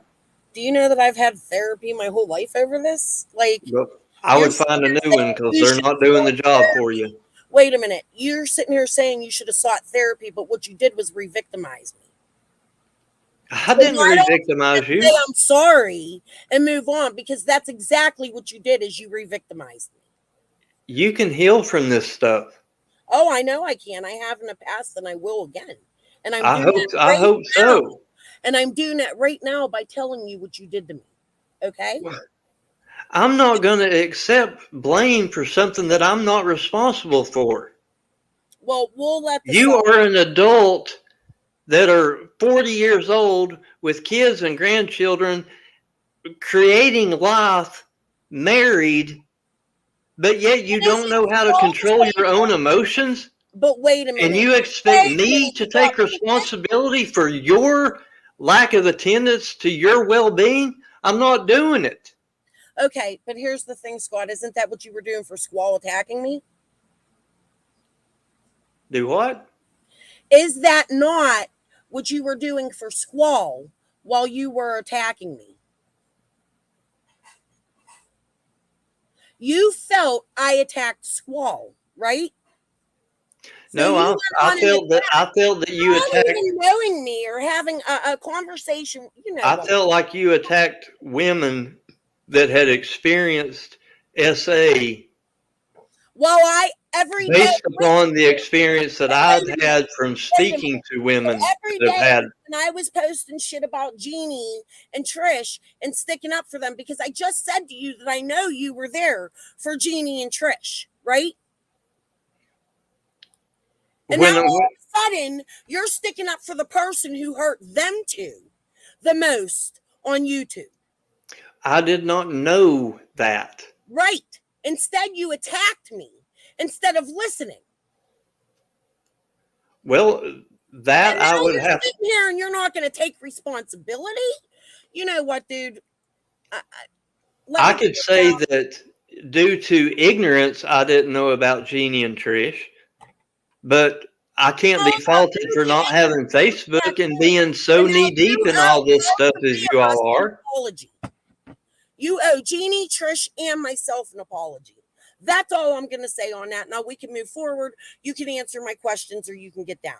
I'm done. I don't want to address this ever again with you. Okay? The subs see what's going on here. Now, moving forward. You meet Squall. You do know her and Linda know each other in real life, right? Have they ever told you that at one point? No, I did not. Mm. You I never did heard not. I rumors. know. I found out recently that they had that they were in touch with each other as far as talking and messaging each other, but I did not know that they knew each other in real life. No, I do not know that. Well, I'm making you aware that they did. But like I'm before Summer went missing or after? I've heard it was prior to Summer going missing, and I know for a fact that Linda knows other locals that have been on YouTube too, and that one day I'll be able to prove. One day. Oh, I'm sure Linda knows other locals that. Well, I know that she knows other locals. I know that.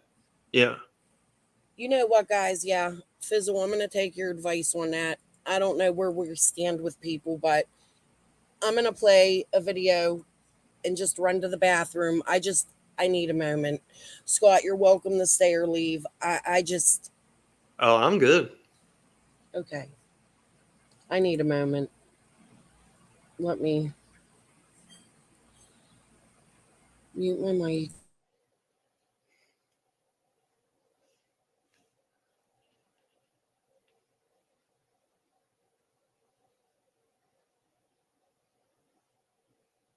Back into the original place.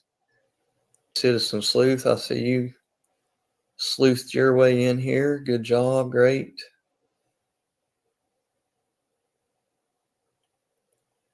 Great work, Scott H. and all doing the lead work on this. Yes, there is a huge part of and all. I don't do all this myself. Don't think for a minute I don't. I've got, well, everybody in our research group is smarter than me. I'll say that. And has closer ties to any of this stuff than I do in some aspects of it. And that's fact. But we have people that are well suited to do what they do. And that's what they do in the group. And I don't know how somebody like me got stuck as being the person to deliver this information. But, well, yeah, I do too. I wanted to because I saw people were getting inaccurate information.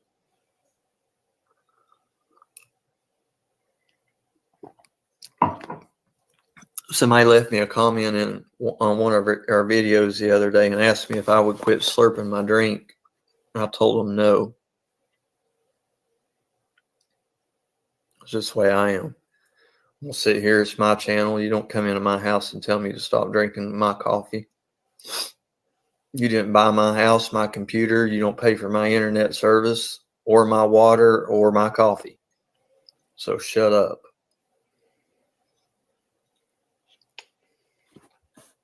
Tiffany's my internet daughter. So I've got an internet wife and an internet daughter. I never got to have a daughter, but if I did, I told Tiffany that she would be a model of what I would want my daughter to be like. Just from talking to her from behind the scenes, talking to her on the phone, in person, not through a keyboard. She's an all right gal. Tiff has a way of telling people to go fuck themselves and make it sound classy. She does. She does. Yeah, she does. Yeah, that was a good way to put that, Carol. That was a very good way to put that. Kay, can you be my YouTube cousin? Yeah, sure. Absolutely. We'll get us a whole genealogy like the Wells family have got going on. No, I don't want to do that. We all need to have different last names. Oh, damn, did I say that out loud? I appreciate y'all coming. It's an hour. I just wanted to come on and do a live. Make sure I got all my stuff set up, my restream set up, and how I need to switch back to so I can still go live on True Crime Commentary and go live on this channel, and everything are separated now. Again, like I said, I'm not leaving True Crime Commentary. Have no intentions to, unless, you know, Penny gets sick of me and boots me out, which, you know, that's always possible dealing with me. But I wanted to do this for a backup. And then, like I said, if there was something that maybe, you know, that Penny felt like needed to be shared, but didn't want to, you know, share it on her channel or jeopardize it on her channel, we could do it that way or whatever. I'm going to shamelessly plug for this channel. Not too much though, but if y'all do want to share it around a little bit, because same deal with True Crime Commentary. I am interested not in subscriber count necessarily for money, but so people get good factual information. Now, will I ever monetize this channel? I have no idea whether I will or not. I'm a long, long way for that, and I'll think about that when I get to that point. Would I ever do it right smack dab in the middle of the Summer Wells case? No, I think that's poor taste. Yeah, I know. Post-it note 3 says, no, on the Wells family tree, one of us will go missing. Yeah. I think that would be more on the Bly side or the Hare side. But who knows? The Wells might have been the ones that snatched them up out of the Bly and the Hare side of the family. All right, guys. I will see you all over on Discord. I'm going to jump off here and get me a refill on a cup of coffee, and then we'll catch up on the news over there.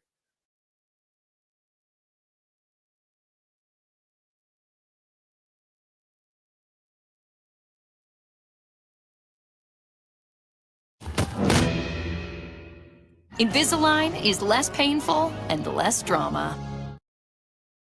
We're looking for ways to maximize our productivity this quarter.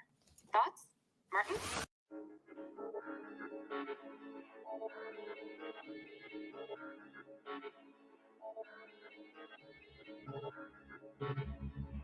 You might also want to be honest about that story you stole from another woman that doesn't even belong on Frank, by the way, but that you're trying to use for some reason to target him. And I can't figure out why, because the story you've taken there that also TT took from you doesn't belong to either of you. And it doesn't even belong to Frank. I've had enough. Tell the world why you're targeting Frank, because it damn sure ain't because that story is yours and it ain't TT's. Why are you targeting Frank?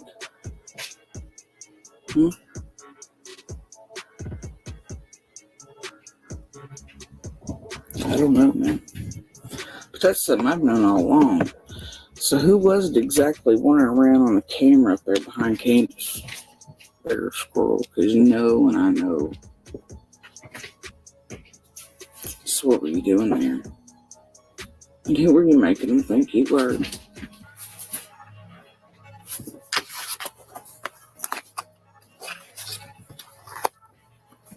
I'm done with you and I'm calling you the fuck out.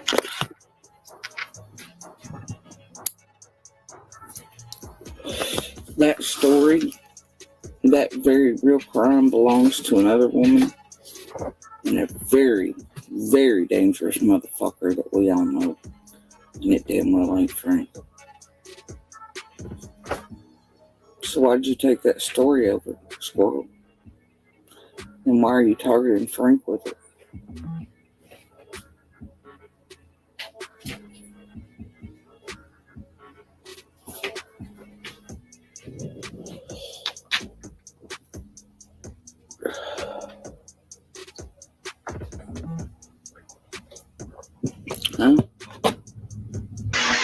is Frank Lott's Facebook. Anyway, this is Frank Lott.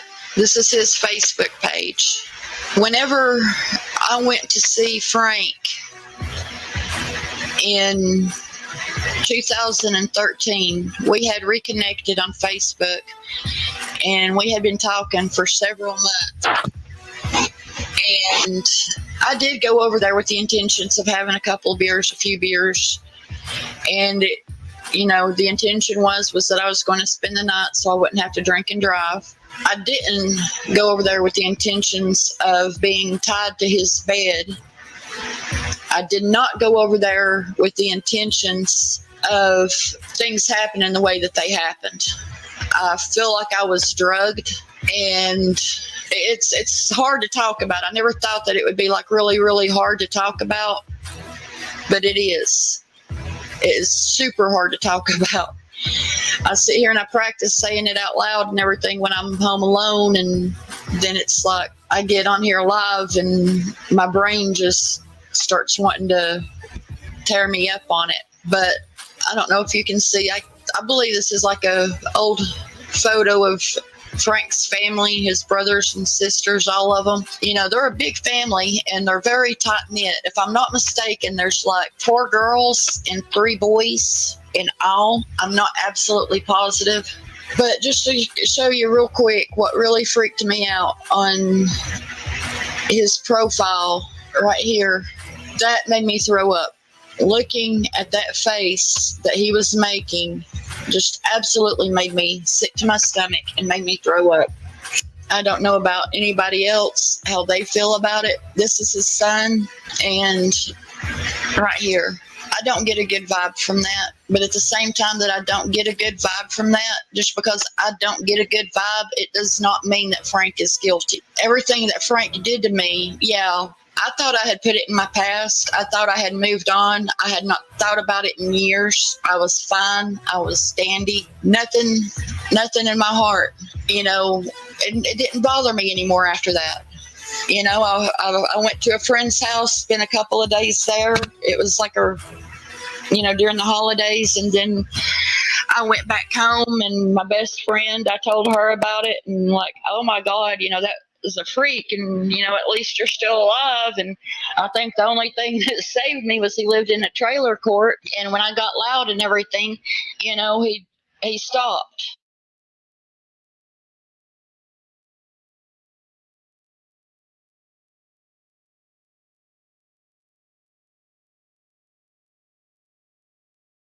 He did untie me, and that was like another thing. If I go to the police and I say I got mad because what he was doing to me and he stopped, it's like it was just, I didn't report it, and I don't know if anybody knows, a lot of times around here we take stuff into our own hands because a lot don't. Well, I figured, that it wasn't that bad to even take care of in my own hands. I just moved on and let it go. I did not let it bother me after that until the day that Summer went missing.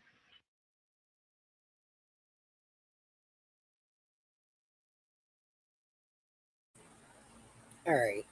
I've taken a moment. I didn't read chat, guys. Sorry. Oh, I'm not going. Can you hear me? Yeah, I can. You good? Yep. I know I can be a bit abrasive at times. Squat, you hurt me. Okay? I just want to move forward from this. At what point did Gavel and Adrian get welcomed into the group?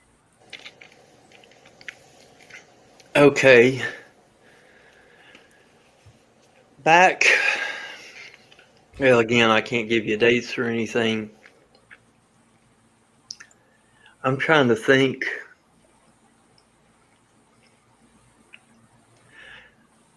Probably through one of my live streams or maybe an email, but I can't tell you exactly, but I can tell you the premise of why. Wait, before we go on, can you tell me around what time Jenny and Adrian came into your circle?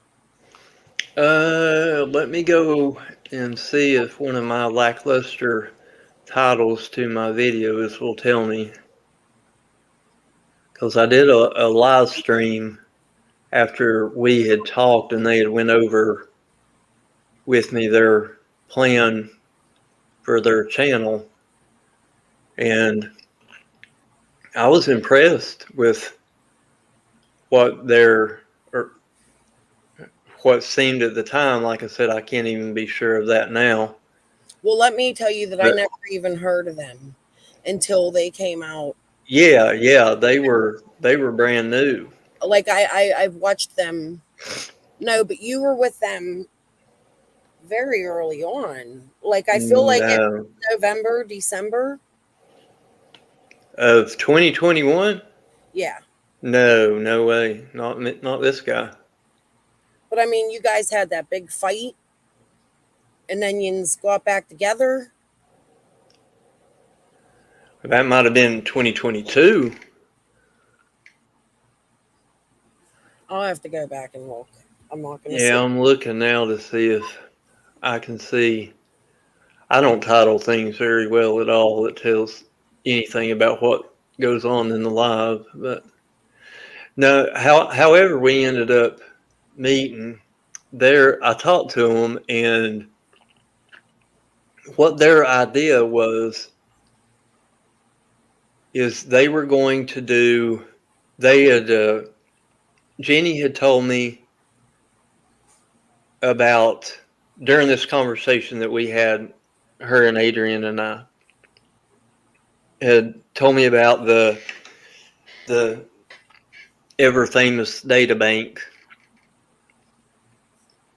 and kind of told me how that worked and everything, which I thought was pretty impressive. Of course, I'm not a tech guy, so I really don't have any way of saying if it's impressive or not. It seemed like it. What the way she described it to me is she could take, I guess it was like a spreadsheet or something, I don't know, and every time that Dawn had done an interview for the news or with the YouTube creator, it had the video link, the date it was done, the time it was done, the topic that was discussed there. We all know Jenny was really impressive when it came to her database. Okay, we all know that. But at what point were they drugged into your research group? Well, that's what I'm getting at. So anyway, she did that for all the main players, Candace, Grandis, Jody Sue, everybody at that point in time, and said what they were going to do was cut out all the static, all the noise out of all the drama out of the Summer Wells community, and they were just going to do videos, uploads, and then possibly a live stream afterwards to discuss the video. And that's what they said they were going to start at June 15th of 2021. So wait, at this and point, play everything in order. Something in the chat just caught my eyes. So at this point, the fake feds and everything have already been done, right? Linda coming in. Yeah. Fake fed and all that had already transpired. Yeah. Okay, so I'm going to tell you from an outsider looking in. To me, it didn't seem as though Jenny and Adrian were paying very close attention to Tiffany Marie and AB and all of that at the beginning of this, that they did pay attention to Benny, okay, and a few others. Now, this is just my perspective, okay? And it seemed as though they didn't know much about the whole Chase situation. So did you guys, as a collective, let them know about Chase, or at what point did they become of knowledge of everything that had happened in 2021 leading into 2022? Well, but by the time that I talked to them, Chase had already been brought out on the Christy Vincent, Billboard, Lamar, all that when Chasing Truth did that phone call, to Lamar and everybody, talked to Devery. So they were already in contact with Chasing Truth. No, I'm not saying that. They had already listened to Chasing Truth. Okay. Do that, so they knew at that point that anything that they had taken from Chase had to be questioned, because now he would, had been proven to be, beyond a shadow of a doubt in most people's eyes, to be a crook.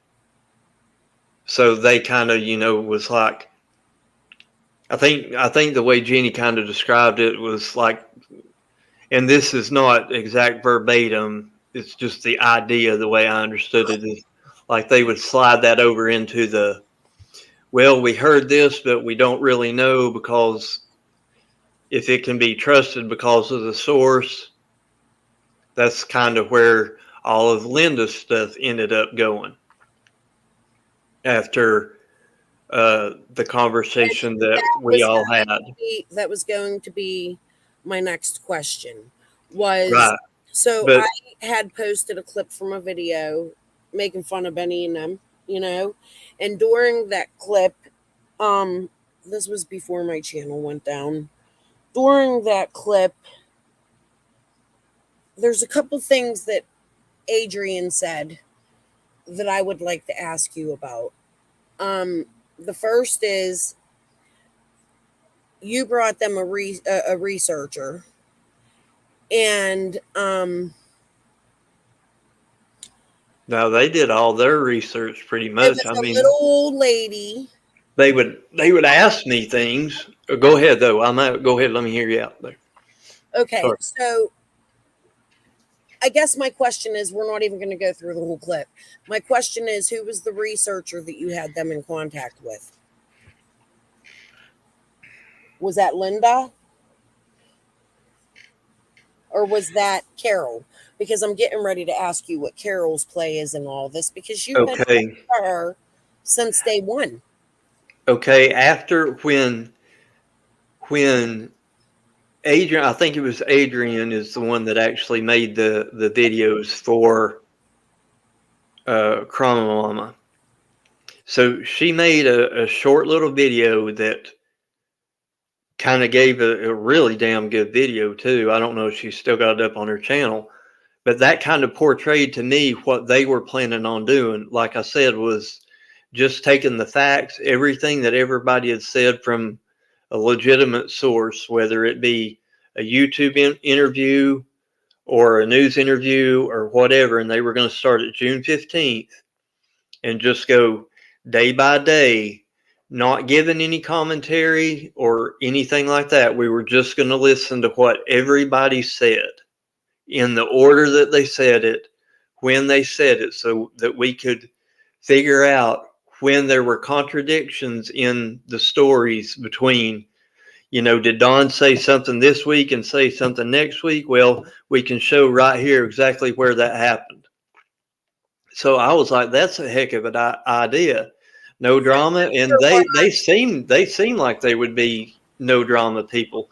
So that's when I started promoting them on my channel and everything like that. Well, it didn't take long after that they started getting into the drama, and I left, and we left peacefully. I thought, okay, wait a minute. It's just our ideas changed, because basically what I saw out of them was it was just going to be another, inclusion of more drama to talk about, just different people talking about it. And so the idea of having all the noise removed disappeared. So if you left peacefully, why was Adrian, and mostly Adrian, on her channel saying that you attacked Jenny? Well, we kind of like Penny, we started talking again. And then we had a falling out the second time, and the second time is when she did her drag sessions on me or whatever. But during that time, when Jeannie and Adrian were describing, and they had already put out one video, I think they did a second one, is I introduced them to Linda. And I actually did set up a Discord separate from my moderator Discord, where it was just me, Jenny, Adrian, and Linda. Okay, from both. Okay, so now you have 2 Discords. So in these Discords, do you still have the messages? No, I don't keep stuff like that. When I'm done with something, I delete it or I block it and it's gone. So there's no first conversations or interactions between you, Linda, Penny, on your end? Between what? You, Linda, and Penny? No. How about emails? No. Okay, go on. So, after that was the same kind of deal. Now, some people, they agree with this utopian belief that everybody can get along. I think that's the biggest crock of horse shit I've ever heard in my life. But you see what that got us here, didn't the great peacekeepers? You see what the community looks like now. The same as it did before the great peacekeepers came that did absolutely nothing but stir it more. Well, see, that's the difference between you and I, because I bet you I could get along with every creator, because, see, their dramas are... I can if they don't do Weasley slimy shit behind the scenes and act like they didn't. Yeah? Yeah?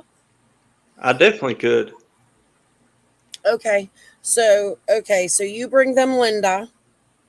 Yeah, they talk to Linda, and then, like I said, we have differences, and I delete that Discord. Now, I don't know if Linda and Jenny and Adrian stayed in contact after that. Because like when you're in a Discord with somebody, you can be in a Discord with somebody, but you're not and you can chat with them in the main room. But you can also send them a friend request and then have, like me, you, Penny, and Benny, for example, could be in a Discord. And we could all chat among each other, but we could also be individual friends with each other to where we could private message with each other. Now, I don't know if Linda and Jenny and Adrian swapped over emails or phone numbers or Discords and still talk to each other. I have no idea. I don't know what they do in their lives. It's none of my business. I don't care. I don't care what other people do, who they talk to and whatnot. Okay, I want to move forward on this, but I have to go back to just Linda in a minute if I can remember the question. Okay, so when you, Jenny, and Adrian had gotten into this big fight because Adrian had stated you attacked Jenny. My question is, in this video with the clips I seen, she had mentioned that there was something about a slam book. Can you elaborate on that, please? Something about a what? A slam book, a list of names that you wanted taken off of YouTube or attacked, or a slam book. Yes. Is Adrian watching? Nobody else grab this link. If Adrian's watching, Krama, whatever sassy the fuck your name is these days. What was it that was said? Oh, golly, TN just rolled in here. Damn, we got fucking Thanksgiving now. I think everybody should be in here for this. It's like Thanksgiving dinner. Oh, I know. I just looked over at the chat a second ago. So, back a little bit. The slam book. Can you tell me about that? The list of names you had of people you were... Now, what is this slam book? Now that I know what a slam book is, where did this supposedly originate from? Who? from Adrian. I have the clip. I'll post it later. I can prove it was said, but she had stated that What did she say now? that you had a list of people that you were going after.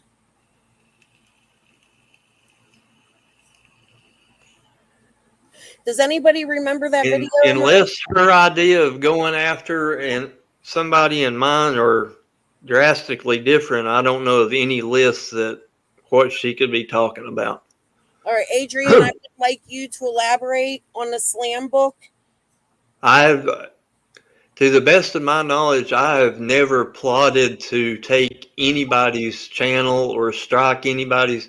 I mean, we've got, I have been around here for almost 2 years now. I don't get along with Penny. I don't get along with Tiffany. I don't get along with Benny. I don't get along with Jenny or Adrian. We've had our times off and on for over the past 2 years, but I have never struck Penny. I have never struck Tiffany. I have never struck Jody Sue. I've never struck Benny because this is the internet. So you're saying this list of people was not locals and it was YouTubers? Because that's what I want Adrian to elaborate on. No, I don't. Yeah, I mean, I'd like to hear. Well, I really don't care what she's got to say, but I've never set out a list to anybody to go after Benny. I mean, me and Benny disagree on some things and we agree on some things. But does that mean that I'm going to try to take his channel? No. Okay. Me and you disagree on things. As many times as you drug me, you've told me for 14 months this has been bothering you. I've never struck your old channel nor your new channel. I don't come to your channel and harass you in your comment section. I don't email you. I let you do you, and I do me. And I let Benny do Benny, and Tiffers do Tiffers, and so on and so forth. I don't roll that way, man. This is the internet, folks. It's the internet. See, and you keep saying this is internet, but the thing is that Summer is not internet. Summer's not internet, but also I have no credentials and I have no badge. But what you're not understanding is a lot of this drama stems from you and Penny. Okay? And I'm just sitting here and Scott, to be honest with you, I'm sickened at myself that I'm even speaking to you. Yes, it's bothered me for 14 months and it'll bother me the rest of my life because I am a victim. And that's how it works. Okay? Not that I need mental help. Well, it's I wish that I you am a healing. victim. Okay, so that's something you don't forget. You don't get therapy and forget what happened to you. No, you learn to live with it. And when people like you bring shit like that up, it becomes an evil. Okay, so now moving forward, so there's this slam book in play. At what point? Tell me how your perspective of how the marathon came about. The whole perspective, how you think it began from start to finish, and how it ended, actually. I'm going to mute. We were doing a live stream one morning, and I think it was Q Carlock. I don't even know whose panel we were on, to be perfectly honest with you. But she had her Teespring store and said she had some merchandise listed on there. And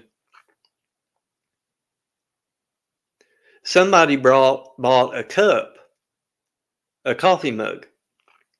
I believe it was. Might have been a t-shirt. Hell, I can't remember. But we got talking about somehow from that, I don't remember exactly, somehow that it would be cool to raise the amount of the reward fund. Because at that time, like I said, we were, or I was, I'm not going to include anybody else in it. That's one. Anyway.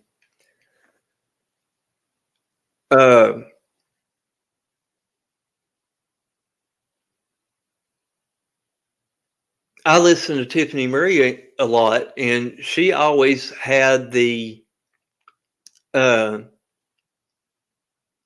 Citizens Bank thing running underneath her, at her banner thing, scrolling. And man, we just sit there, and I'm not saying anything about Tiffany. I mean, she was trying. She had it on her live streams every single time she went live, and we just never saw the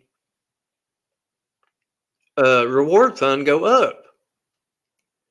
So it just kind of it just arose. I mean, there was never any planning or anything like that. I think one of us actually made a joke that we were like $10 closer or whatever because of whatever, that person had bought from that store. So we just got the idea and decided that we were going to do a marathon. And by golly, we did.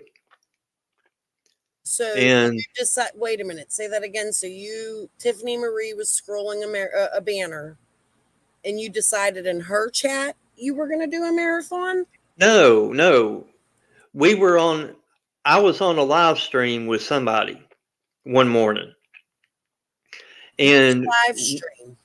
And we had been we were discussing. Whose live stream? I can't remember if it was mine, if it was Q Carlock's, or I can't remember if it was John Q's. It was one. It would have been one of those threes, because Penny says that it wasn't hers, and to be honest, I can't remember. Like I said, I can't remember, if it was mine or Q's or John Q's. So what we were discussing, the best that I can remember during that live stream, was what we could do to help Summer, because that was one of the questions that Tiffany had asked me when I was on her panel. She asked me, what do you think we could do, to help? And then, at that point in time, it was a short period of time, and we were discussing the reward fund that morning. And like I said, somebody bought something, and we kind of made the joke like, well, we're $10 closer or something like that. And then we decided to actually put it into a reality, because on Tiffany's live streams, whenever she would have a live stream, she always scrolled the reward fund information down at the bottom, and it never moved. And back at that time, Tiffany was doing a lot of live streams, so it's not like people weren't seeing it. A lot of people weren't seeing it, but it wasn't moving. And it's the weirdest thing when you think about it, because at that time, the same people. Okay. So wait a minute, real quick. So you're saying that Tiffany was just showing the live stream, had the ticker there, but No, in Tiffany's own individual live streams, when Tiffany would go live, on the bottom of her live stream, it would have the Citizens Bank Reward Fund information. Right. Had nothing to do with the live stream that I was talking about. Or the marathon, right? Or the marathon. That's my question. You didn't let me finish. My question was, so Tiffany Marie had no planning in the marathon, right? No, I mean, the only thing that at that point, y'all heard that, right?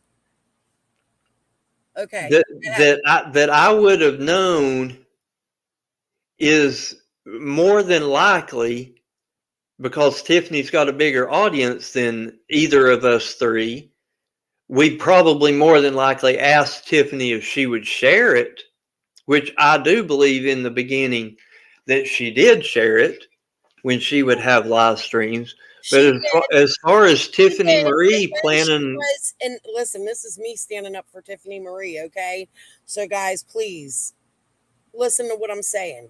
She shared it, and then in return, she was attacked for a side hustle, right? Go ahead. yeah, as far as that morning, the people that planned the marathon, Squall was not involved in planning the marathon, going all the way back to 110 per Jody Sue. No. It was me, Q Carlock, John Q, and Penny. And honestly, I mean, to be fair about it. Do you, okay, so you don't remember whose live that was on? If anybody, Q. No, I don't. I honestly don't. Q and Q, Penny, when you hear this, I would like for you to put that live back Now, up. wait a minute. I see people putting in chat that Tiffany was on panel. Yes. Right, that's why I asked if somebody. Tiffany was on panel with us during the marathon, but Tiffany had no part in planning or starting the marathon. It was something that we started, and then for her, you know, as a member of the Summer Wells community, in the beginning, she came over and joined our panels and shared and supported it. Also, she supported it, but she also said she wasn't going to promote it, if I remember correctly. And then she was selling candles at the time. And in return, you guys attacked her for selling the candles, correct? Well, here's the thing about the candles. I know that Laura made the candles, and supposedly Laura made a Tiffany Marie Summer Wells candle. She did. Somebody showed me a couple of screenshots of it. She did, and it was wrong. Humans make mistakes. I have made quite a few. Okay, well, I was going to say, immediately took those candles down, and she continued to be attacked. And Benny, you too. Am I right? So during this time, you and Benny are starting to talk. See, I'm not trying to go after this. no, me and Beanie were not talking back then. No, hell no. But you're both attacking Tiffany Marie. Well, over the candles. Because we like trolling the hell out of people. Just because we're going after one person, both of us are going after the same target, doesn't mean that we're doing it together. Candles. My point were there was a bunch of different things going on at this time, right? Well, there's a whole lot of people on YouTube. But then who offers for Jody Sue? No, we already know Jody Sue offers up the shirt. She offers that up herself. At what point was that offered? I honestly can't tell you. I know that it's out there. Somebody dug it up and made a clip of it because she said something like, "Well, I've got something that nobody's got. The very T-shirt that I was wearing when I was searching for Summer on the 15th. That was 100% her idea." I want to answer this in here. You rang. The reason I'm going way, way back tonight is because it leads to all of this fuckery. See, behind the scenes was this woman named Linda. Okay. And then we have Stacy Slay, the fake Fed, which I haven't gotten there yet. In this stream, we're on here 5 hours already. I never stay more than 2, but we'll stay for this because I think it needs to be out there. Okay. So what I'm trying to do right now is show everybody how many little things were going on concerning money during this one time. So we had a t-shirt a billboard, candles, right? And the marathon, which was the big one. Now, as far as me, I never really knew if there were candles or not. I'd just been sent a couple of screenshots saying that there were. Listen, I But didn't watch Laura back then, so Tiffany Marie, let me address this real super quick to make this short. I didn't know. I mean, I knew who Molly was, and I knew who Betty was, and I knew who Laura was. And starting the Summer Wells case at the very beginning, I was able to kind of catch on what was going on between TM and Benny and them and Doug and AB during that time, because this is not the first case, but you know, they got really deep into Summer's case quickly. And I didn't watch a lot of those people. Yeah, TM, she definitely did pull back the marathon publicly, and she did that previously. But Tiffany, you did cause a lot of issues with that check. I understand why you did it. And that's why I'm bringing this out. Like, there was a lot of things, like, we're in this society of YouTube where everybody's being asked, show proof, do this, do that. And what you're doing is you're hurting cases. And then people like the Qs get sued. So, in my opinion, after researching the marathon, this is locally done. Okay. Now, you had players in the background like Linda and Squall who knew each other and didn't tell each other they knew each other. And one day I'll be able to prove that. I can't do that right now, but do know there will be proof coming when the timing is correct. Okay? Now, you have these people that know each other locally behind the scenes. And Scott, you're in the middle of all of it. Like, you're right there dead set. the reason I'm in the middle of all of it is because this community keeps putting me there. The reason why I'm not worried about any of it is because no one in this community can prove that I did anything wrong or illegal. Being a smartass or an asshole is not illegal. But you already told us you can't find your Discords and that you That's not illegal.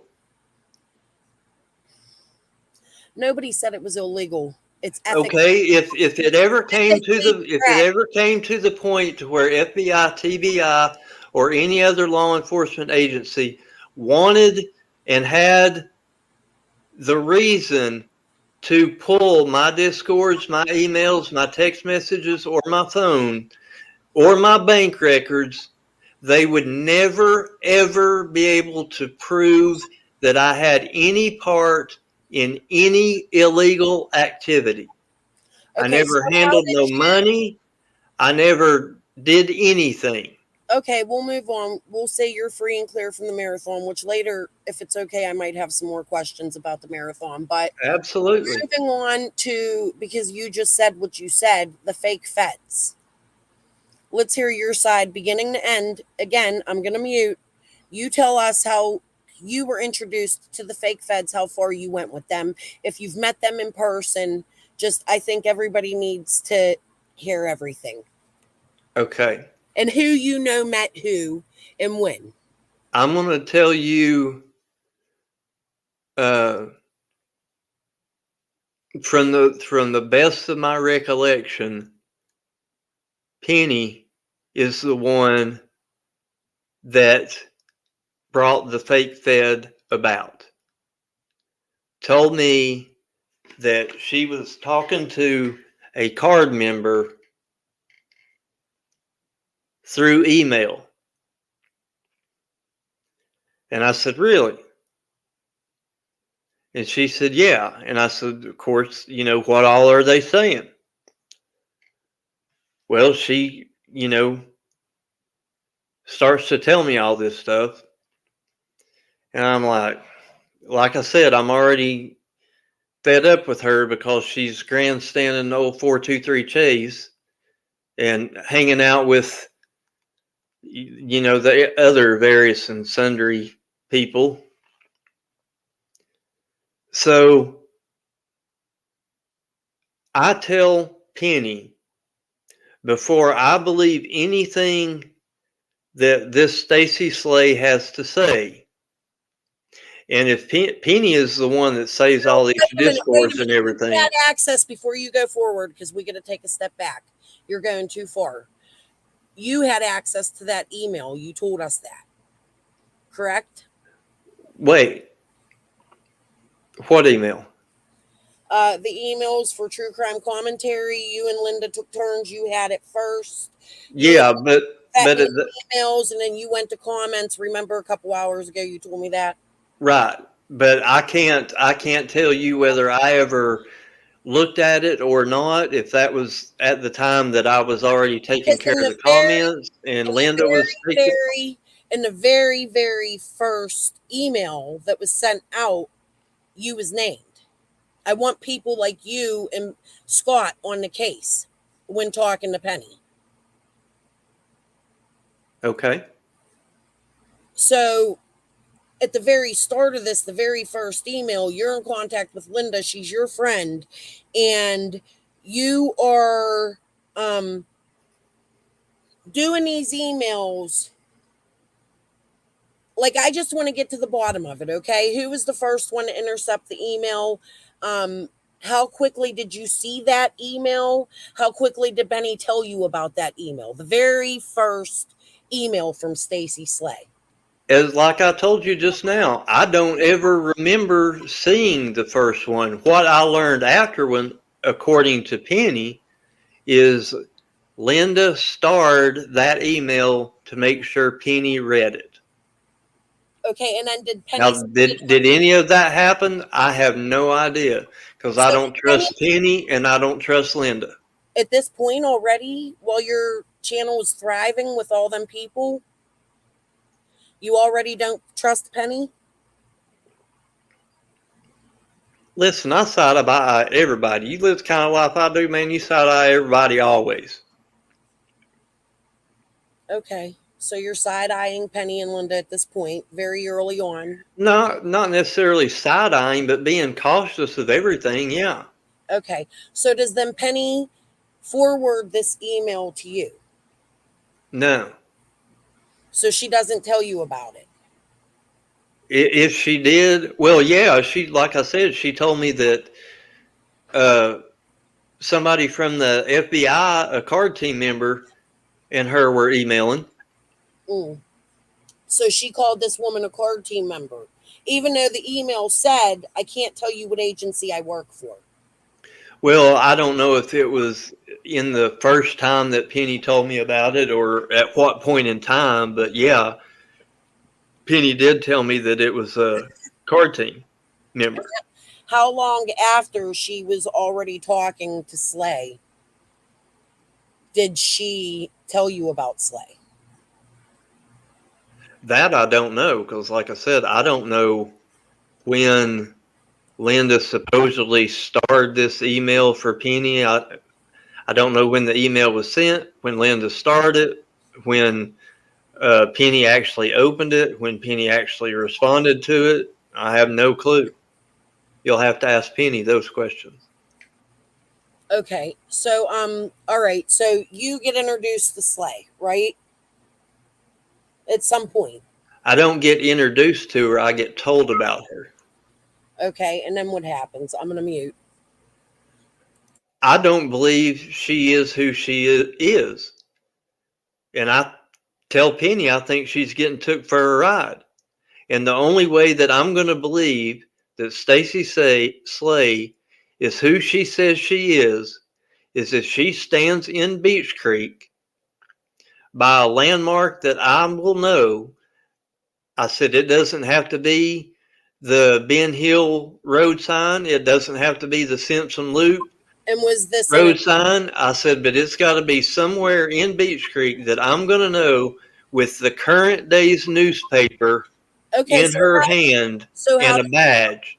I never got that. Every time I asked Penny about it, I never got it. There was always an excuse from Penny. Well, hang on. Penny was always telling me that Stacy Slay was given an excuse. Like, I remember one time she was sick And another time, she was on a plane or she was on some other assignment. There was always something why she couldn't stand in Beach Creek beside of a street sign with a newspaper with that day's date on her hand to prove to me that she was an FBI card team member. So I gave her as much credibility as I gave Brad with Sean. So Penny which was definitely none. told you. Penny 100% told you this woman was a card team member. Best that I can remember, yeah. I mean, I don't take notes like you all do. I'm sorry. I just don't. But best that I can remember, she did say that she was card team. Yes. Undercover card team.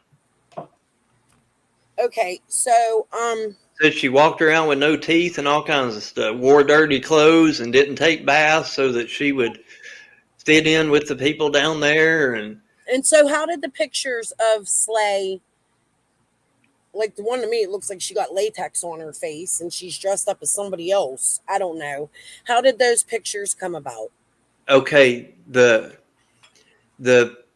picture, the only picture that I've seen, actually I've seen two pictures. Well, one of them could be cropped of the other one, is a picture of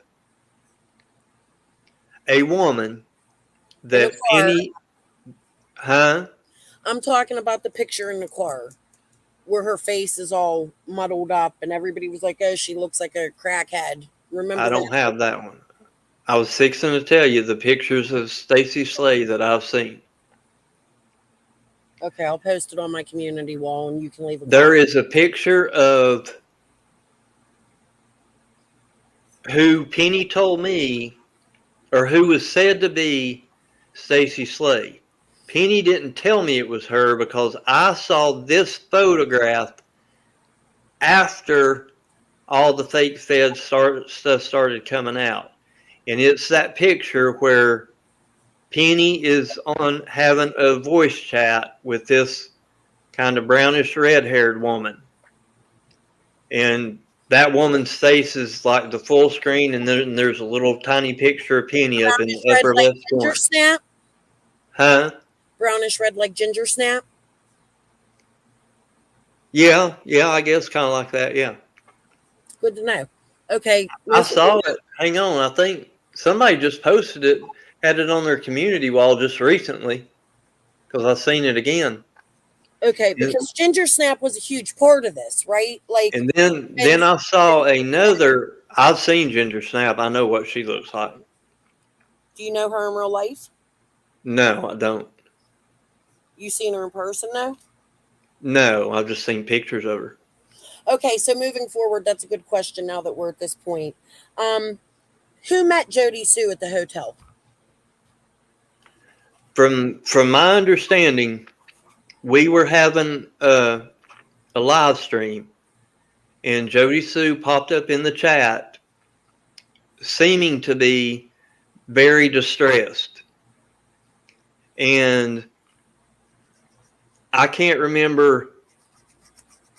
I remember it like, you know, whatever topic we were talking about, we stopped talking about it to see if we could get somebody to, you know, pay attention to what Jody Sue was saying, because it seemed like, you know, that she was in danger or whatever. And then from that point, I continued on, best that I can remember, I continued on with the live stream. And that was when, I guess it was Penny that got a hold of Brad to go down there. So Penny reached Get out Jody to Brad? Sue. And Wait a minute. during that time, Stop. So you're saying Penny reached out to Brad to go get Jody Sue? from my understanding, I don't know that to be a fact, but that was the way that I understood it. Not the other way around. That Jody Sue reached out to Brad? No. You said Penny reached out to Brad to go get Jody Sue. That was the way that I understood it to happen, yes. Okay. Go ahead. Move forward. Because she seemed like she was in danger, and Penny had been talking to Brad and felt like Brad knew the area, so he would be able to go down there and get her. So during that time, I would imagine again that it would have been Penny that contacted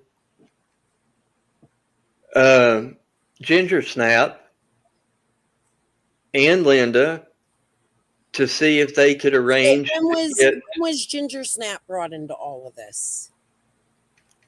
And Ginger listen, guys, Snap. I'm gonna go. Wait a minute, real quick before you answer that. I'm gonna mute this and I'm gonna let him answer the whole Ginger Snap thing. Please, Scott, stay on target. This is important. Okay. Let me address Lila right quick. So according to Scott, he wasn't guilty of any of this. He was just a hero. Lies. No, Lila, it's not. It's not lies at all. I didn't get my hands dirty in any of all this stuff because, like I said, I didn't halfway trust any of these people. Wait a minute, Scott. Be respectful, please, to my panelist here. Let's keep him up here because I want these answered. This is the most information we have gotten from any of them. Okay? So it's important that we listen to this.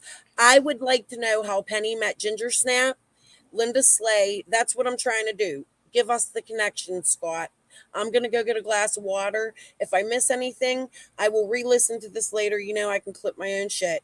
So now, what are you wanting now? An answer to what now? Ginger, Linda. Oh boy. Ginger Snap. Linda. Yeah. Okay. How did you get to the fake Fed Brad hotel?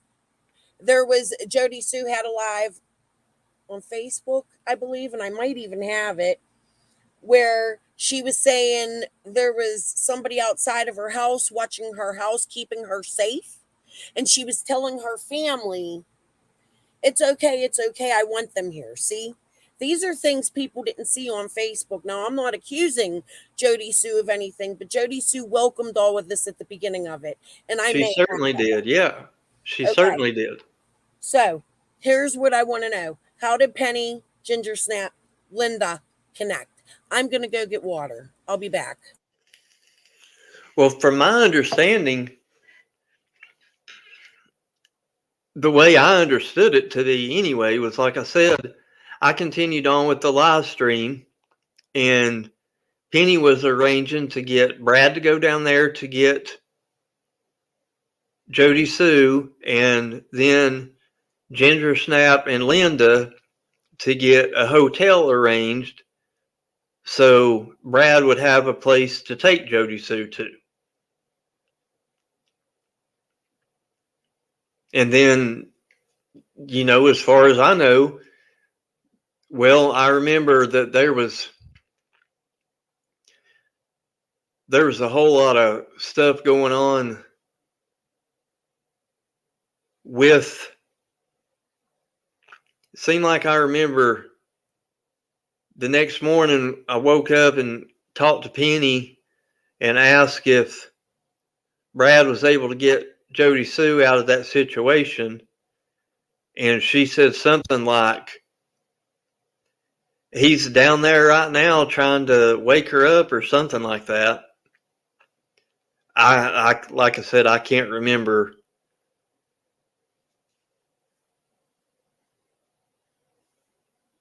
that. I wasn't involved in it.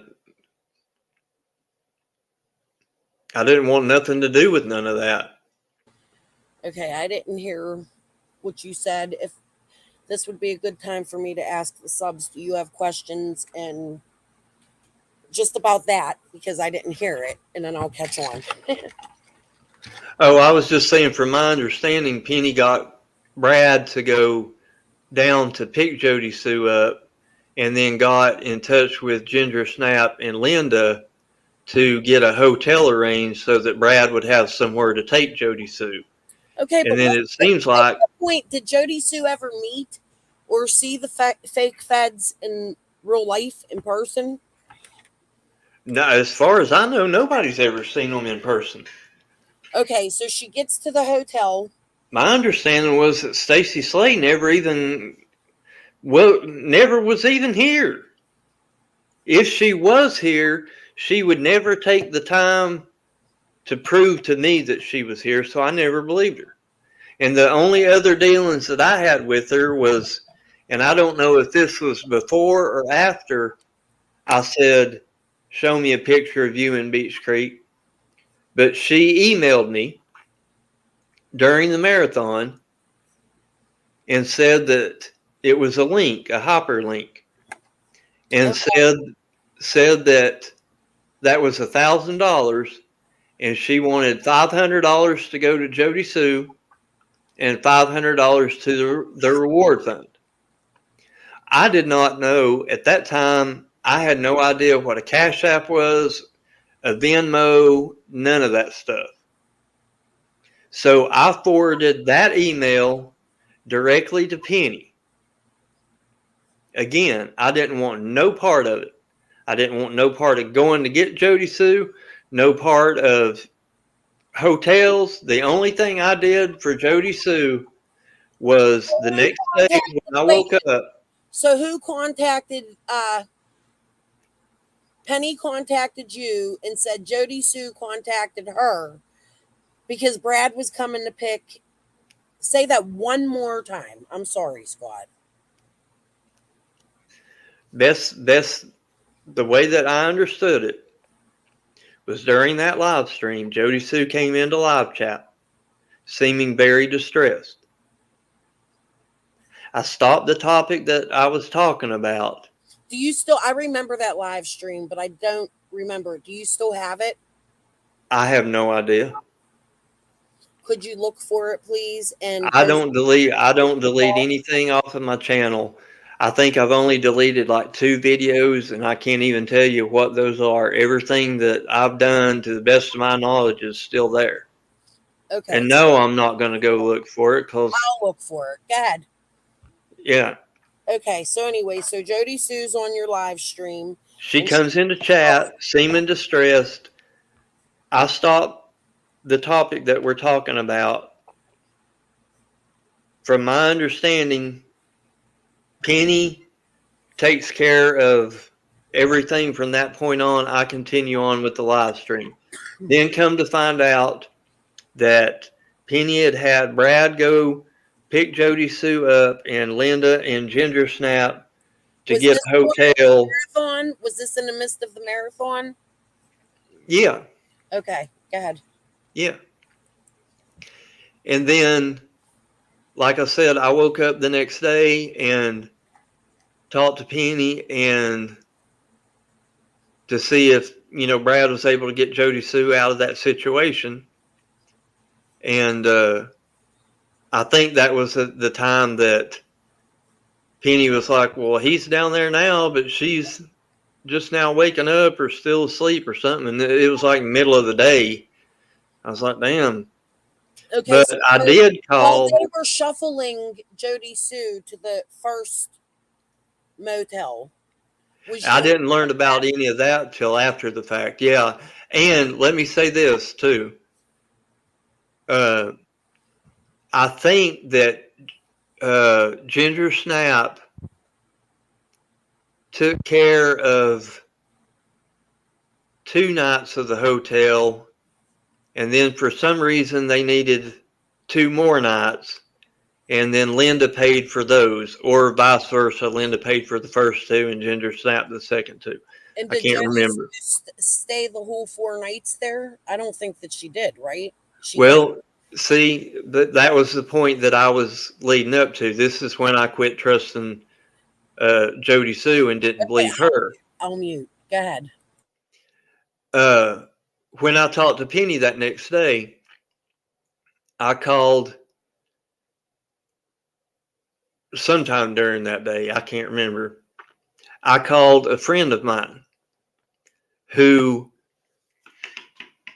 works for the state of Tennessee.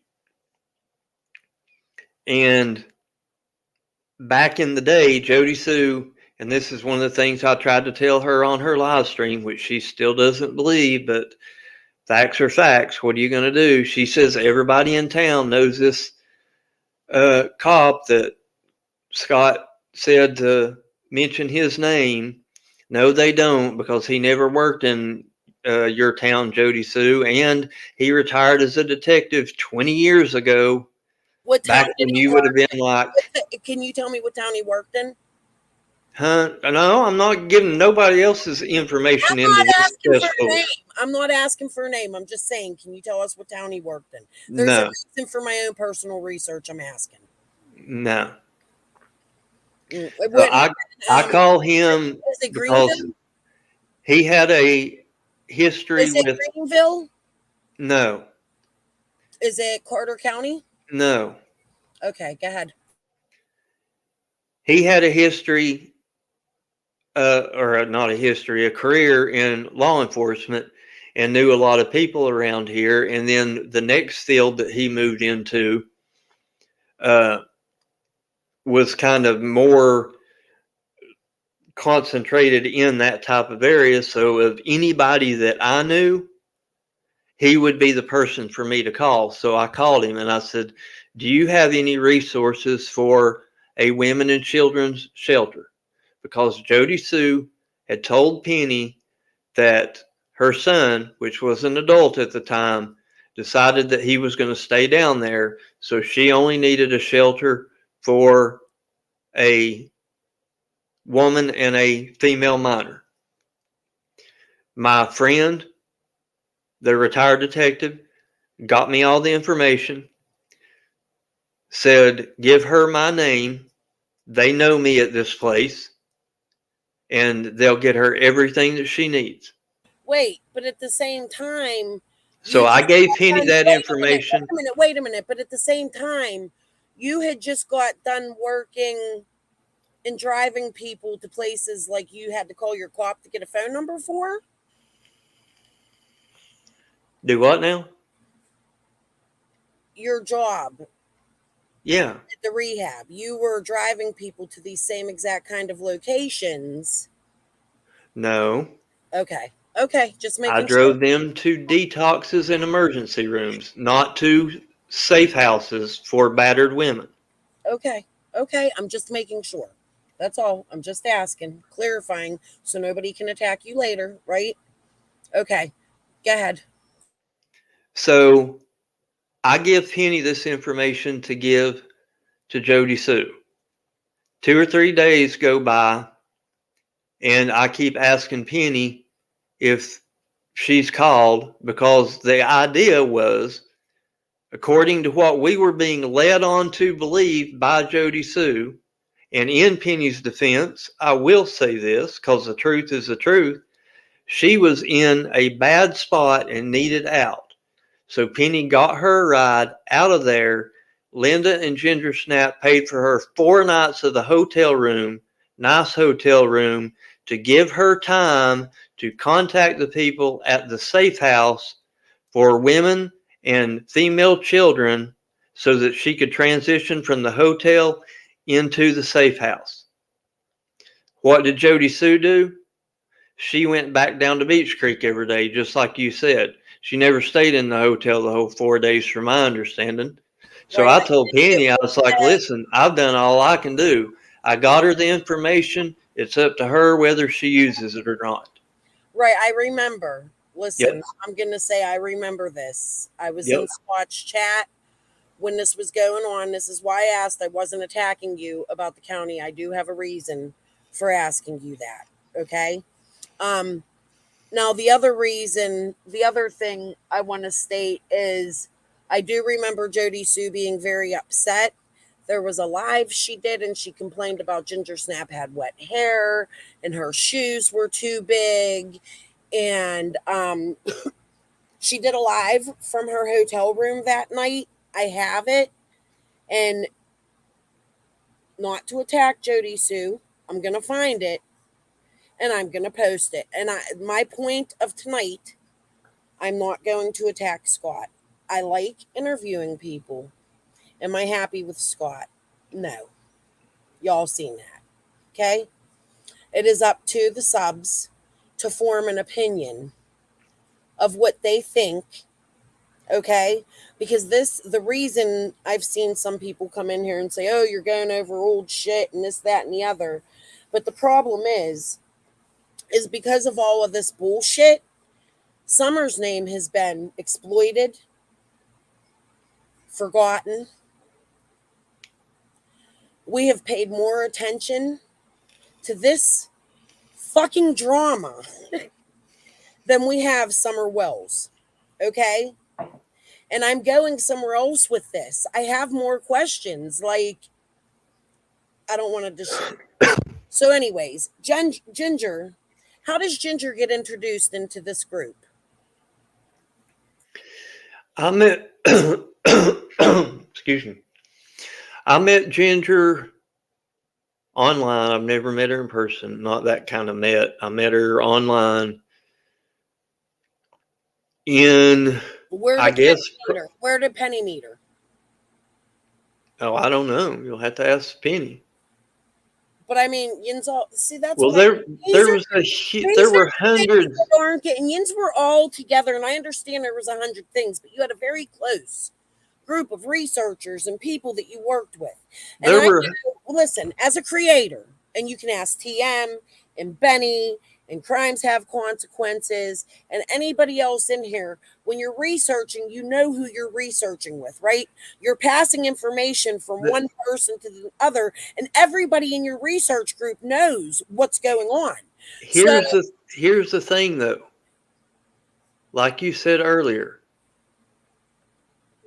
for whatever reason, y'all take better notes, you care about it more, however you want to phrase it. I don't concern myself. I know who your first contacts and research team were. No, it's not that big of a deal to me. Number one, I don't have a badge or any credentials to arrest anybody. Number two, I'm not writing a book. But I mean, at the beginning of this, you acted like you did. You knew the PIs and... I do know the PIs. This intel and that intel. Well, based upon what I thought was being a truthful woman that wasn't messed around in a missing child's case, Linda, I thought I was being upfront and honest. What are your thoughts on Linda today? My thoughts on Linda today is I don't want anything to ever do with Linda because I cannot believe that she nosed around in the same sort of ways that Penny does with all these different people saying all kinds of different stories, causing up all kinds of commotion in a missing child's case. Like, y'all destroyed the true crime community. You do know that, right? Like, somebody has to take accountability somewhere. Somebody has to come out. Listen, I'm a dude on YouTube that went to school with people in Beach Creek in 1987 and 1988, and probably rode around and drank beer down there in 1989 and 1990. Shortly after that, I was chasing around the skirt tail of my first soon-to-be wife, and I wasn't concerned with Beach Creek anymore. All I did was to come on Tiffany Marie's panel and try to help to explain what Northeast Tennessee is like for people like you. That's all I did. Okay. All right. That's all that I wish that there ever was. Can we get back a little bit, Ginger? How did Ginger get introduced? What do you know best of Ginger? Ginger was in chats, of course, watching the live streams, and she was in I don't think, let me think now. If she was in the True Crime Commentary Discord, I can't remember her from there. But I feel sure it would have had to have been either that one, the interview room ones, or AB's. And she would go down to Beach Creek and hang up, well, not just Beach Creek, she would go all around the area and hang up flyers of Summer.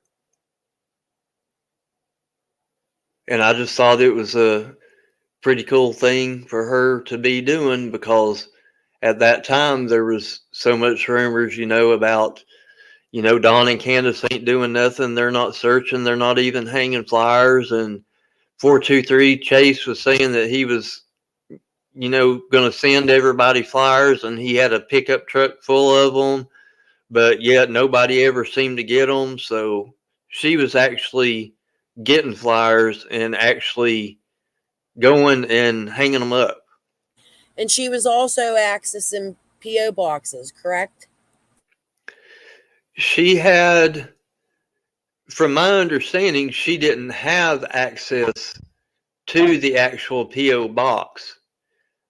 Brad had the P.O. box, and people would send stuff to that P.O. box for the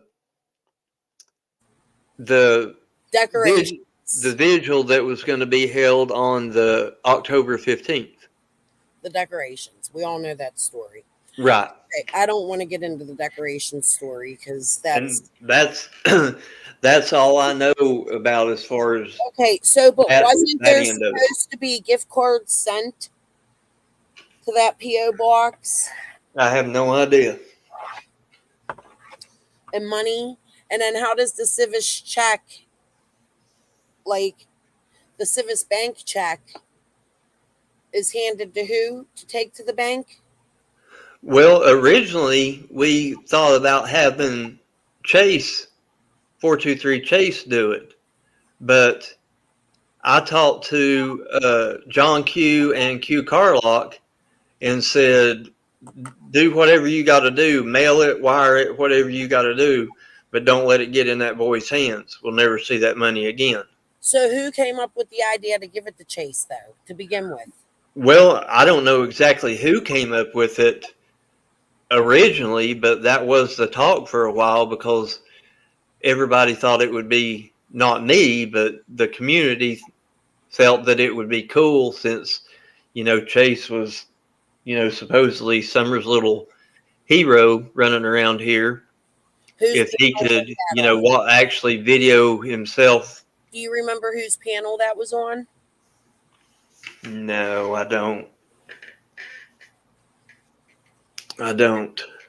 Check. Everybody look for that panel because we got to see where Chase came in, right? Like, because now we're passing around money and he was supposed to get the check. I'm sitting here sticking up for the Qs and I feel like they were set up, but my point is I want to find out how they were set up. Okay? I can tell you from what I feel, I do not and have never had any reason whatsoever to suspect the Qs of doing anything but above board. But how is anything above board if all of this stuff happened? Right? That's the impossible question here. Like during all this time, again, I'm going to go back. What stuff are you talking about? FBIs. Wait, we have fake FBIs. The Qs had no part of that. No, right. They didn't, but the people connected to the marathon did. But so that doesn't. How do all of these locals get pulled in to play their part? Do you understand what I'm saying, Scott? Don't take this as offense. We want to prove, all of us, that's our goal right now. Benny's, because I've seen him sticking up for the Qs. Even though you and I don't get along, I still been sticking up for the Qs. It's getting harder and harder to do. Okay? We have to figure out how the Qs, how all these local people connected. The Qs aren't local. Right. But they connected with a group of local people. Right? So, and this group of local people have been involved in things like fake FBIs and billboards and all of these things. Like it almost seems like chaos was taking place all at one time to make people forget one thing from another. Like I don't understand as a viewer how all of this took place, and it's still, after talking to you, doesn't make sense. And I'm up here begging you, even though I can't stand you, to make sense of this because you were behind the scenes with these people. Trust me, I am trying my absolute best and have been since me and Penny split up to tell you all what I know to be the truth. Because I'm, like I told you, I don't like these people. I don't like them. But I am gonna say if Tiffany, I thought you and John Q were cool. Yeah, me and John Q are, and me and Q Carlock, but I haven't talked to them in months because but you're the one that can clear them. I can't clear them. I don't know what their pocketbooks say. Who had the check? Who was passed the check? Who took it to Civis? How did all of this come about? All the money got wired to Civis Bank. All of it. All the money got wired to Civis Bank from Q Carlock, from her bank. Yes, it did. But that's all I know about it. But what about all of this stuff with Jody Sue's shirt? What about the gift? Jody Sue offered the shirt up. The checks? Jody Sue offered the shirt up. Right. And what happened? Well, somebody was supposed to, I can't remember what the deal was with it. But anyway, come to find out, she didn't even have the shirt because it's on a live stream, her fussing about Andy taking it. So she never had it to offer up anyway. I think I actually clipped that. I might have that on my channel. Here's something I'm going to say to Allians. How disgusting. There's a missing child. All of you should be shameful of that. There is a missing child and you're offering up a shirt we searched for her in, and the child isn't even found. Like, we're just beginning this case at this point, and Allians are passing around and exploiting and trying, all of you are guilty of it, trying to pass around a shirt, exploiting. Do you understand that's exploitation? Scott, is there anything you can take up for? I can take up for? What do you mean? Like, make us understand how things like this happen. You helped to exploit Summer Wells, a missing child out of Hawkins County, Tennessee. If anybody, I felt that I was helping. Please, right now. At this point, if anybody has information leading to the whereabouts of Summer Wells, do not call Charter. Do not offer up an email to the Wells, to Tim Mullen. Call 1-800-TBI-FIND. Go ahead, Scott.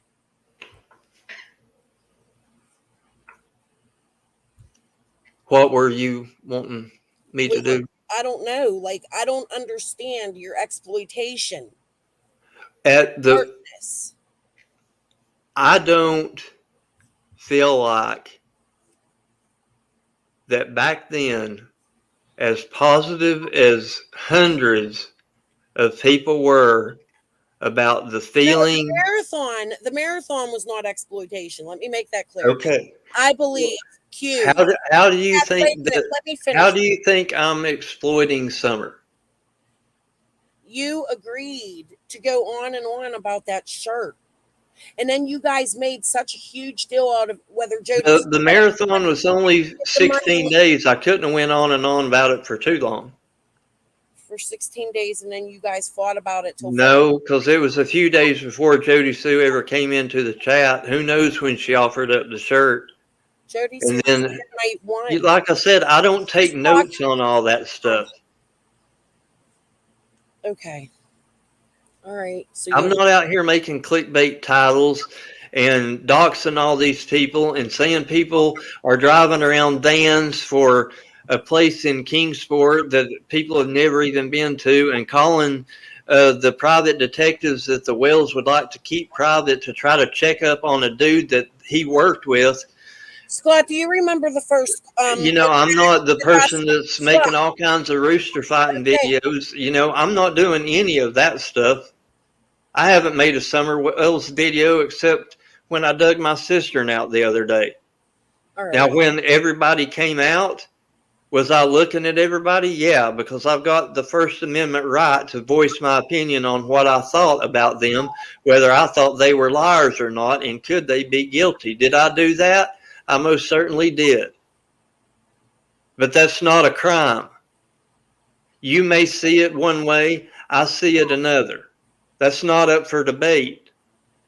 Okay. Well, I'm going to tell you guys, you never ever have to worry about me trying to sell a shirt I searched for a missing child in before the child's even found. Did you see me offer up any of my shirts? No.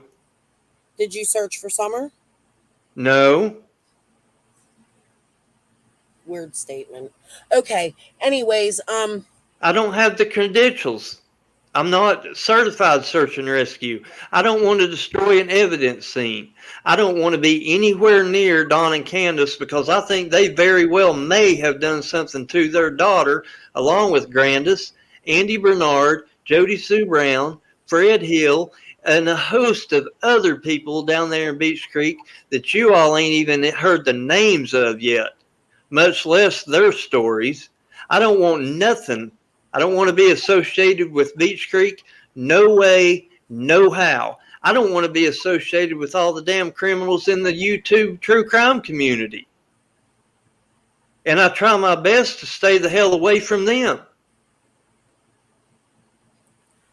And I damn sure ain't exploiting no kid with clickbait titles running on and on and on every day for 2 years about the same exact things that we've known about within the first 2 weeks. Go to TBI's website.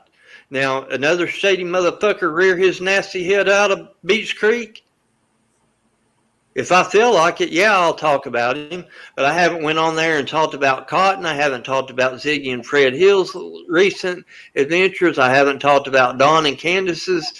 Don, stealing the red panties. I haven't talked about Candace breaking her foot, but yet she's laying in bed drunker than could be. I'm not talking about JLR knocking on the door in Arkansas. I'm not talking about Don's Arkansas criminal record. I'm not talking about JLR interviewing Candace's old boyfriend. I don't. Why? Because I don't care. It does nothing for Summer. I agree. I'll agree with you there. I don't care. Okay. But if I felt like it, I would. And nobody can say anything about it. But that is what it is. People are free to do that in this country.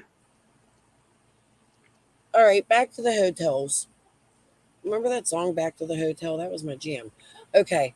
Now, I saw receipts from hotels, which I'm assuming are the hotels that Jody Sue Brown stayed in, that Ginger Snap and Linda purchased for her. Do I have any way to prove that? Nope. All I can do is tell you I've seen the hotel receipt in a picture. But I don't. Okay, so let's go back just a little bit again, just one more time. The fake feds. I'm not quite understanding what exactly happened here. Who is impersonating?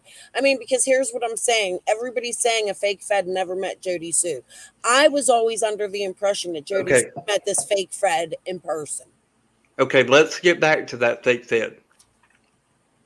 Back when I was saying that the picture that I saw was that picture of the cell phone with when Penny is video chatting with who I'm told is Stacy Slay. Then Penny and maybe Linda, probably Linda, I guess, one of them, somebody, did a background check on Stacy Slay. Now, that came up, the best that I can remember, with the picture of that was on, that they used on her obituary. It may not have been that exact same picture, but it was that lady. Okay. Not, which I think we can both agree, the lady that in the picture that's video chatting with Penny and the lady that's on the obituary picture, to me, don't look like the same person. I agree. But that's what I was told. But like I said, I never believed Stacy Slay was a FBI member anyway. I figured if nothing else, she was just a kind person that wanted to help Jody Sue out and donate $500 to the reward fund, and she did that. Now, I have a question, and this is just to go back for my own personal reason here. The night Jody Sue was sent $500 and then said it was stolen from her son or something or other, her son was involved in the Cash App, they took his paycheck. How did that? Now, that was something that Cam and Allie did. I don't know anything about that.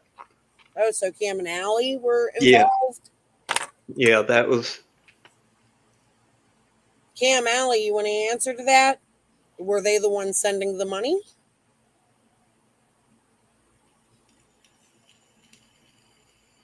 Scott? Oh, I have no idea. You'll have to ask them that. So while the fake Fed stuff's going on, there's this $500 sent. Jody Sue, what was the story behind that? Do you remember? Can you? I think it was $800. Supposedly, the best I can remember from what Cam and Allie's video was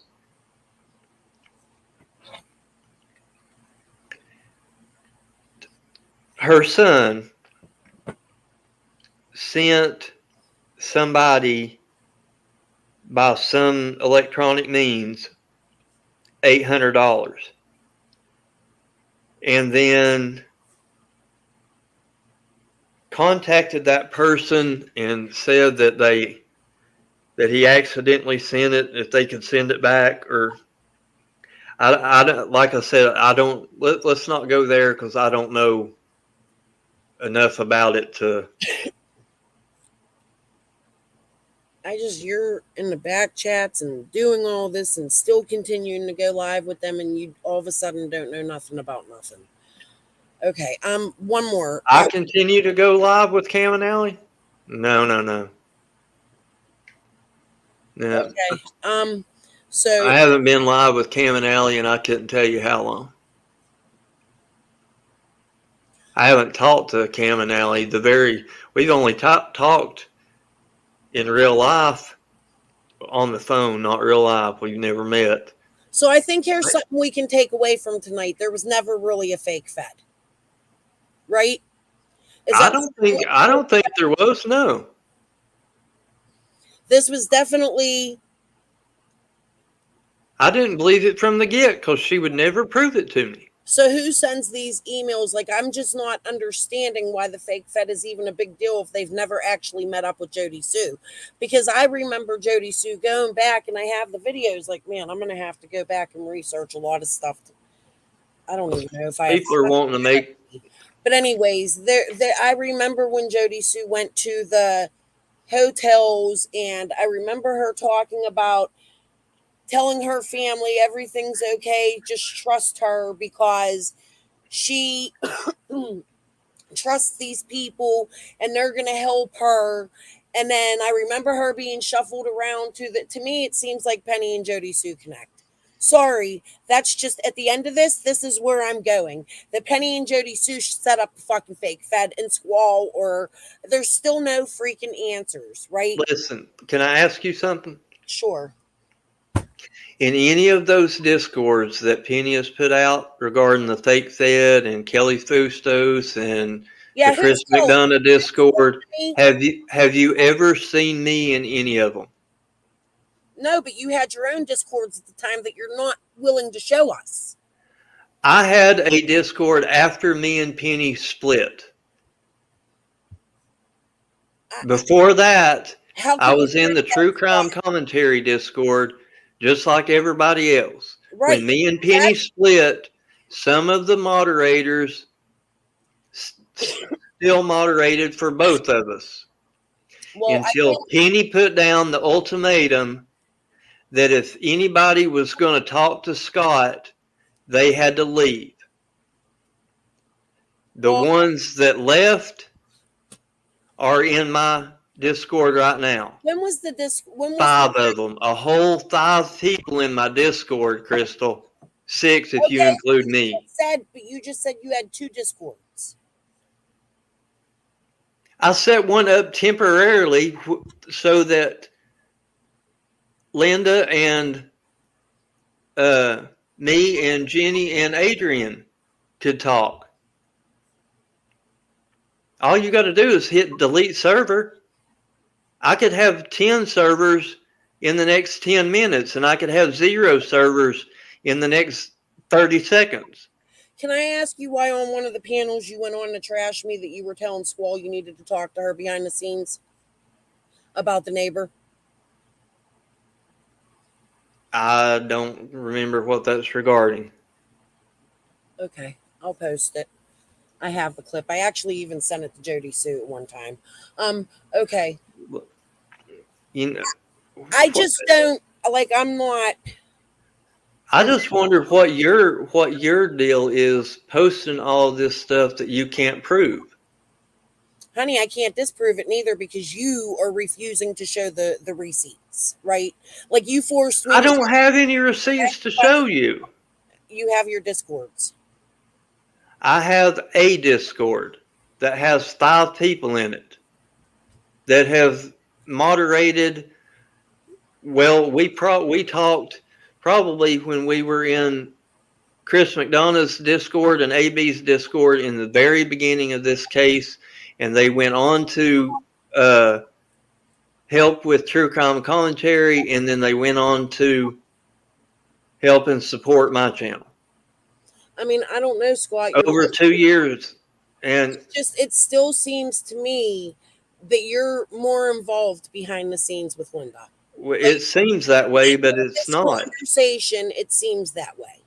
Well, I really would like Adrian to elaborate on the slam book. Okay. Listen, I will stay on here all night long with you and answer anything that I can to the best of my ability, and it is not going to change because I'm not doing anything shady. Okay, wait. You know what? You wanted to go back to me, the Shades of Grace and all that. At the beginning of all of this, and I have the clips, okay? So you can't disprove it. I have them. At the beginning, The clips of what? You told everybody you did not know the Light family. I would have never done that. I told everybody in the very beginning when I started going through and explaining my limited time down in Beach Creek, I didn't name each individual person due to anonymity, but I named families that I know people I from. don't know them personally. You even went on to tell us how you used to ride dirt bikes at the dunes or do something at the dunes. And No, never rode dirt bikes. Never you might rode have dirt run bikes. in some same circles of them. That is exactly what you said, Scott. Nope. And now all of a sudden you know Annie? I went to school with Annie. Okay, fine. I'm not discrediting anything Annie says. I believe Frank Light's a piece of shit, you know? But here's the thing. You also told us you didn't know Frank Light. I don't. I graduated high school and Frank started the next year. Frank's younger than me. Right, but you were just on a panel with Andy talking about her family and her brothers and how you know them. Like I know one of her other brothers. One of them, listen, Jamie was out of school before I ever started. Me and Roy went to school and graduated the same year. Annie was 2 years younger than me. Frank was 2 years younger than her. Wait a minute. I want people to hear this. You'll find out why later on down the road. Well, I said it once. They can watch it again. They can rewind it. He said the name Roy. I want you all to remember that. Go ahead. Go. What's the big deal? I went to school with Roy. Okay, go ahead. And I went to school with Annie. Okay. And their older brother was already out of school. And their younger brother, Frank, hadn't started yet. He started after I graduated. So no, I don't know him. If I did happen to know him, it would be one of the times that I was down there four-wheeling trucks, which is totally different than riding dirt bikes. Yeah, let's elaborate on that. Did you buy a truck from only because people have asked me? Did you? No, I told you. I was in Beach Creek in 1987 and 88, maybe in 89 to 90. Don Wells didn't even move to Tennessee till what, 2012? So I think it would have been about, I don't know, 22 years impossible for me to have bought a truck from Don Wells. That's not true. Don Wells lived there way before 2012. Way before. He lived there with his first wife. We've all heard that and we know that. Okay, his kids are in their 30s. I don't know if we know that or not. His children were babies when he moved to Beach Creek for the first time. I didn't know that. I thought they came down here when his mom got sick. No, that's when he brought Candace there.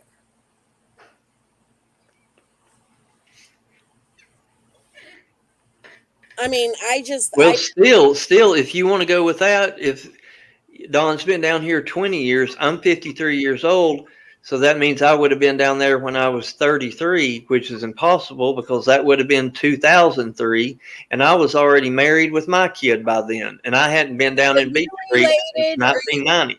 Are you personally blood related to anybody in this case? No, not that I know of. You're not related to Jody Sue or Fred Hill or... Not that I know of.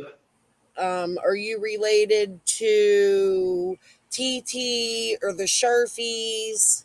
Nope. I went to school with Donald Sherfy. He was the same age as me and Roy, and his younger brother, Daniel. And were you friends with him? I knew him. We had, I guess, passing in the hall and stuff like that, but... And then you still get on here and support people trashing them? Like, what are your thoughts? No, just curious, being you know them. What are your thoughts personally? Listen, 1990 to now is 33 years. Yeah. 2 years before that is when I graduated. So 35 years ago, I don't know what Don Sherfy's like now. I hadn't seen the boy in 35 years. So maybe he deserves to be trashed. I don't know. I don't know the dude. I went to high school with him 35 years ago. That's what I'm saying. Like, you got on here, I ain't showing Rooster videos and doing this and doing that, but you have done just about the same shit I've done, just with different locals, right? I've never, no. You never trashed Jody Sue? Oh, her I have, yeah. Because she's inserting herself and she lies like hell. It's sort of been proven. She lies like hell. She needs to be trashed. She lies like hell. I think everybody lies like hell. I don't. I'm going to go with that. Yeah, well, You think I do, but you're wrong. I do think you do, Scott. Well, you're wrong. I think Sorry. Miranda Lorraine and the whole... When you start proving any of this ridiculousness that you've been spouting, then you can tell me I'm wrong. But you're not going to be able to disprove any of it because I'm sitting here telling you the truth. Now, that's what I told you on the very beginning of this, is your own confirmation bias. You believe what you're going to believe regardless of what I tell you. You want people to believe you. What area of Tennessee do you live? Just give a county. Sullivan County. You live in Sullivan County right now. You doxed me. You tell me. I didn't dox you. I never You tried like hell. You know what? I've never tried to dox you. Wait a minute. I never doxed you. I put a photo out that you tried put on your page, and your background was in the back of it. So I didn't dox you. I put your photo so that maybe some locals might know who you are. Why would you want locals to know who I am? Why you need to know who I am, Crystal? Because why do you have to have locals to find out if they know who I am? Because much like Squall, you're involved in this case and all this back shit, right? I'm not involved in any case. At that point, you were... I'm not involved in any case. Scott, you're on YouTube involved. I'm on YouTube. That does not make me involved with a missing child from Beach Creek, an area I haven't been to in 35 years, and I have no knowledge of the family, any of their relatives, any of their friends, anything. I never even knew Don Wells existed on the face of this godforsaken planet until Summer went missing.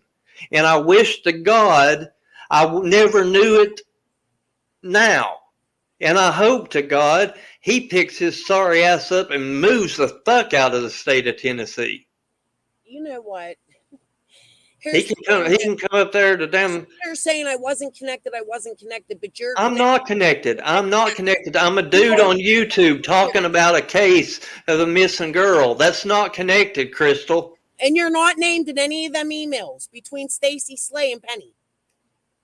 Who cares if I am? That doesn't mean I'm the originator of said emails or the perpetrator of said emails. Listen, that makes you connected in the illegal. No, it does not. It makes you're making me. You're making it in your mind. You're nuts, girl. Okay. Yeah, I mean, seriously. I mean, I never had a fake Fed write me with my name in an email. I never had access of an email where fake Feds were sending. You never had the luxury of having friends like Penny, like I did then. No, I never had the stupidity to join Facebooks on day one and YouTubes and all these fucking social media platforms, Discords, and gang up and give passwords and talk behind scenes. Let's go into Benny a minute. The night we all had that, the meeting everybody denied happened. I walk in, Penny sleeping. Hey, Lady Sleuth, quit telling me I'm a liar, Lady Sleuth. Go on over and lay down with Benny. He's hungry. You're not going to come over here and trash Benny either. Okay? Please don't do that because I feel like he's a victim of you too. I feel like a lot of creators. Yeah, you just love making victims out of people. You love making victims out of people. I'm no damn victim. I make fucking survivors out of people. I don't try to find a reason to make somebody a fucking victim. Fuck that. Bunch of pansy-ass people. Grow the fuck up and take responsibility for your damn lives. All you damn sorry-ass little fucking tender-hearted snowflakes. Jeez. Bunch of freaking Karens. It's sickening. Make a victim out of this. Oh, you call me this. You hurt my feeling. Ooh, blah, blah. You make more money than me. You don't make more money than me. Ooh, ooh. God. You're the one counting the numbers of everybody's. On Ziggy's, you were counting my subs, how many I was losing. You were all up in that. Because I like to troll the hell out of you. Yeah, but you don't come into my chats. Isn't that what you said? I don't. I just I saw you on tonight and I thought, you know what? I'm going to go over there and see if maybe she'll listen, but you won't. Scott, I'm trying to listen to you and I'm asking you questions and you're like, much like Jody Sue Tug of War. You know what I mean? Like, yeah, we were in Discord and we were doing this, but no, I'm not going to show you my Discords. That's my God-given right. You understand what I'm saying? Like, you're so condescending. What do you want to see next? You want to see my grocery list or you want to see my bank book or do you want to see my text to my sons or you want to hear my dad's last voicemail? What else you want next? I don't know. Remember when you were asking about my receipts? No, you keep your fucking nose out of my business. It's called privacy for a reason, and I respect mine and yours because I've never done that to you. You mean don't uncover my crimes? Is that what you're saying? I've committed no crimes. How can I show you a crime I've committed when there's none that I've committed? I can't show you something that doesn't exist. So when they told you about the fake Feds, did you call TBI and say, hey, they're setting Jody Sue up with a fake Fed? No. So you committed a crime, buddy? No, because I don't believe Jody Sue. Jody Sue's a liar. I don't believe her thinking that she thought it was a fake Fed. But it wasn't Jody Sue telling you about the fake Fed. It was Penny. I don't trust Penny either. I don't know what she was telling, what she was emailing, or what she was saying. All I know is what she told me. I had no hard evidence. You just got done telling me you had. You don't call people just because you have an inkling about something. You call when you've got proof. Her telling me something is hearsay. Her emailing me something, unless they can track down the IP address from where it originated from, could be an email account that she set up and sent to me for some kind of fuckery. Whose job is it to track the IP address? Whose job is It's it? not mine. Right. Whose job would it be? Well, it would be a federal investigator if they Who had. should you have sent the emails to, Scott? They don't have any reason. Did you care about Summer at that point, Scott? Yes, I care about all young children, missing or not. Okay, so you cared about Summer enough not to turn a fake. It's law enforcement's job, not some dude on YouTube. I'm a dude on YouTube. It's not my job. You think you're going to solve the case. You were forcing me to turn shit into the TBI. I didn't force you to do nothing. You were on all them panels with Squall and all them. Turn it to the TBI if you think the rooster's there. I didn't force you to do anything. You sent it to the wrong email address. Do you remember all of that? You're a hypocrite. I don't even know what you're talking about there. Okay. Others do. All I'm saying here is that if there is a fake FBI agent messaging you about what is assumed to be a suspect at that point, even now. Not if I feel pretty much 99.9% sure that they're a fake. You're not going to turn it into the TBI, and then you're going to sit here and tell me that we shouldn't. How can a fake FBI agent cause harm? By sending emails? She was inserting herself, stating, I'd like to talk to Jody Sue. They were sending money. How do you know she inserted? How do you know anybody inserted themselves? Guys, I'm not dealing with this gaslighting. Scott, I'm not gaslighting. I'm asking legitimate questions. You don't know because you can't prove it. Neither can I. Okay, well, you're not even trying to disprove it. So I'm kicking you. Bye. Peace. All right, guys, I have been on this live stream for 6 hours, 27 minutes. I don't have clarification. I've seen some Ians in my chat saying this is stupid and blah, blah, blah. But in reality, it's not. This is not stupid. This is what people have been going on and on and on and on about forever. This man sat in a chat with me, and when Benny Keys got out of that chat, he had a fucking canary, okay? He did not want Benny involved. There is a reason. Benny was involved with the Wells at the time. For some reason, this dude didn't want information getting back to them. But Chase, I forgot to ask him about that. Chase is up on the damn hill during all of this, and him and Dawn are friends. And I don't know if y'all can't see the latter part of this. This was an unexpected live tonight. I'm not even going to lie. I'm not leaving off of this live not feeling cringe. Okay? I feel sick to my stomach. He's a womanizing piece of shit. He's not going to change. And anybody that follows this dude or trusts that he had no involvement in any of that money shit, you're wrong. 100% he did. He can show them discords. He knows what happened behind the scenes. He can't remember when people met or how long he met this one or that one. There's something wrong there. I remember everything I've done on YouTube.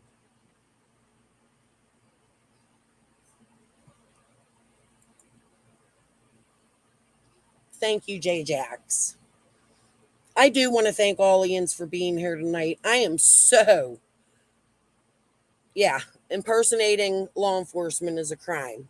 That's what's wrong with it. Agreed. Here's this man. Oh my God. Just sat here. Oh, I did nothing about it.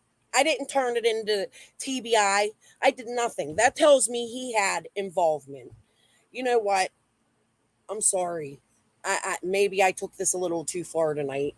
I hope you are all waking up and starting to see what this group of people did. They're disgusting. No, I don't believe. Wait, where was that? That was the wrong one. You guys, it's going too fast. I've had no mods tonight. A little bit here and there. I apologize if the chat was nasty. I wasn't reading it. No, Benny was not involved in the marathon. Not at all. I never said he was. I don't think he was involved in the fake Fed shit either.